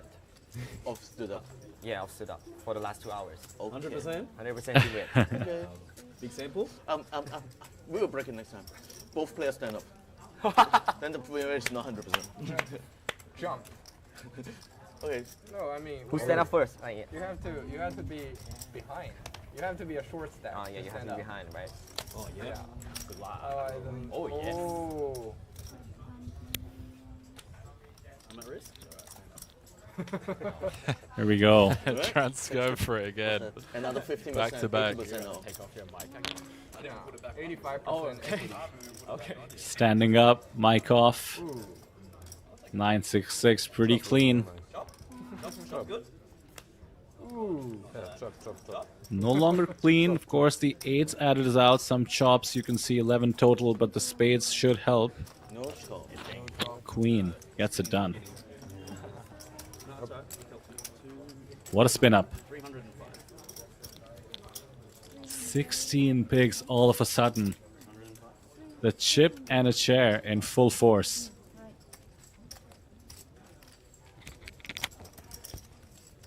Look at that. No longer the shortest stack even, just in back-to-back hands.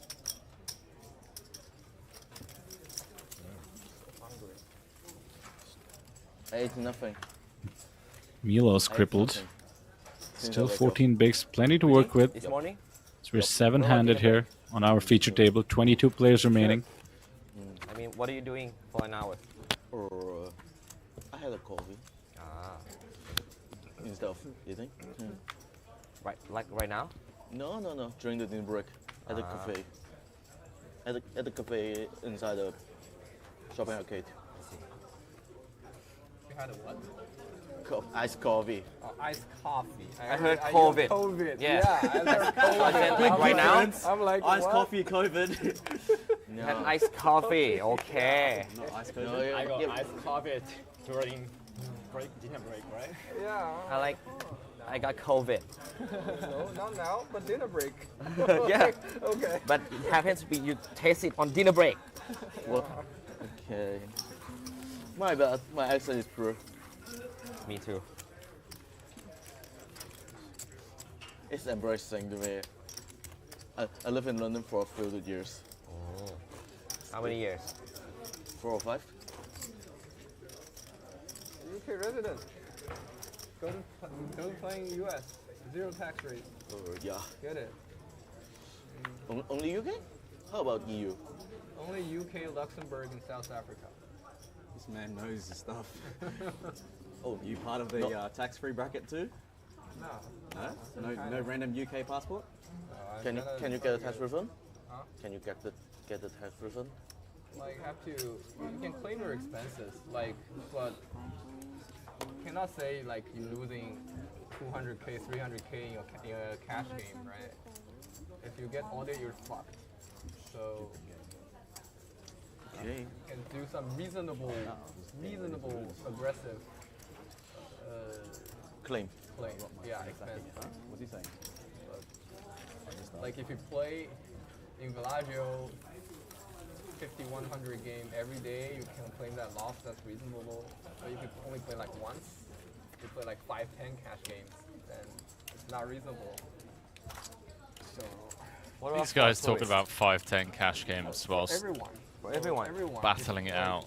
Which passport $260,000. Thai, I think that's 30% deduction directly. 30? 30%. I mean, it is certainly an education. Without doing any refund Maurenji Yeah, just blacklist figures.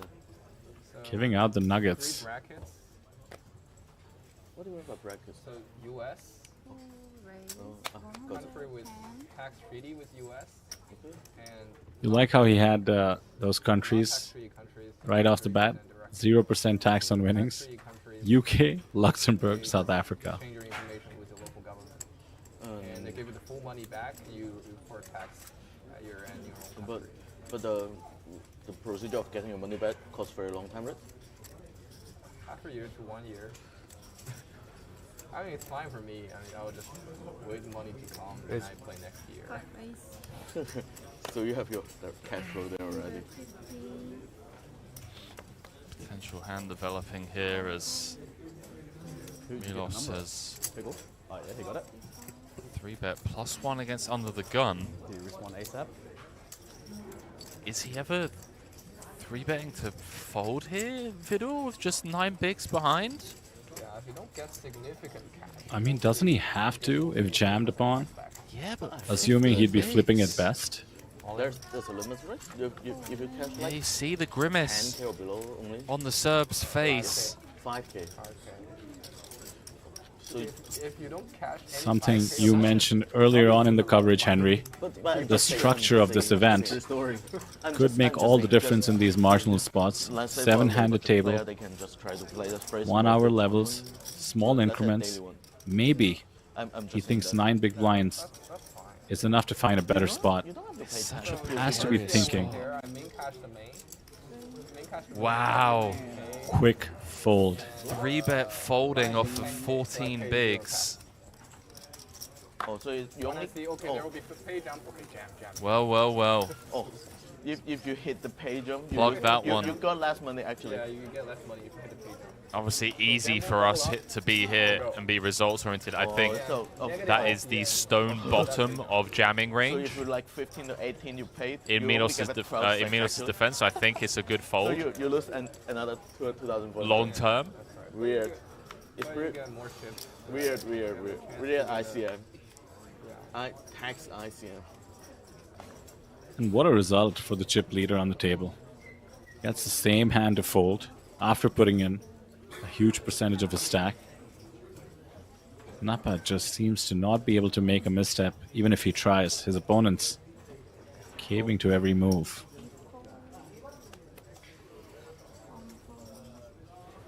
A limp late position, too.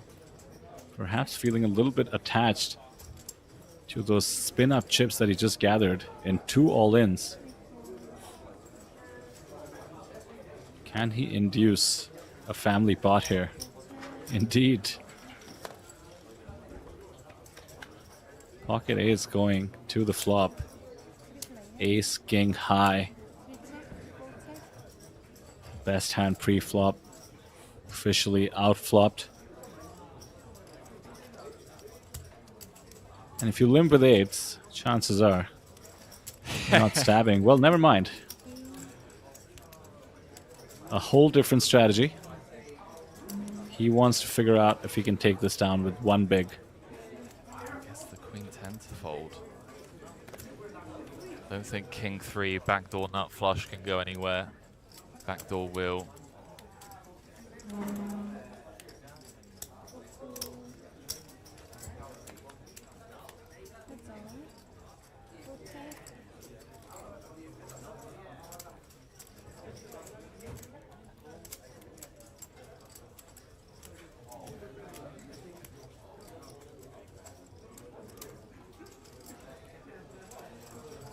Napat was in the big blind.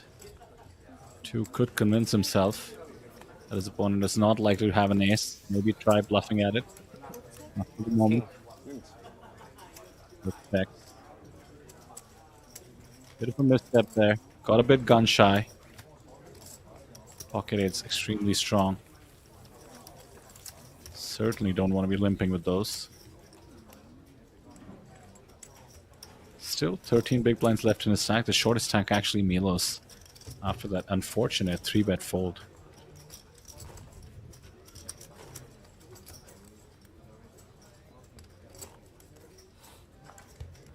$3 million, 3.1. 3.1? You stood up during when? To build No. up. You don't have to. He doesn't have to. He doesn't have to risk his life.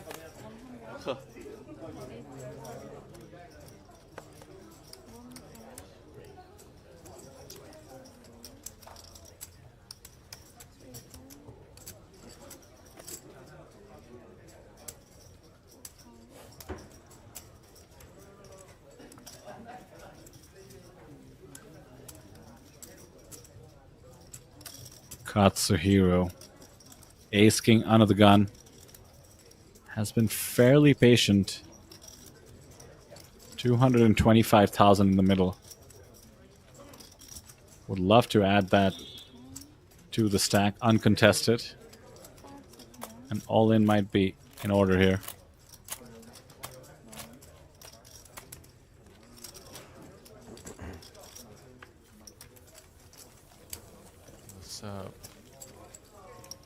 Gonna need to spin the wheel, Vidor, sooner rather than later, down to 360k now.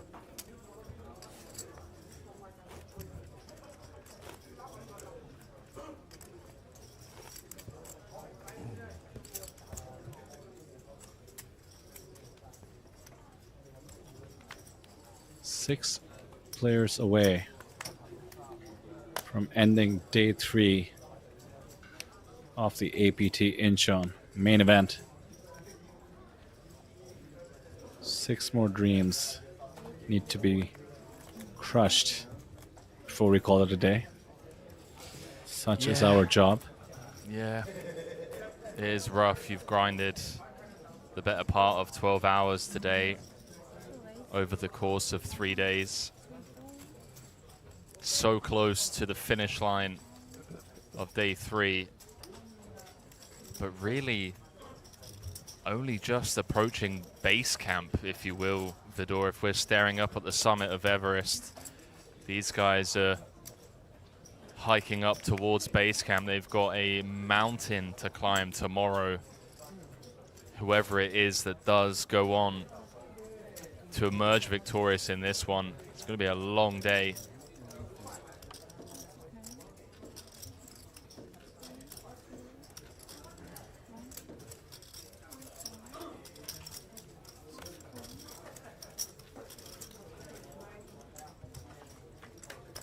Sixteenth place, by the way, will be good for 15.3 million Korean won. That's about 11,500 USD.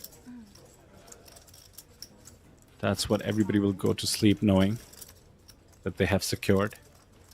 But as you were saying, as with most MTTs, the final table is when things get truly crazy, climbing all the way up to the $261,000 first place prize. The mindset just needs to be completely different.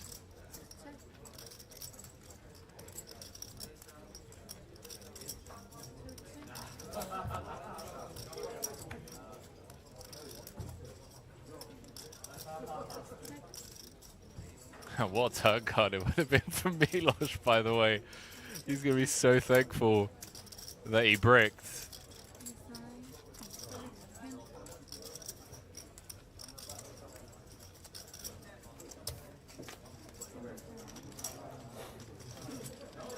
Two in a row for Katsuhiro.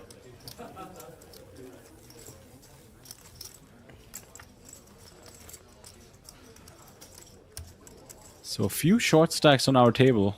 The spin out, of course, from Tran from New Zealand. Tying him second from the bottom. Of course, 6 big blind stack. It's the one to really be concerned at the moment. Perhaps we're reaching that stage, Henry, where you get up, maybe take a look around at the remaining 2 tables, make some decisions accordingly.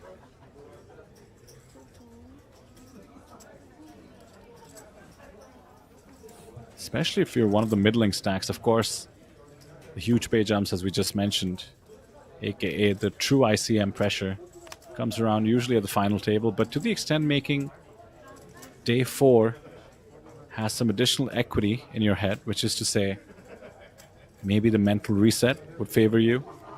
Maybe it's a cause for celebration after all. We made it to day 4 of a record-breaking main event. It could determine your decision. If there's a lot of shorter stacks you want to bust before you.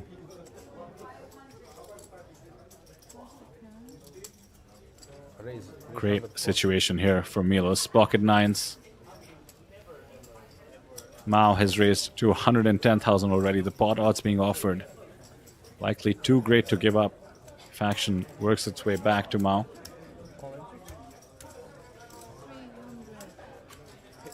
You stop the clock for me? Or stop the clock? Floor. Some confusion. Yeah, so it's Tran gone- still has a hand.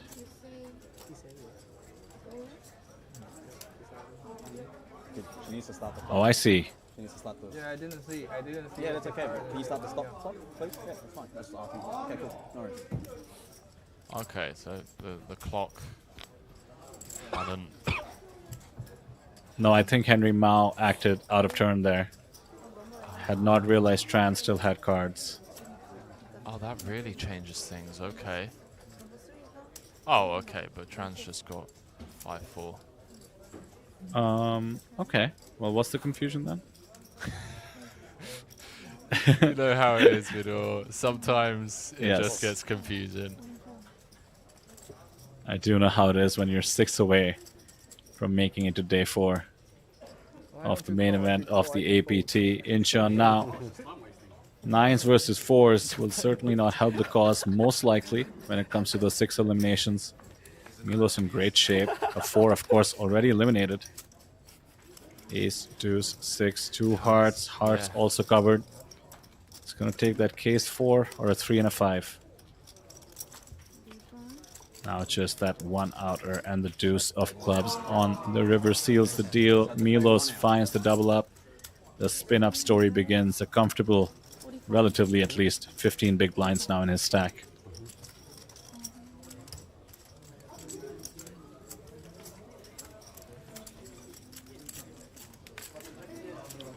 When the players were sharing stories and some repartee, perhaps, all the tax benefit talk that we were listening to, I was pleasantly surprised at how jovial and frankly relaxed the environment was. We'd seen much more tense tables, in fact, on day 2 and then earlier on today on day 3. But all of a sudden, the gears seem to have shifted. Some of the bigger stacks have lost a few chips here and there. That's how, after all, the shorter stacks have spun it up. And I guess 1 hand penalty? Suddenly, the tension is a bit palpable. 6 away from the end of the day. Floor?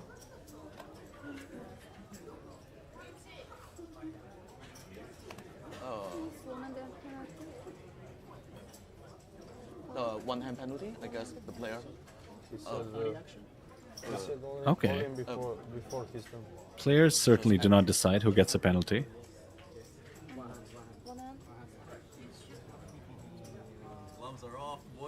Oh, I see. 2 in a row by Mao is my deduction here. Acted out of turn once more.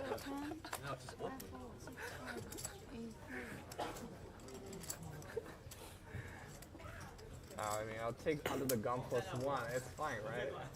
Better than big blind. Or button or anything. By the way, the player demanding the penalty, well, I say cheekily demanding. I suppose them's the rules. Just reminding the floor. Sang, shook him. Apparently a legendary crusher. Yeah, I should be punished. It's fair. Wow. No one's gonna punish you. No one cares. So is there a penalty or no?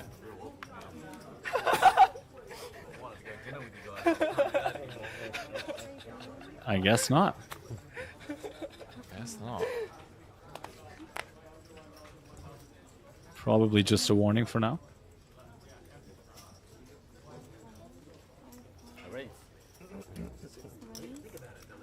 Sang, by the way, as I mentioned, a Hong Kong favorite. Lots of shout outs in the chat. In fact, L in chat says one of the sickest players of all time. High praise. Has managed to win one of the APT Lion trophies already. I want one of the opening those. events, I believe. Well, Henry, you have to join the Midnight TikTok. I've been trying, man. Been firing infinite bullets into Super Hold'em events and PLO events and Hold'em and PLO mix game events.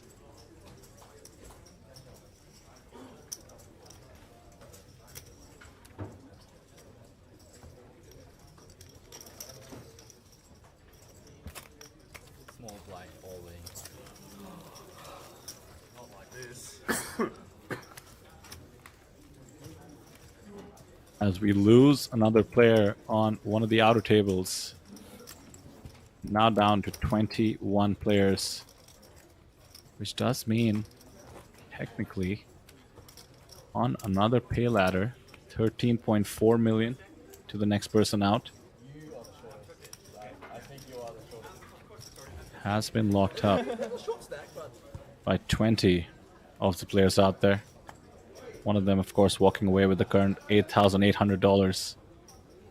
The next pay jump takes you to the 5 figures, 10,100 in USD.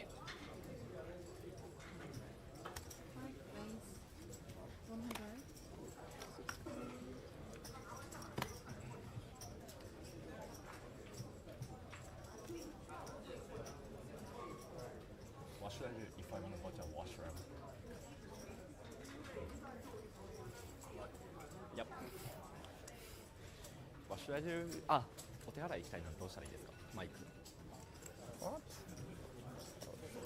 Your alarm? My alarm clock. Trying really Set 11:50 a.m. taking his time now, and I assume this is 11:50 already? deliberate. It's getting to the point now where it's becoming I mistake. pretty obvious. It should be 11:50 p.m. Should be in the morning when Okay, I damn. get up. Like tomorrow? No, today. Please mute. So, due to our alarms, so This we could are be showers. 11:50 now, right? This feels like it's showers. We are 11:50 p.m. now. At this I stack guess. depth. If you say so. Be very impressed if Adrian doesn't go bust here. Okay. Just kind of flat, and it gets so awkward immediately. The chance of seeing overcards, I honestly think flatting is the worst of the options.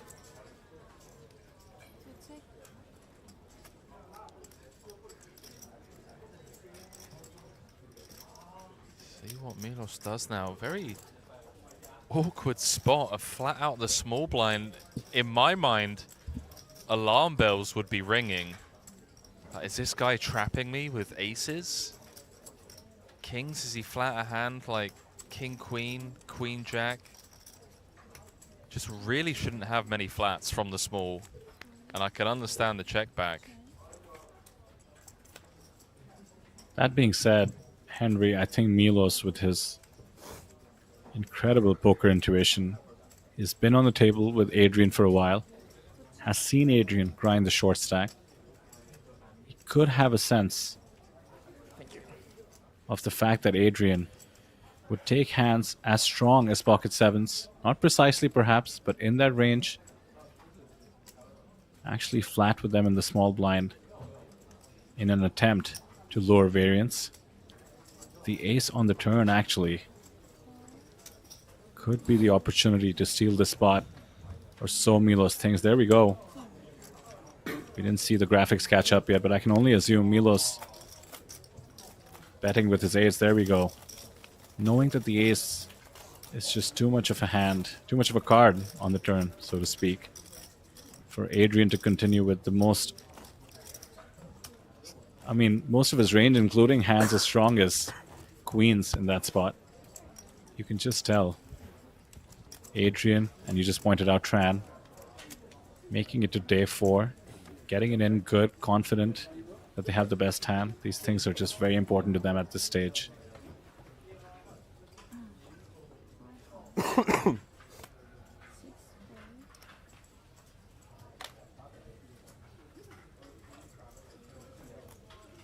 getting a bit cagey out there. Understandably so.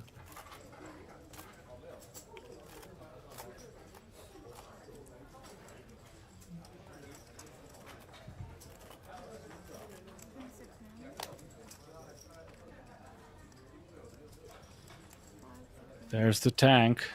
11 big blinds. I understand it, I suppose. Depends on what kind of stacks are out there, but if he had a moment to think about it, to take a look at the payout structure, perhaps he would realize it might be in his benefit to try and go for it. Put himself in a great position coming into day 4 tomorrow.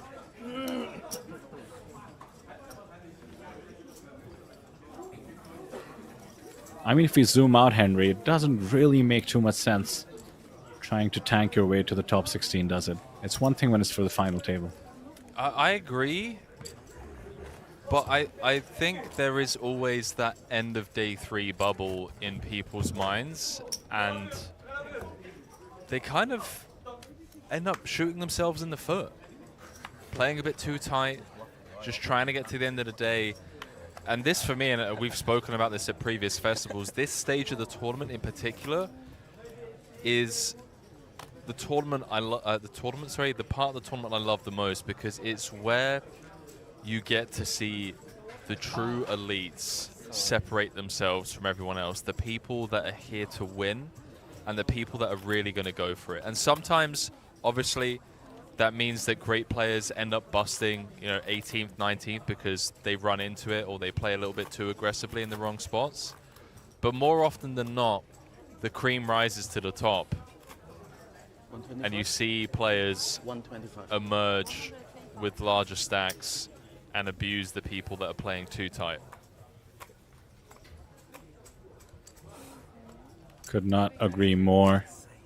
Sang, of course, likely in the latter variety of players, as you mentioned, wanting to increase his stack for tomorrow. Milo is certainly off that ilk, however. 8-5 off in the big. Not much he can do here. Might be tanking a little bit himself. He's at that middling stack depth at the moment, having mounted a bit of a comeback. Wouldn't mind, perhaps, just coasting his way into the next day. Yeah, he's done a great job, actually, mounting a bit of a comeback. I'm just scrolling through the group chats, Vidor, and I'm seeing you've put a timestamp of, is this Greg rapping? Indeed. Excuse me if I mute myself for a couple of minutes to listen to this. I need to check this out. Be right back. In case anybody in the chat at the moment was around for the Influencer Challenge held by Natural 8, the final table of which we streamed here at APT Incheon for your viewing pleasure, won by somebody who actually coasted his way into day 3, Kirk, an influencer from Taiwan. Around the midnight mark during the stream, Greg, who seemed to be going a little loopy, Greg Goes All In, that is, our usual partner in crime, theatrically gifted, a theater school kid as they call him, decides to start rapping, at least commentating a little bit in verse, and at the mildest of stimulations, I just asked him whether he would consider firing a few more verses at whatever came out next. He just decides to rap a whole hand as commentary. I highly recommend you check that out. I believe it's hand number 99 from the Influencer Challenge.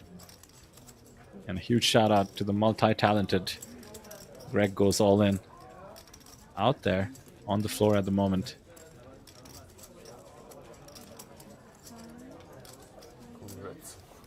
Not as long a tank with 8-3 off. Milos Perhaps realizing we are streaming this, he can't look like he's trying to tank too much. He is, after all, the winner of the APT Super High Roller.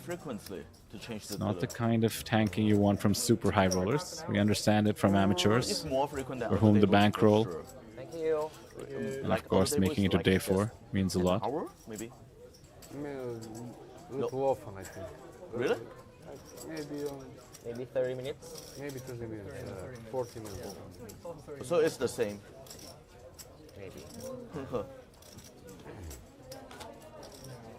They need to dress up, and so they can't just join the other table. Wait for another half an hour and come back. Yo, Vidor, I am impressed, dude. I am very impressed, my man. Wow. There you go. That was just completely on the cusp. What time in the morning was that? That was after how long you'd been commentating? Well, frankly, I'd been in the booth for a long time. Greg, of course, has many duties that include being out there on the floor. So let's just say we'd had maybe a 13, 14-hour day at that point. And Greg, as though to challenge himself and to wake up his own brain, I think he said that out loud before he just started free-versing it. Yeah, that's Just fire, man. whips it out. Bravo. Shout out to Greg. Certainly the most talented of the 3 Musketeers. Oh man, no way. Sorry, Vidor. You're second. I'm third. I'll take it. I'll take it. I'll accept your modesty with grace. Oh. Lots of walks, by the way. What is going on? Napat's got all the chips. I cannot tell you what I had because I don't. Thailand, number 1. Napat crushing. If it's before money jam, I could. Loving life. Yes, more pressure. Just seems every Asian poker tour, the Thailand poker community not only shows up in force, but also just seems to get it done. Flashbacks to we were in Taipei, Punat Punsri taking down the main, followed by Pachara Wongwichit taking down the high roller, both of the Lion trophies that we covered going back home to Bangkok. Sawadee Kap to all of our Thai friends in the chat. Hope you're all enjoying the show. If you haven't already, drop us a like. Would love to get up to 100 likes by the end of today's stream. Milosh coming for the old raise fold off 17. Thank you.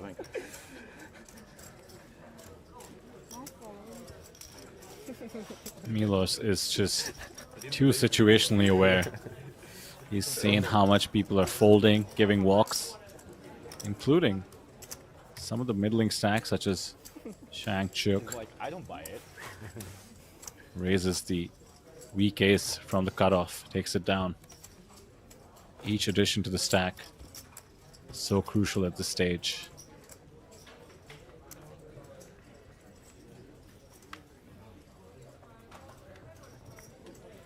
Twenty players left. 4 more eliminations, and we call it a night. Unfortunately, I have to be the bearer of bad news. What have you done? Did lose the remaining Thai player in 20th place. James Uton, I believe. So down to Napat in terms of representing and flying the Thai flag high. Doing exceedingly well on our table, the out-and-out chip leader.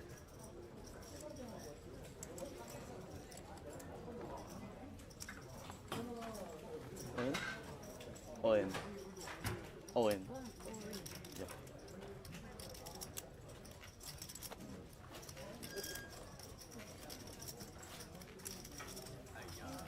Tough news for Katsuhiro. Was trying to do what Milos did a moment ago. Yeah.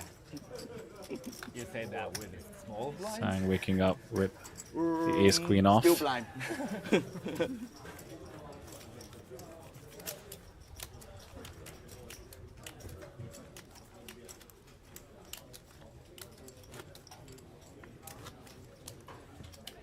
Aaron still win? Do you know Aaron Lim? Aaron? Yeah. I think he's out. He's out? Really? He's the trip leader, right? Yeah, he was chip leader on day 2. He was the trip leader on day 2, yeah. It's been a long day. He's been. I sat at the same table with him yesterday. He was a beast. I mean, he was dominating the table. But you still need some luck. Stick it to everyone. Yeah. Just stick it to everyone. I don't even know it's flashed. But, by the way, shouting out Aaron Lim from Australia. Chip leader coming in from day 2.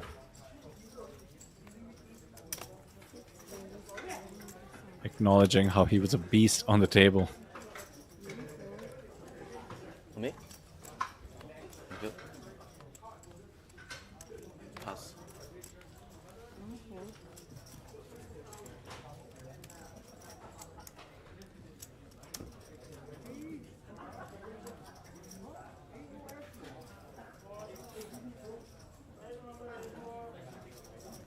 By the way, Henry, just got word. Go on. We have been hearing in the chat about how the player from Hong Kong is a sicko.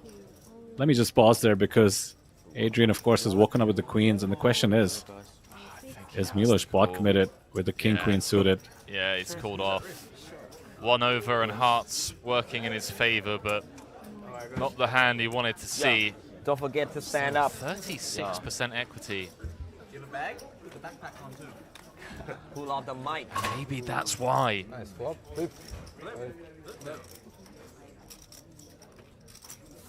Heart or a king needed for the serve as the case queen Look like a topper. rolls off as Adrian doubles up and Milos down to 12 bigs after grinding that short stack. Stand up, that will be a king. Change to a queen. Depends. What a sweat. It really depends how you stand. It's hard to get a Never easy. Can we go on a break? It's like 10 seconds. So, sounds like we're heading to a scheduled break. But would you believe coming up to 1 a.m. local time? See ya. That is going to be that. So a quick scheduled break. Don't go too far. Vidor and myself are on the edge of our seats. Pretty much every hand worth tens of thousands in equity as we work towards the end of day 3 of the APT Incheon main event. We'll see you all very shortly for continuing coverage.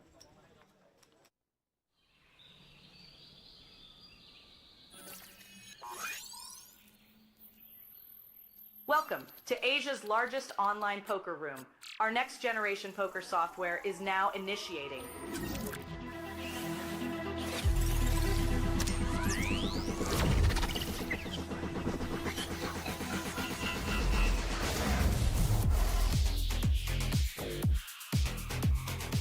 Elevate your online experience with a wide variety of poker variations to choose from. Get fully immersed with fun and social features.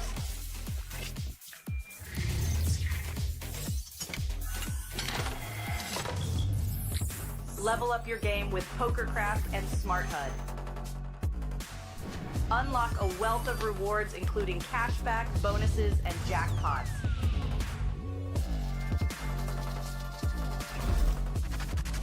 Join world-class poker tournaments featuring some of the world's most renowned brands and the largest guaranteed prize pools in the world.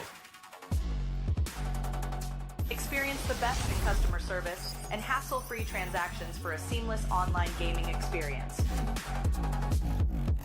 With online poker available on all your devices, you'll be able to play your favorite games anytime, anywhere.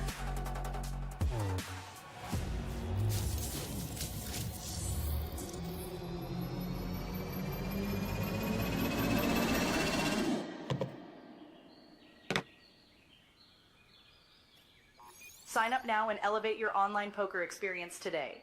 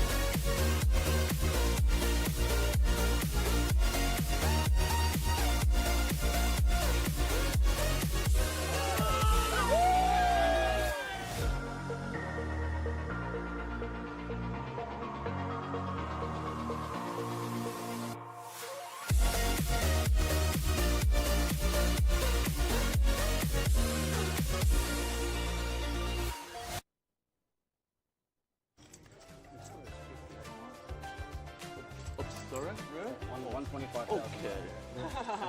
Okay. I don't really know. Try to ink first.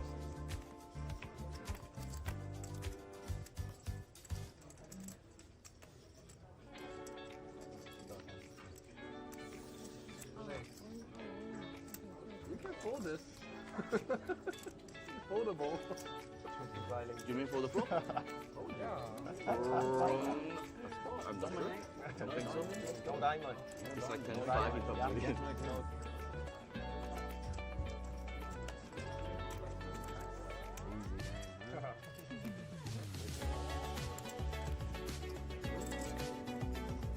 Queen is out at Halloween, and I probably to go at the ace.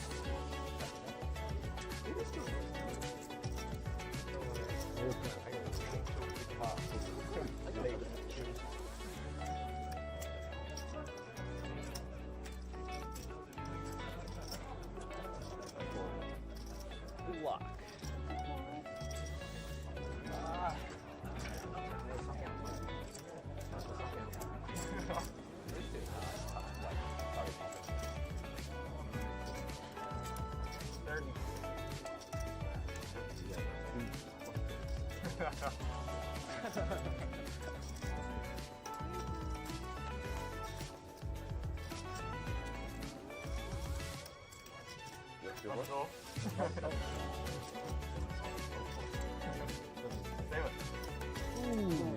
This looks like good cut to me, but not. Let's go.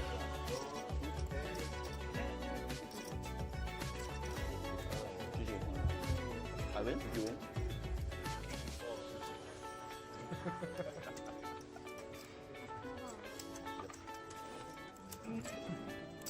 You call, you call. Excuse me?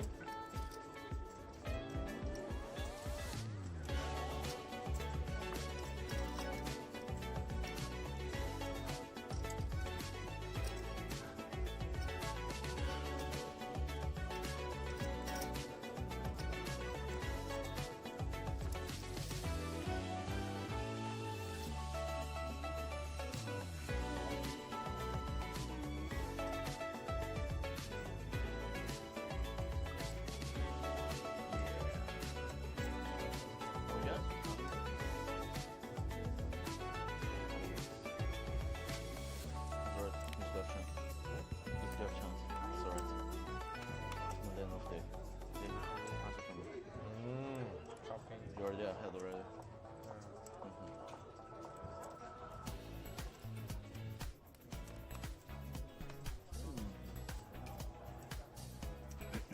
I got ace 4. No? No. How much? 480. Oh, sorry, more 5. Including a blind. Wait.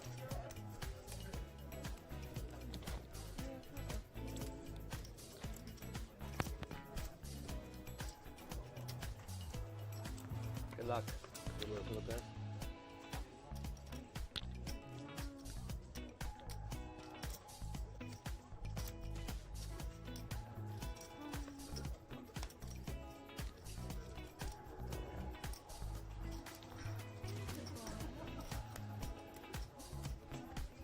Should always take off your mic. Someone touched me.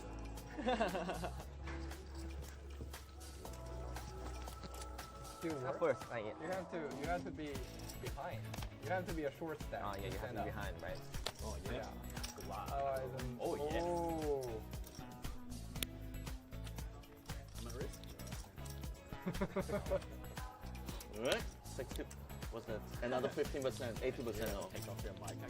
I didn't put it that 85%. Oh, okay. Okay. Ooh. Chop is Chop. Chop. Good. Ooh. Yeah, chop. Chop.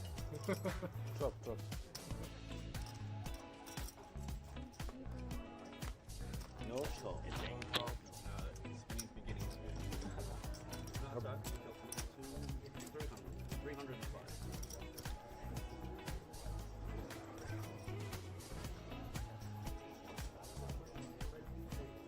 Cool.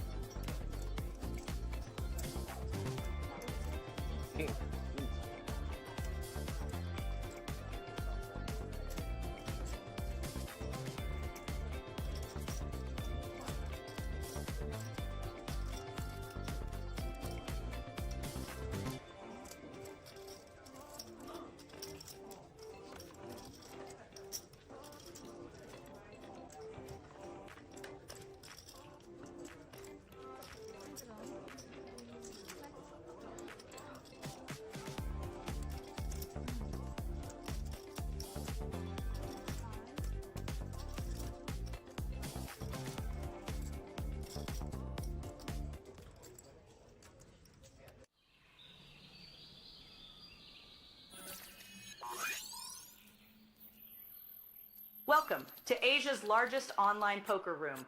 Our next generation poker software is now initiating.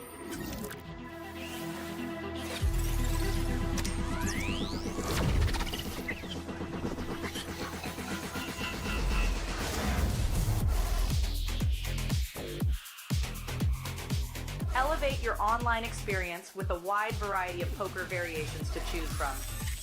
Get fully immersed with fun and social features.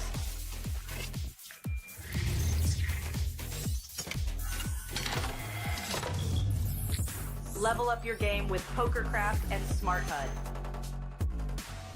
Unlock a wealth of rewards including cashback, bonuses, and jackpots.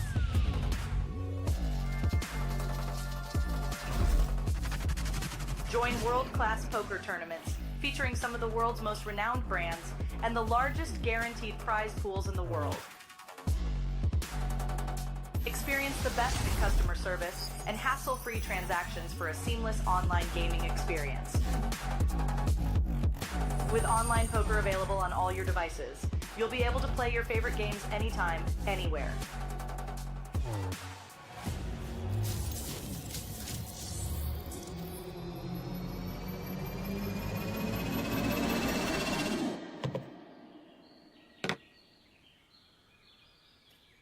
Sign up now and elevate your online poker experience today.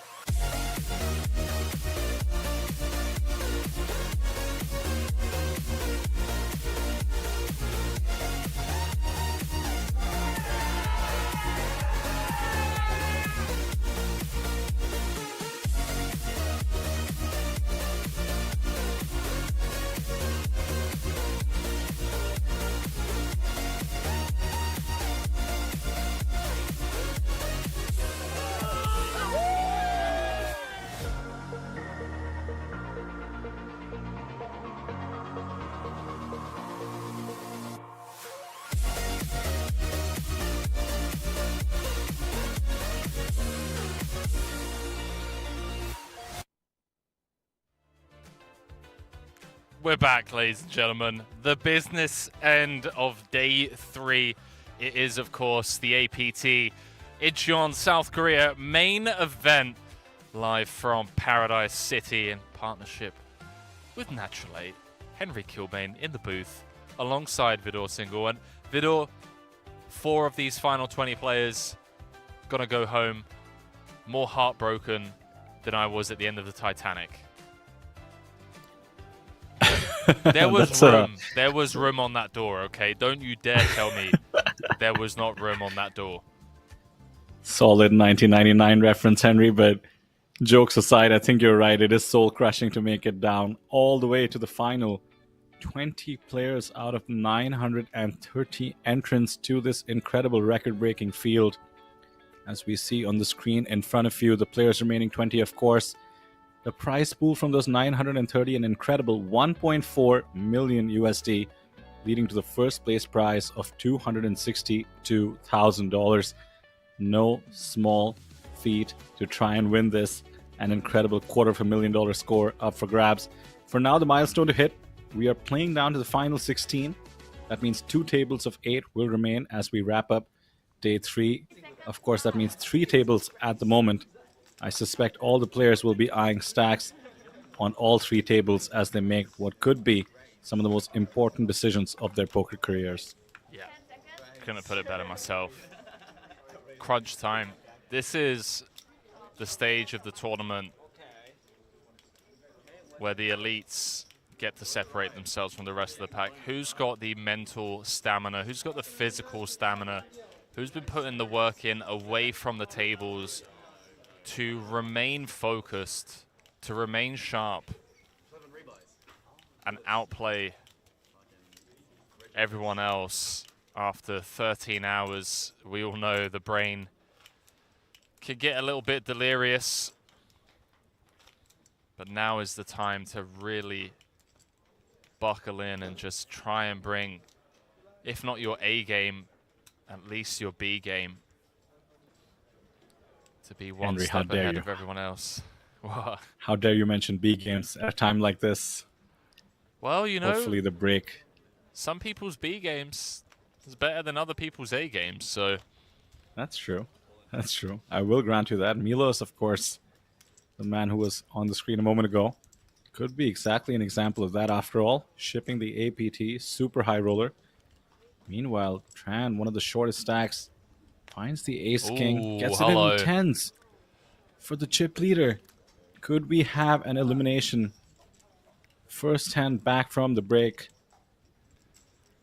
Tran using all the equity. He stands up, he removes his mic. Players have been joking on the table. How this is yet to fail. It's time to put that theory to the test as we head to the flop. A king right in the window. So far, so good. 2 tens now. The remaining outs. Continuing to for take his Napat. mic off. Crush the dream. Oh, Napat reduced to 1 out. Half diamonds.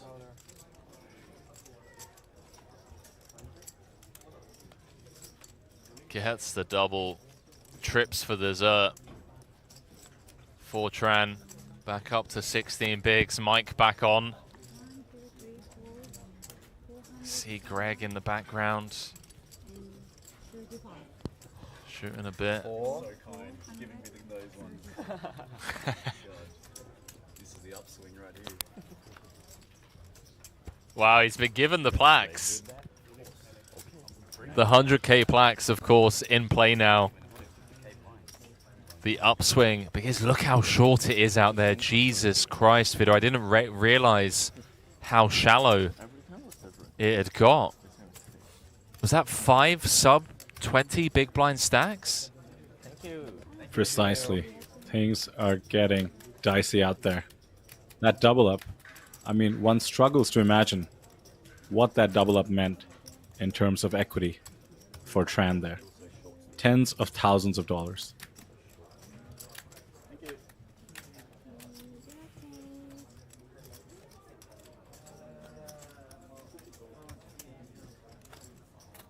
The chip leader, of course, facing a slight dent, losing that flip, still has 2.9 million in chips.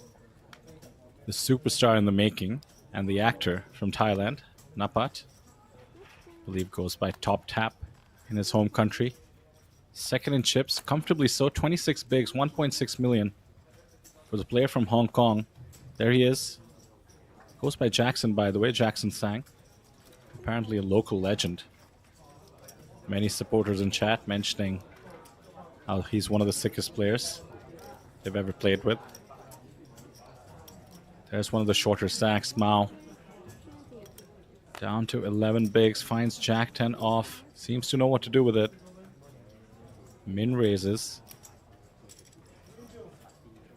There's a shortest stack by a couple of pips. 2 of the blinds, of course, from his stack into the middle. The big blind plus ante. The 9-5 of diamonds. Could find the peel.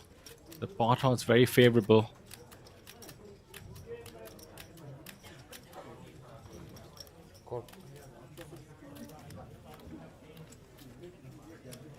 The call is announced, and look at that, 330 in the middle, 440 in the stack of Milos, the player from Serbia.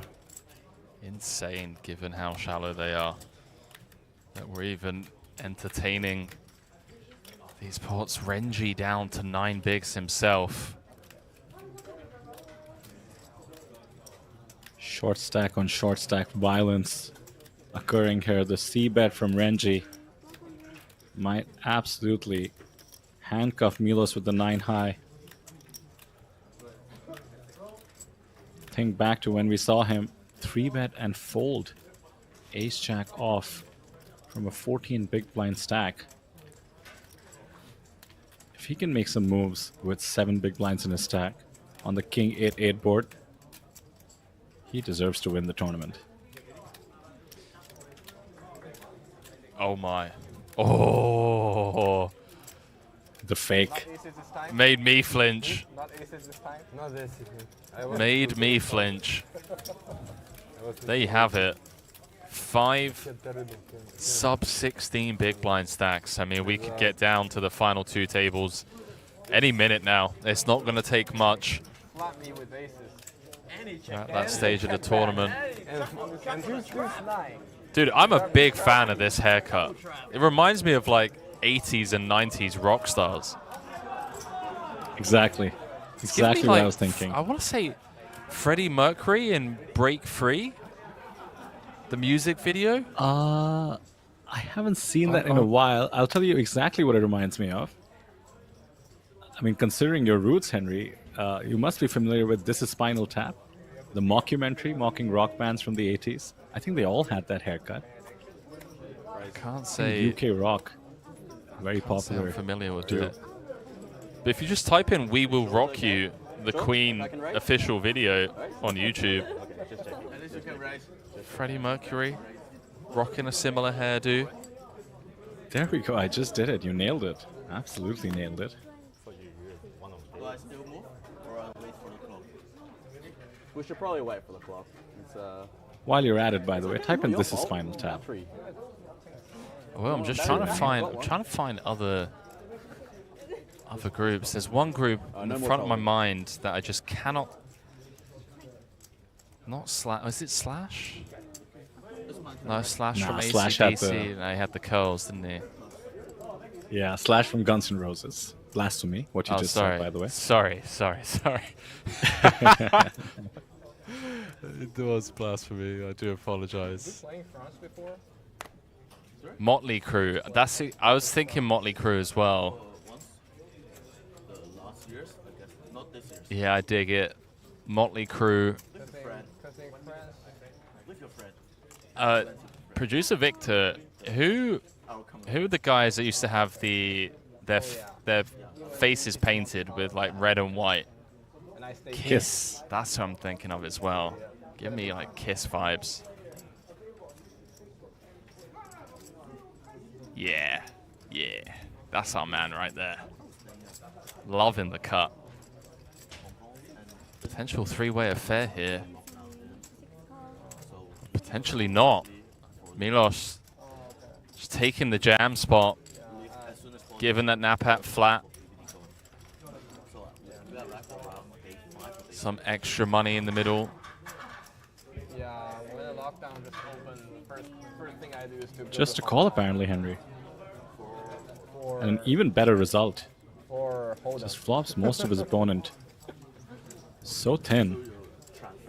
Okay, I do And actually apologize. still checks. My, that is some discipline. Willing to give himself the chance to get more chips in the middle. Exactly from the kind of holding that Tran has. Does not oblige, checks behind the pocket sevens. Does the chip leader want to take a stab? He's checked already apparently as we head to the turn. It is a 9. Once again, Milos' plan and ability to take and bear variance might just pay off, as the chip leader who can afford to make some loser calls has hit second pair top kicker. I used to be one. Oh, really? Yeah. So you only play this for listener? You only play cards for I quit my job 3 months ago. So mainly focus on playing cards now? Yeah. Milos still not going all in. So you quit and went to Vegas? Yeah. That's a good plan. 320,000 was in his stack. Over 400 in the middle. And the man bets 1/3 pot multi-way on the Jack 5-4-9-2 spades board. They pay me Is this some advanced poker that I'm missing, Henry? Don't you want a lot of your opponents with equities to fold? I mean, the whole Hang on. Whoa. Oh, there we go. Maybe he was all in. Yeah, so I think Milos bet small, and it looked like Napak came over the top. I'm just like, you know what? Let's just run it, and run it they do. And just like that, the serve back up to 18 bigs, which would you believe puts him third in chips at this table. That's how tight it is. So I work for U.S. investment companies to invest in China. And now it's like... So where is it now? Absolutely correctly identified. Third in chips, Milos. Jackson Sang, player from Hong Kong. Above him, Napat has taken 2 dents now. Had a monster chip lead on the table. Things not going his way for the past couple of hands still. Up there on the leaderboard. 4 stacks, below 15 big blinds. What's your name? Cont'd? I'm Chris. Not in the front. Nice to meet you. You still enjoying playing cards, right? It's fun to play with.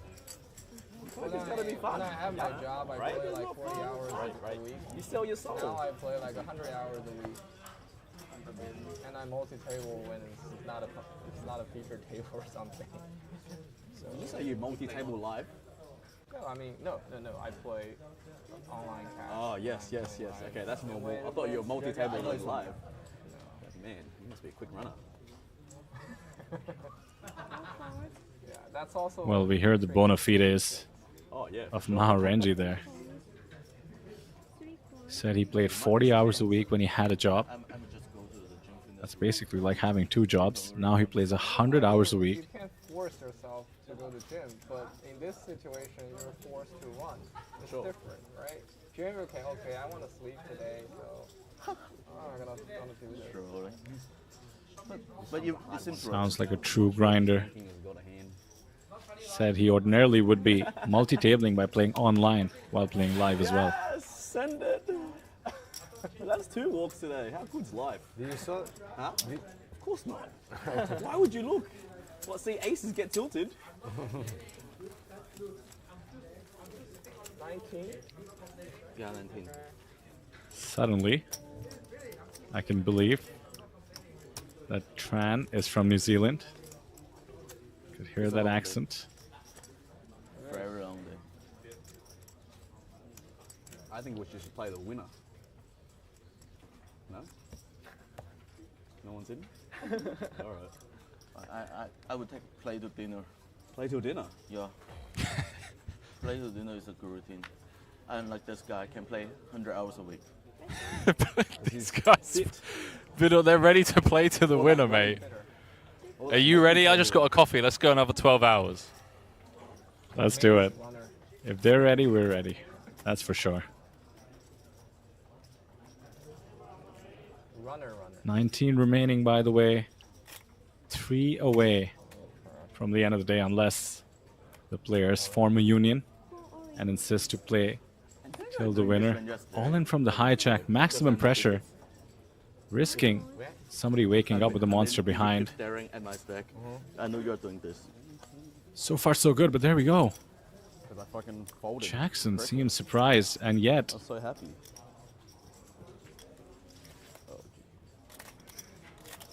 certainly would be considering calling this off. Hands that beat ace-jack should not be open shoving. Very frequently, at least. Yeah, that is a great point. That is a great point.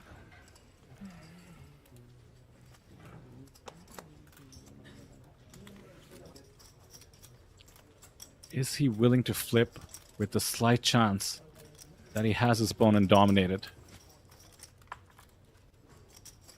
What does the ICM calculator tell him to do? Fold is the answer. And perhaps this is why Napad so shrewdly open shoved his pocket fours.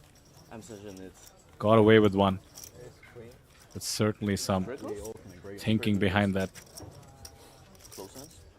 Amazing stuff shown here by Napad, actor from Thailand. Huge support in chat, of course. Before I look at my cards. Before I look at my cards, I was like, this guy pairs. So it's like, let's say I'm thinking, oh, nice as snap. Before I look at my cards. When the poker is in ace, I'm not feeling great.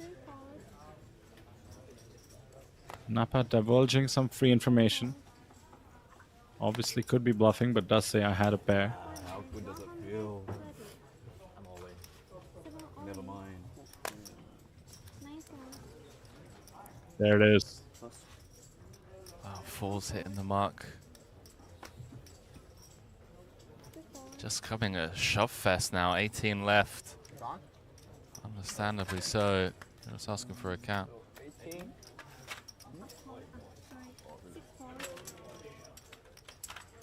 Alright, Bye-bye, guys. camera. There is a money jump now, by the way. I thought I'd let you all know.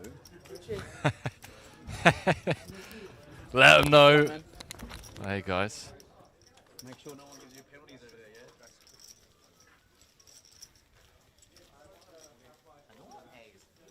I want someone at 9. If the poker is in 9, right another category. I use it. Some of the players informing each other. 15.3 million to 17th place. 13.4. That's about $10,100. Locked up by the 18 players remaining. Next page jump worth almost a full buy-in. Yeah, because you're on the big blind. And keep staring at everybody's stack. 2 eliminations away. Guys, they're a mix. Day 3 would be in the books for the APT Incheon main event as we head into day 4 with 2 tables of fate. 261,000 USD to play for. 120,000? 20,000. 120,000. Tran does not want to fold his way to day 4, it seems like.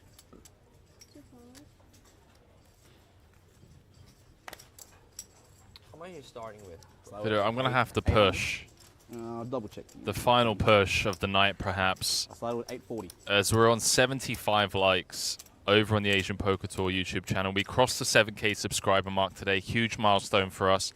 Would love if we could get to 100 likes by the end of the night. We're pushing the live stream content at all of our events.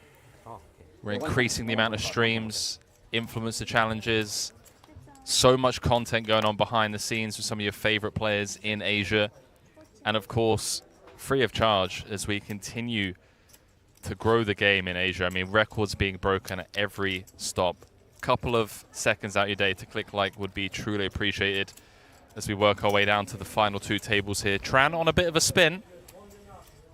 Flopping best on the Ace King 8. Up to a milli. Massive shout out to everyone that's kept both myself, Vidor, Edwin, Greg, Jeff company throughout the day. Coming up to the 13-hour mark.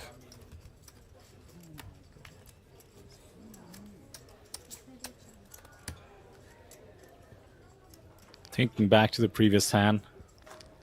Tran taking the spot, king, queen off, opening it up on the cutoff. Finding the favorable flop. It's crazy how much difference these board textures can make at this stage. Bit loose, I would argue, considering he was opening onto the big blind of the person who is still the chip leader at the table and certainly willing to exert that pressure, considering he open jammed 4s not too long ago. Did get away with one, so to speak. Does he want to continue to try his luck? 9-7 off this time. Perhaps a tank for obvious reasons, as we are 2 eliminations away from closing the day. We are indeed, and as mentioned, that pay jump worth 1.9. Sorry, yeah, 1.9 million. Can't do math. It's too late in the evening.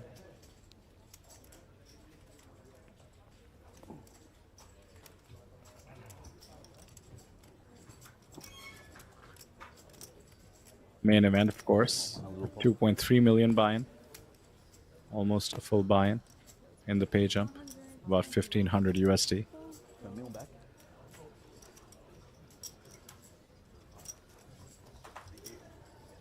Once again, Adrian. Ace-9 off on the button. Does not want to go for all of it. Decides that the fold equity will be the same with just an open. Against the Queen 4 off, he's right.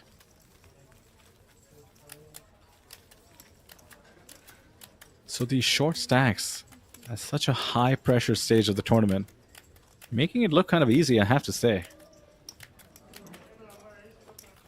Just opening, c-betting, taking it down. Maybe they're sensing something on the table about how much resistance people are wanting to put in at this stage. There's so much you can pick up live that we can't dream of in the booth. For instance, how much are the other players on the feature table looking out at the outer tables? That would tell you a lot about their mindset.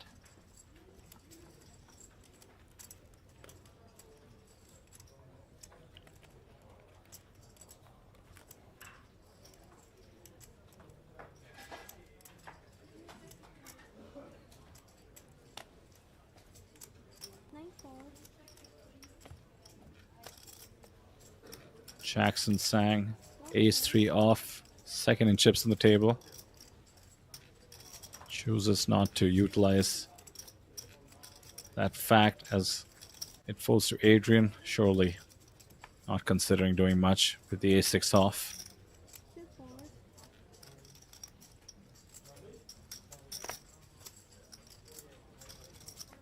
Bit of a soft bubble, we could argue, right now. 3 tables and just 2 eliminations needed.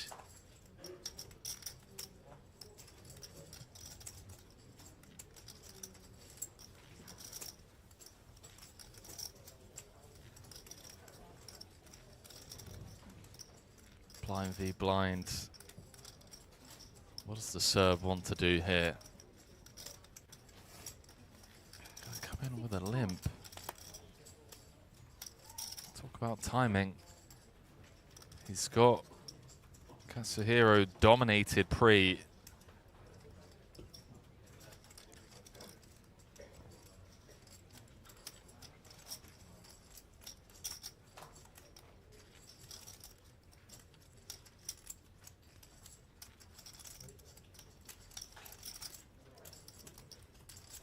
Tenth on Serbia's all-time money list as Katsuhiro does decide to ISO.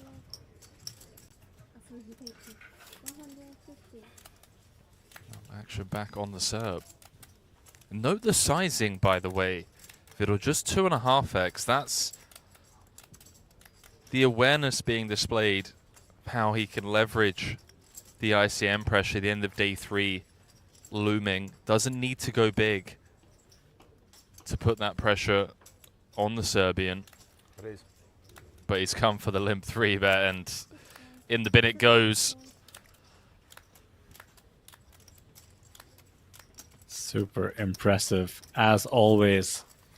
Milos, the champion of the APT super high roller, now looking to pull off what would be an incredible feat if you could somehow ship the main event.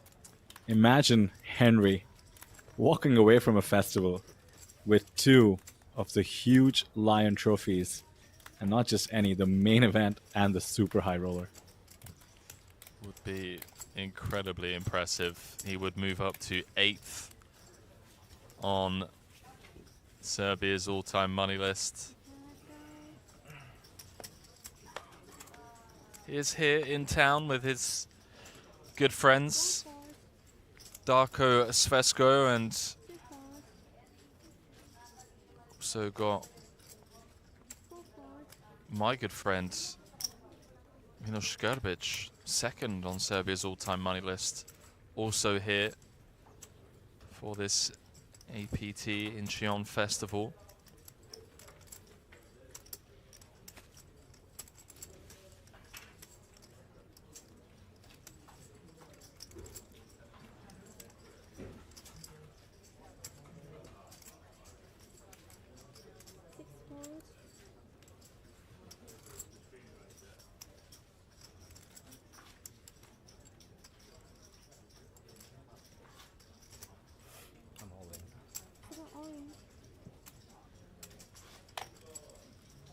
aces.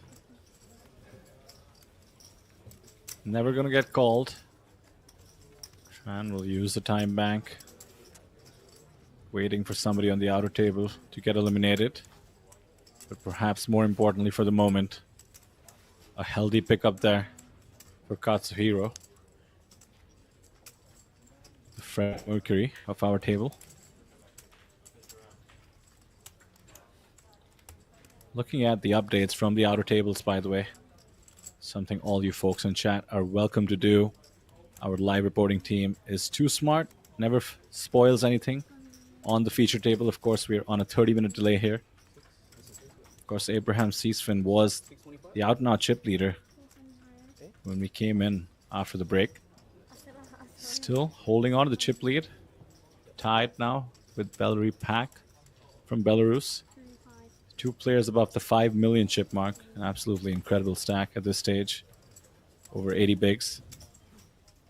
I would have liked to have seen a limp here. To cut you off, Vidor. Feels like Tran has to wake up with a hand to call this off. Given how shallow the average stack is, the remainder of the field, the pressure that he's under facing a jam, a limp really opens the door for Tran to get a bit reckless with the trashier parts of his range. Perhaps I'm being a bit results-oriented. Really, or I point you to a couple of dynamics, Henry. Once again, all these players extremely situationally aware, having played with each other for the better part of a day. Tran does seem like somebody who would not be bluffing. We've seen him tank with weaker holdings, implying making it to day 4 really does matter to him. That's one element to it. Another, of course, we did see Katsuhiro actually get a little bit bullied by that limp jam by Milos. After you've been crippled a little bit at this stage, I think you're just welcoming the idea of picking up those chips. Perhaps a difference between the true elite. We did see Milos, for instance, turn King-Queen off into a limp re-raise. Saw him check top pair multi-way. Very, very different strategies. One a little bit lower variance than the other. Uh-oh. Needs to be careful. This is a sizable jam.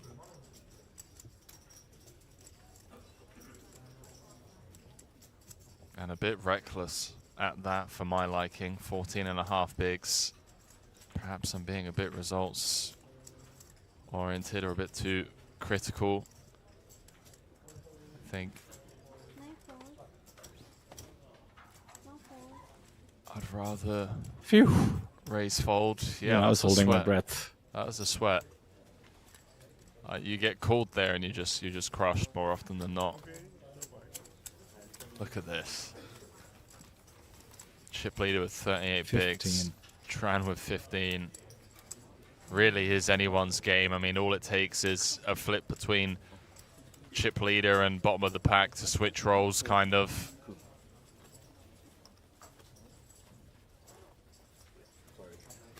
No worries, just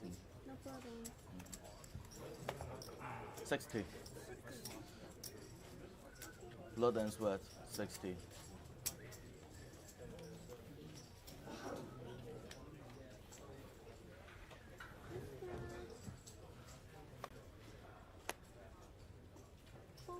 We are playing till 16, right? 16 people, no matter what's the level. 6 like 120. 7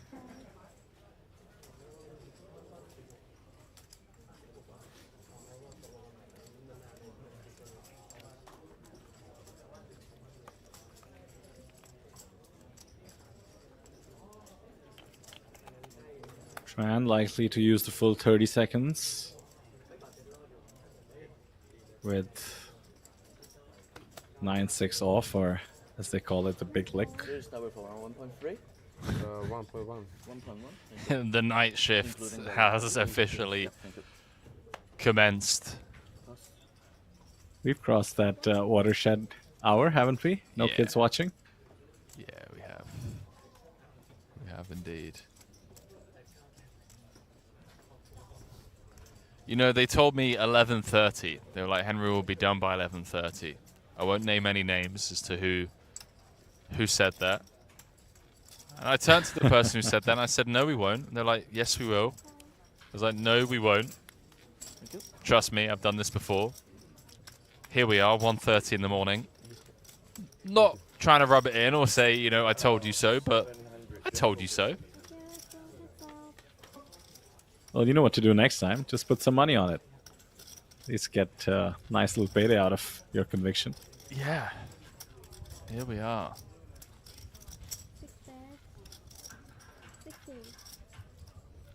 1:30 in the morning.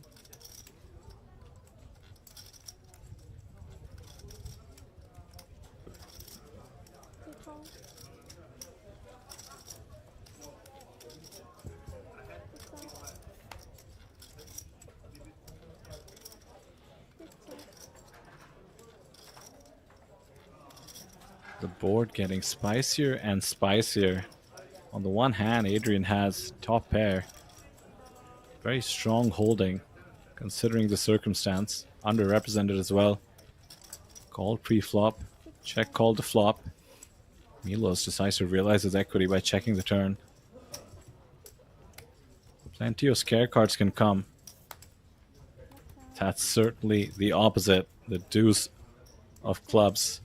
Adrian not going to value bet it, missing out perhaps on some value considering the check. Even though I can understand he's a bit worried, he could have considered maybe a blockish sizing.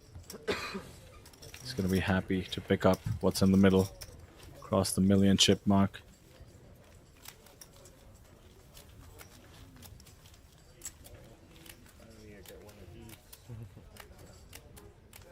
You can get all you want. If you can run. If you're willing to stand up when you flip.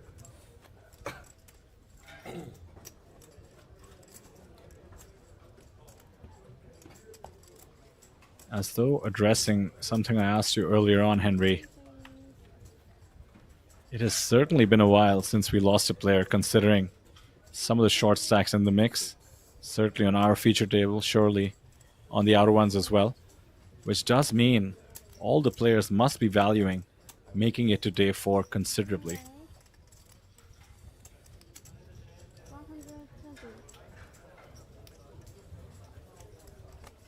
Day 4, baby.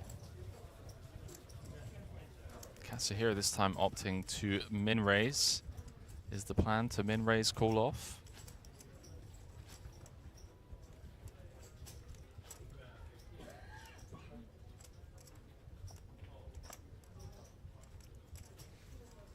Tran does the Kiwi fold dance. That has now become routine.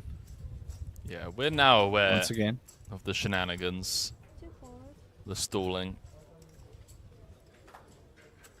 Chat not so happy with the stalling. Common practice, however. Do have a shot clock and time banks. So any potential negative effects are mitigated, and these are of course very meaningful milestones that the players are trying to hit. Yeah, you let him know, chat. Let us know how you feel about it. Alright? It's 1:30 in the morning. As long as you've clicked that like button and you're a subscriber, you can say what you want, chat. Let them know how you feel. Wasting everyone's time. Henry is not suffering fools today, my friends. I'm actually buzzing right now. It's going to be tough for me to get to sleep. I'm on about 17 ounces of coffee. I don't know if that's a lot. That sounds like a lot in my mind. Oh boy, good luck. Frankly, and we've discussed this before, Henry, caffeinated or not, very often we're so wired after the end of a crazy That's day of true. poker. Perhaps this is why we do this professionally. Hold on, Vidor. Napak going for the double barrel.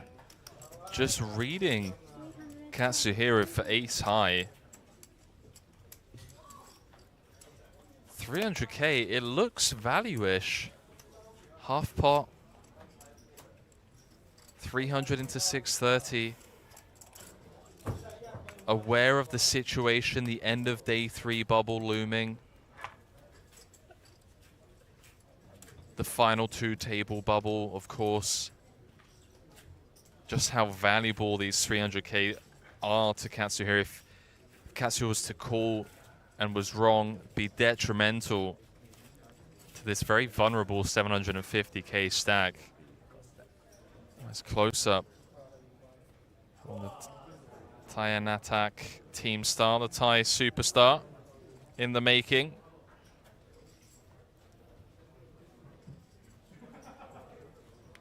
Chat, if this works, I want to see you spam Thailand #1 in the chat.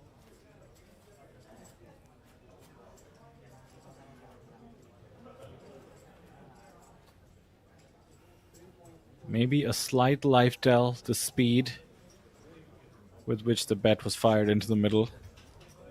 Usually a very classic tell, at least at the first level, unless somebody's doing it on purpose. Tends to be a bit bluffy. Meant to represent strength, of course, saying, I'm confidently firing in. Just 300. Just 300, he says. Could be a sign he's giving this serious thought. Looking at his holding, by the way, it does have the Queen of Diamonds. Not exactly the card you want to have.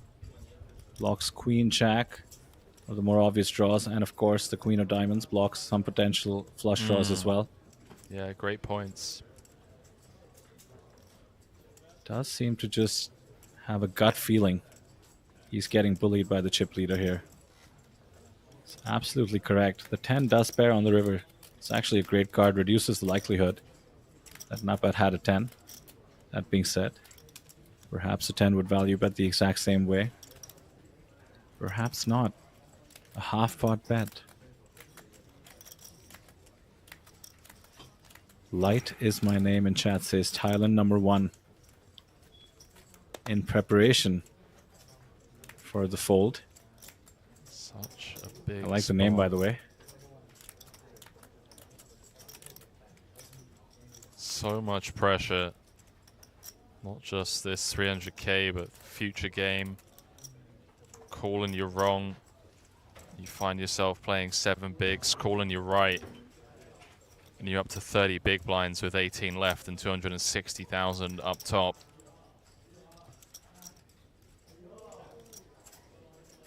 Kudos to Napat for the situational awareness. Being able to leverage this spot that Anaba's in. Cards hit the muck, Vidor. Wow. Thailand #1. I really thought he was going to do it.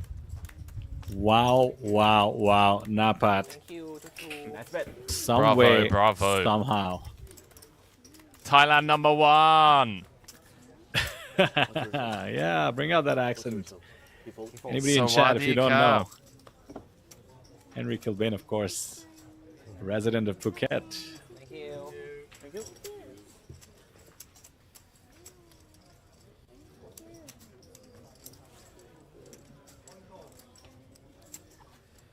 Katsuhiro looks slightly shook.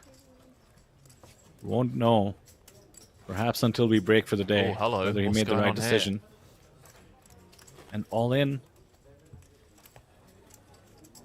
Looks like queens into 10s. Looks like the player that was covered has found the double. I see against the chip leader. That was, of course, Abraham Seesman. Out and out chip leader in the tournament. And the player doubling up, by the way.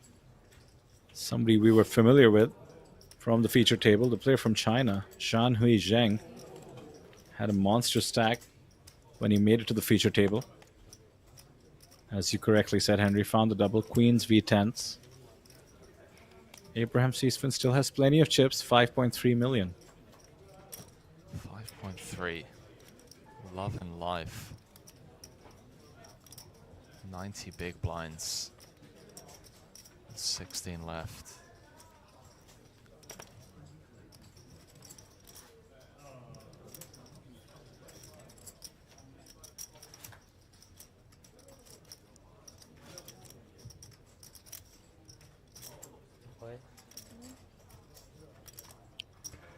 Wow.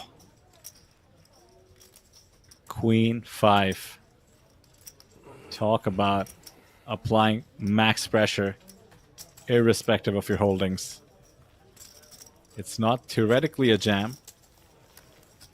That's because no chart can factor in situational awareness that this man seems to have.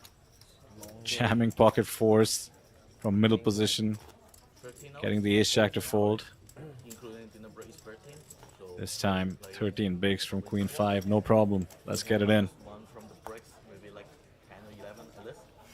10 is still a lot. No, didn't it hurt? The guy played 100 hours per week. Per week? Per week, 100 hours per week. Per week, so it's like... He said at the part-time he played 40 hours per week. This is crazy. 100 hours per week is like... Probably 100 hours per month at most. Like 12 hours a day, like... 14 or 15. 14. So it's すいません。水もらっていいですか？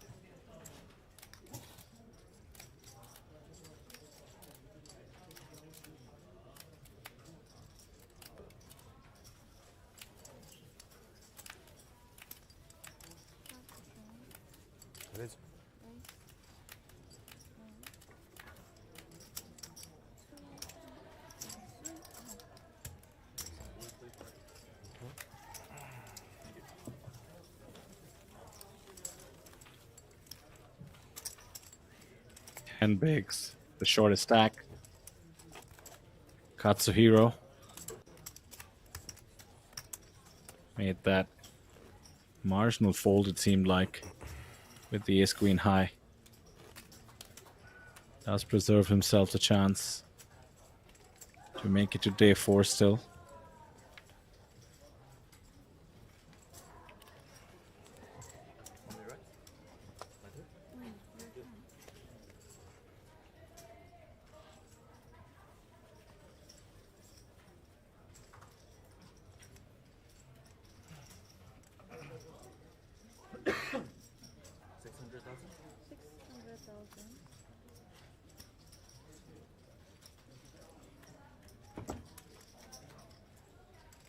Oh my, oh my. Jackson Sang has raised to 10 big blinds. It's one of the healthiest stacks. Would you believe, with 21 bigs?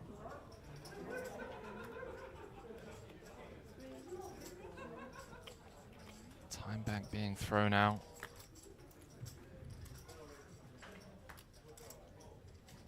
So much pressure.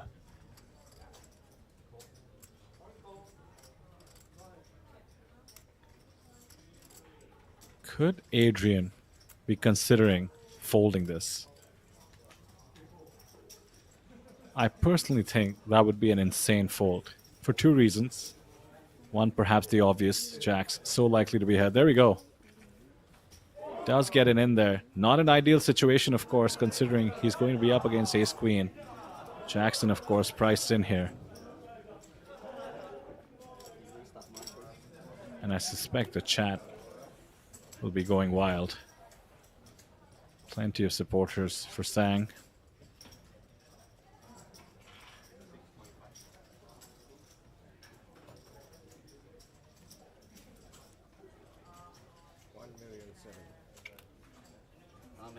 It doesn't matter. I don't think it matters.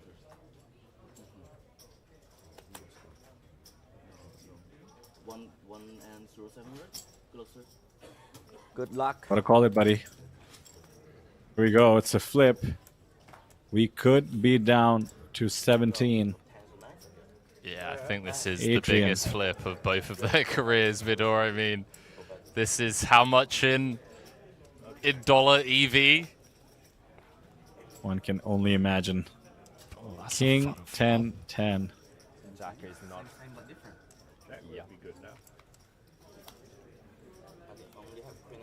Jack's holding steady. 6 outs for Jackson to eliminate Adrian.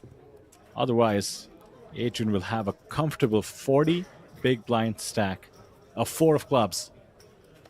It's going to be one of the most beautiful cards Adrian has ever seen. See him Use the walking stand-up away from the equity. table. Yeah, the stand-up equity, the walk away. Don't look at the run-out equity. All the tricks being pulled out the bag late in the day. And that ladder looms. Vidor still on the money bubble, or the ladder bubble, I should say. 1,070,000. Adrian winning the biggest flip of his career. Move up to second in chips at this feature. And that one, and that power. 70 more? Yeah. Like this? Yeah. Go ahead. Jackson sang. Not to me. I didn't say Decided to use the maximum Yeah. pressure strategy. Yeah, ace queen is absolutely fine. Just unfortunate to run into a legit holding. Was flipping. Can I grab? Yeah, sure.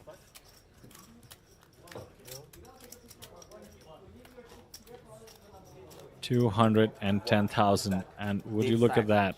Deep stack poker. See on the blinds? Hey, you synchronize with me. Deep stack poker. How's that for the right attitude after losing that flip? Choking around with Napat.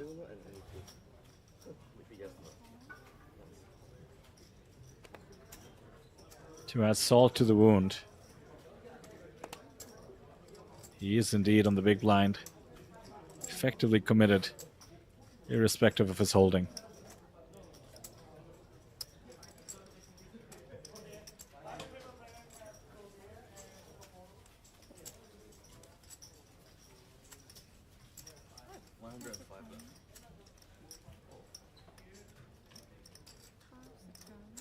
I'm gonna leave it to you. I have 105 left. I can't do it. I think you'll give you a walk. I'll make you do that. Do whatever you want. Second up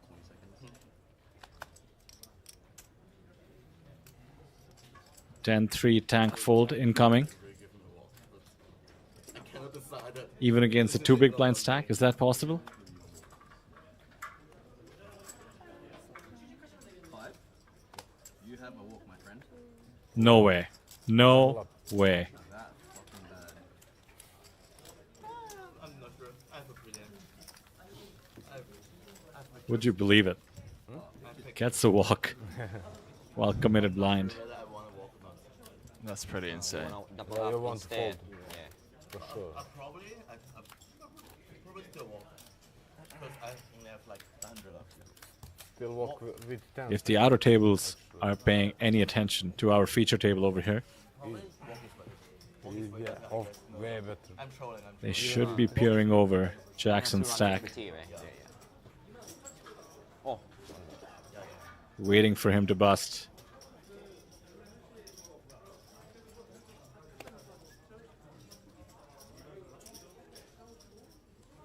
Leads to fall, by the way. We do have that almost one buy-in pay jump to think about from 18th to 17th place. But perhaps nobody is truly focused on that ladder when it comes to the milestone of making it to day 4.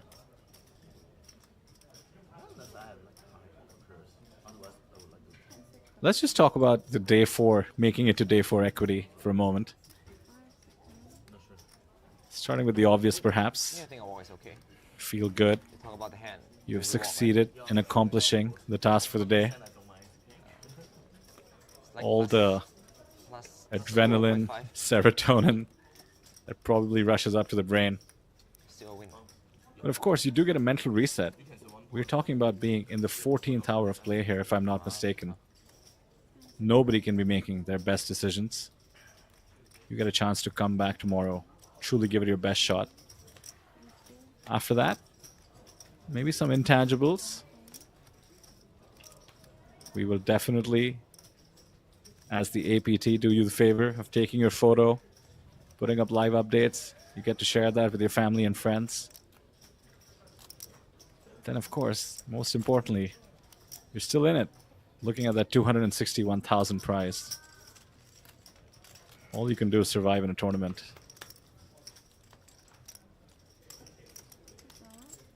Domination rotation here from Adrian, the chip leader, versus the second in chips now. Adrian at 36 bigs. Look how close that is to Napat. Graphics still catching up, by the way. Napat calmly throws out a plaque. Good for 100K, and the pot starts ballooning up. 540 in the middle. Bottom pair only for Adrian. I think Adrian should realize on the 10-6-2's rainbow board. Excuse me, I think Napat should realize, I meant to say, on the 10-6-2's rainbow board, when Adrian continues, given his player profile so far, Adrian is very likely to have a pair. Yes. Long day for girlfriend rating. Yeah. Poker's so boring when you have a rail. Those check.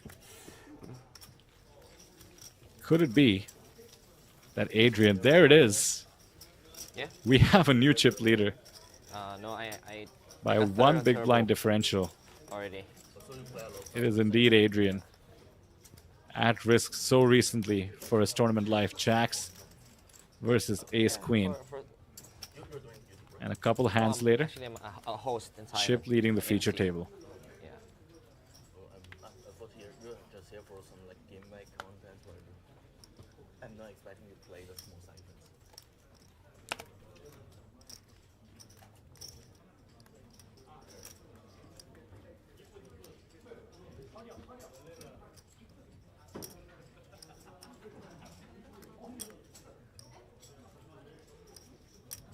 Big spot. Ace Jack under the gun. It's pretty brutal. It is.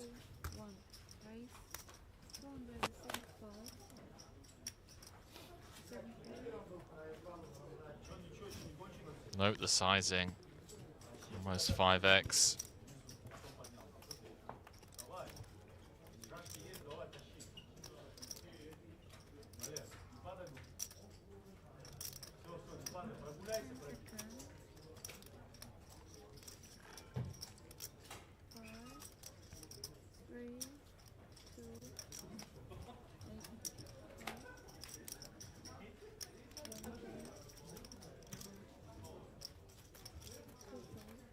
Jackson not taking the spot, but just a handful of bigs. Respecting the under the gun opening range. And now what is Napat thinking? The raise is big. All in. Wow. Jesus. Fearless. Against the 5x. That is bold. That really You is pressure bold. me, I pressure you. Here's all of it. Jump. Okay. And once again, Milos with the ace jack off. Last time around, 3-bet folded with about 14 bigs. A very similar stack, mind you, with a very similar level of commitment. Could we be seeing the same fold? Not this time. He does make the call, and Napat is going to be What flipping. a spot. What a spot. 17 left. Oh my, you're right. Ace This could high be the bubble flop. and ace. Potentially gonna be the biggest flip. Wow. Never easy. This could be the last hand of the day if a 5 rolls off or a 6 rolls off. Doesn't come. Milos finds the double up to 31 bigs. And with that, takes the chip lead. We've spoken about the run he's been on. There you go, smiles now. Muscles being flexed. I do apologize, moves up to second in chips, but we know just how dangerous that man can be with chips. Is there any shorts there? Nah, not anymore. That's me. Yeah. Remember, sir. It's always me. 9. 910,000. Next day. I was listening in to the players, trying to deduce the shortest stacks on the outer tables. But we do know that there's a 3 big blind stack on our feature table. Yeah, that's wild. 17 players remaining. 1 elimination to go, Henry. I think we're there, my man. Cannot be too much longer before somebody's stack bites the dust. Yeah, 275. You have a strange saying, I'm getting in against one person. Yes, yes, yes. Exactly. Yeah, Who is it going to be? Yeah.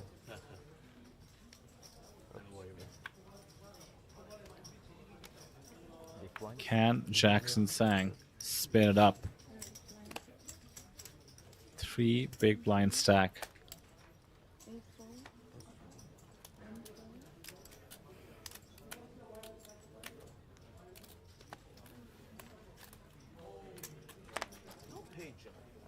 I would have like this, that will be a 70 place, and then we have to come back on 12. Serious. Check. I'm serious. I've been coming back with 2 or 3 blinds each other without her on 12.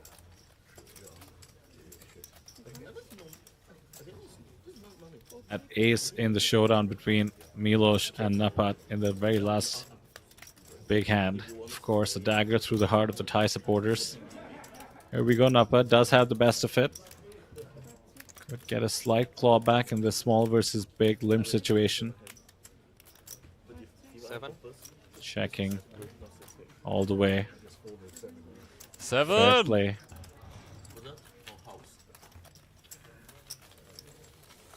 One more elimination needed, ladies and gentlemen, for the stage to be set for day 4.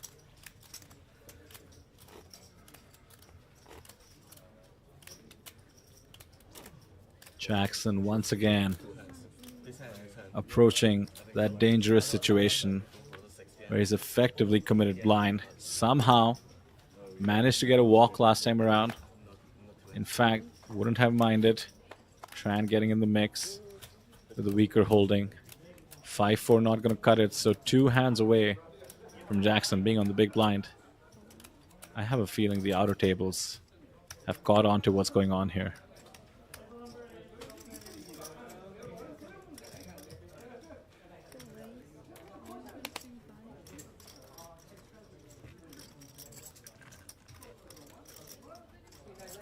All in. Milos's turn. This is so brutal, man. I mean, these guys are middle of the pack, and there's a 3 big blind stack out there, you know?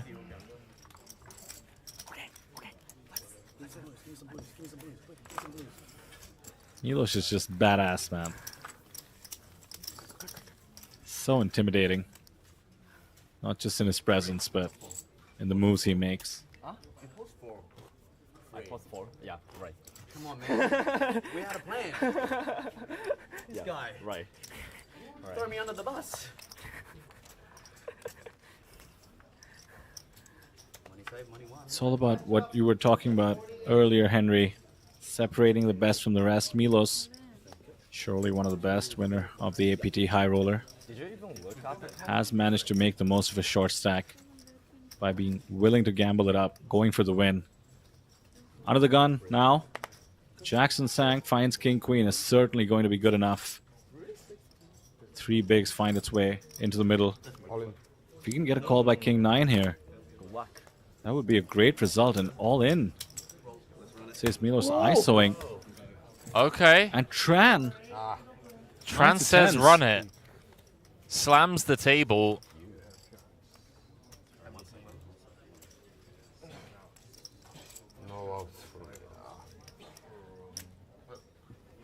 that a misstep, the ISO with the King 9? I don't think so. Short stacks behind him, of course. 3 bigs, yeah. On 9 high flop. Sang bad needing news a for queen. Jackson.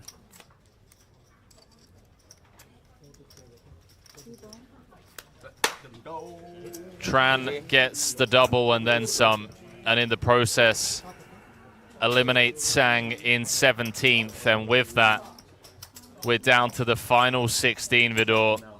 The 3-way all-in. Had to take the spot with King Queen under the gun, of course. Would have been pretty much forced all-in next hand. Would have lost either way, whether Tran had woken up with the 10s or not. But Tran, final hand of the night, 1.7 million, 27 bigs. How do you feel about that one, dude? What a day, what an event. And what lovely sportsmanship, by the way, from Jackson. Taking it with a smile, effectively lost a huge flip against Adrian, who ended up with 42 bigs with the final 2 tables coming in tomorrow. It has been an incredible 2 days of poker as we have been covering the main event. Day 2 first, where we saw wild action, particularly coming from the Japanese contingent. I still have high hopes for the Japanese players in the mix. And now we have seen a slew of players come in on our feature tables. We are down to the final 2 tables playing for $261,000 for first place. Our biggest day of a lot of these players' careers coming back tomorrow. But for now, you're going to get a good night's rest and perhaps review some spots, study some ICM, come back tomorrow prepared as possible. From us here in the booth, from Paradise City, the APT Incheon main event day 3 has come to an end. Tomorrow we'll be back, same time, same place, playing down to a champion, and said champion going to be going home with over $250,000 USD. From Vidor, myself, Henry, and the rest of the team, good night.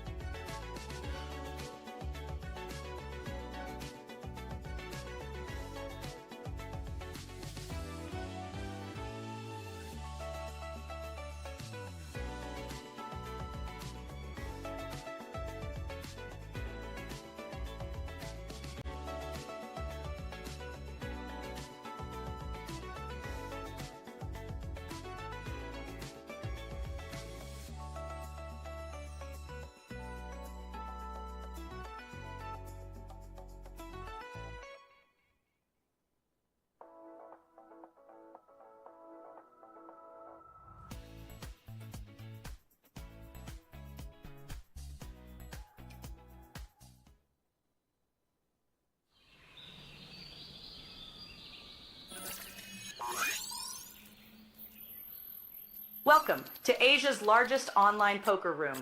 Our next generation poker software is now initiating.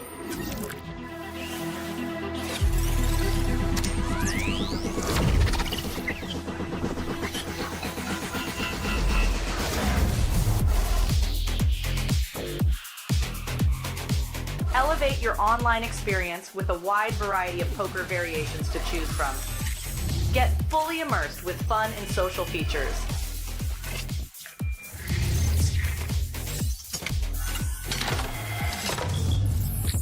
Level up your game with PokerCraft and Smart HUD.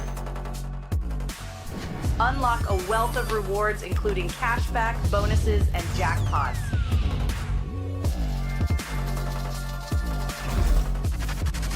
Join world-class poker tournaments featuring some of the world's most renowned brands and the largest guaranteed prize pools in the world. Experience the best in customer service and hassle-free transactions for a seamless online gaming experience. With online poker available on all your devices, you'll be able to play your favorite games anytime, anywhere.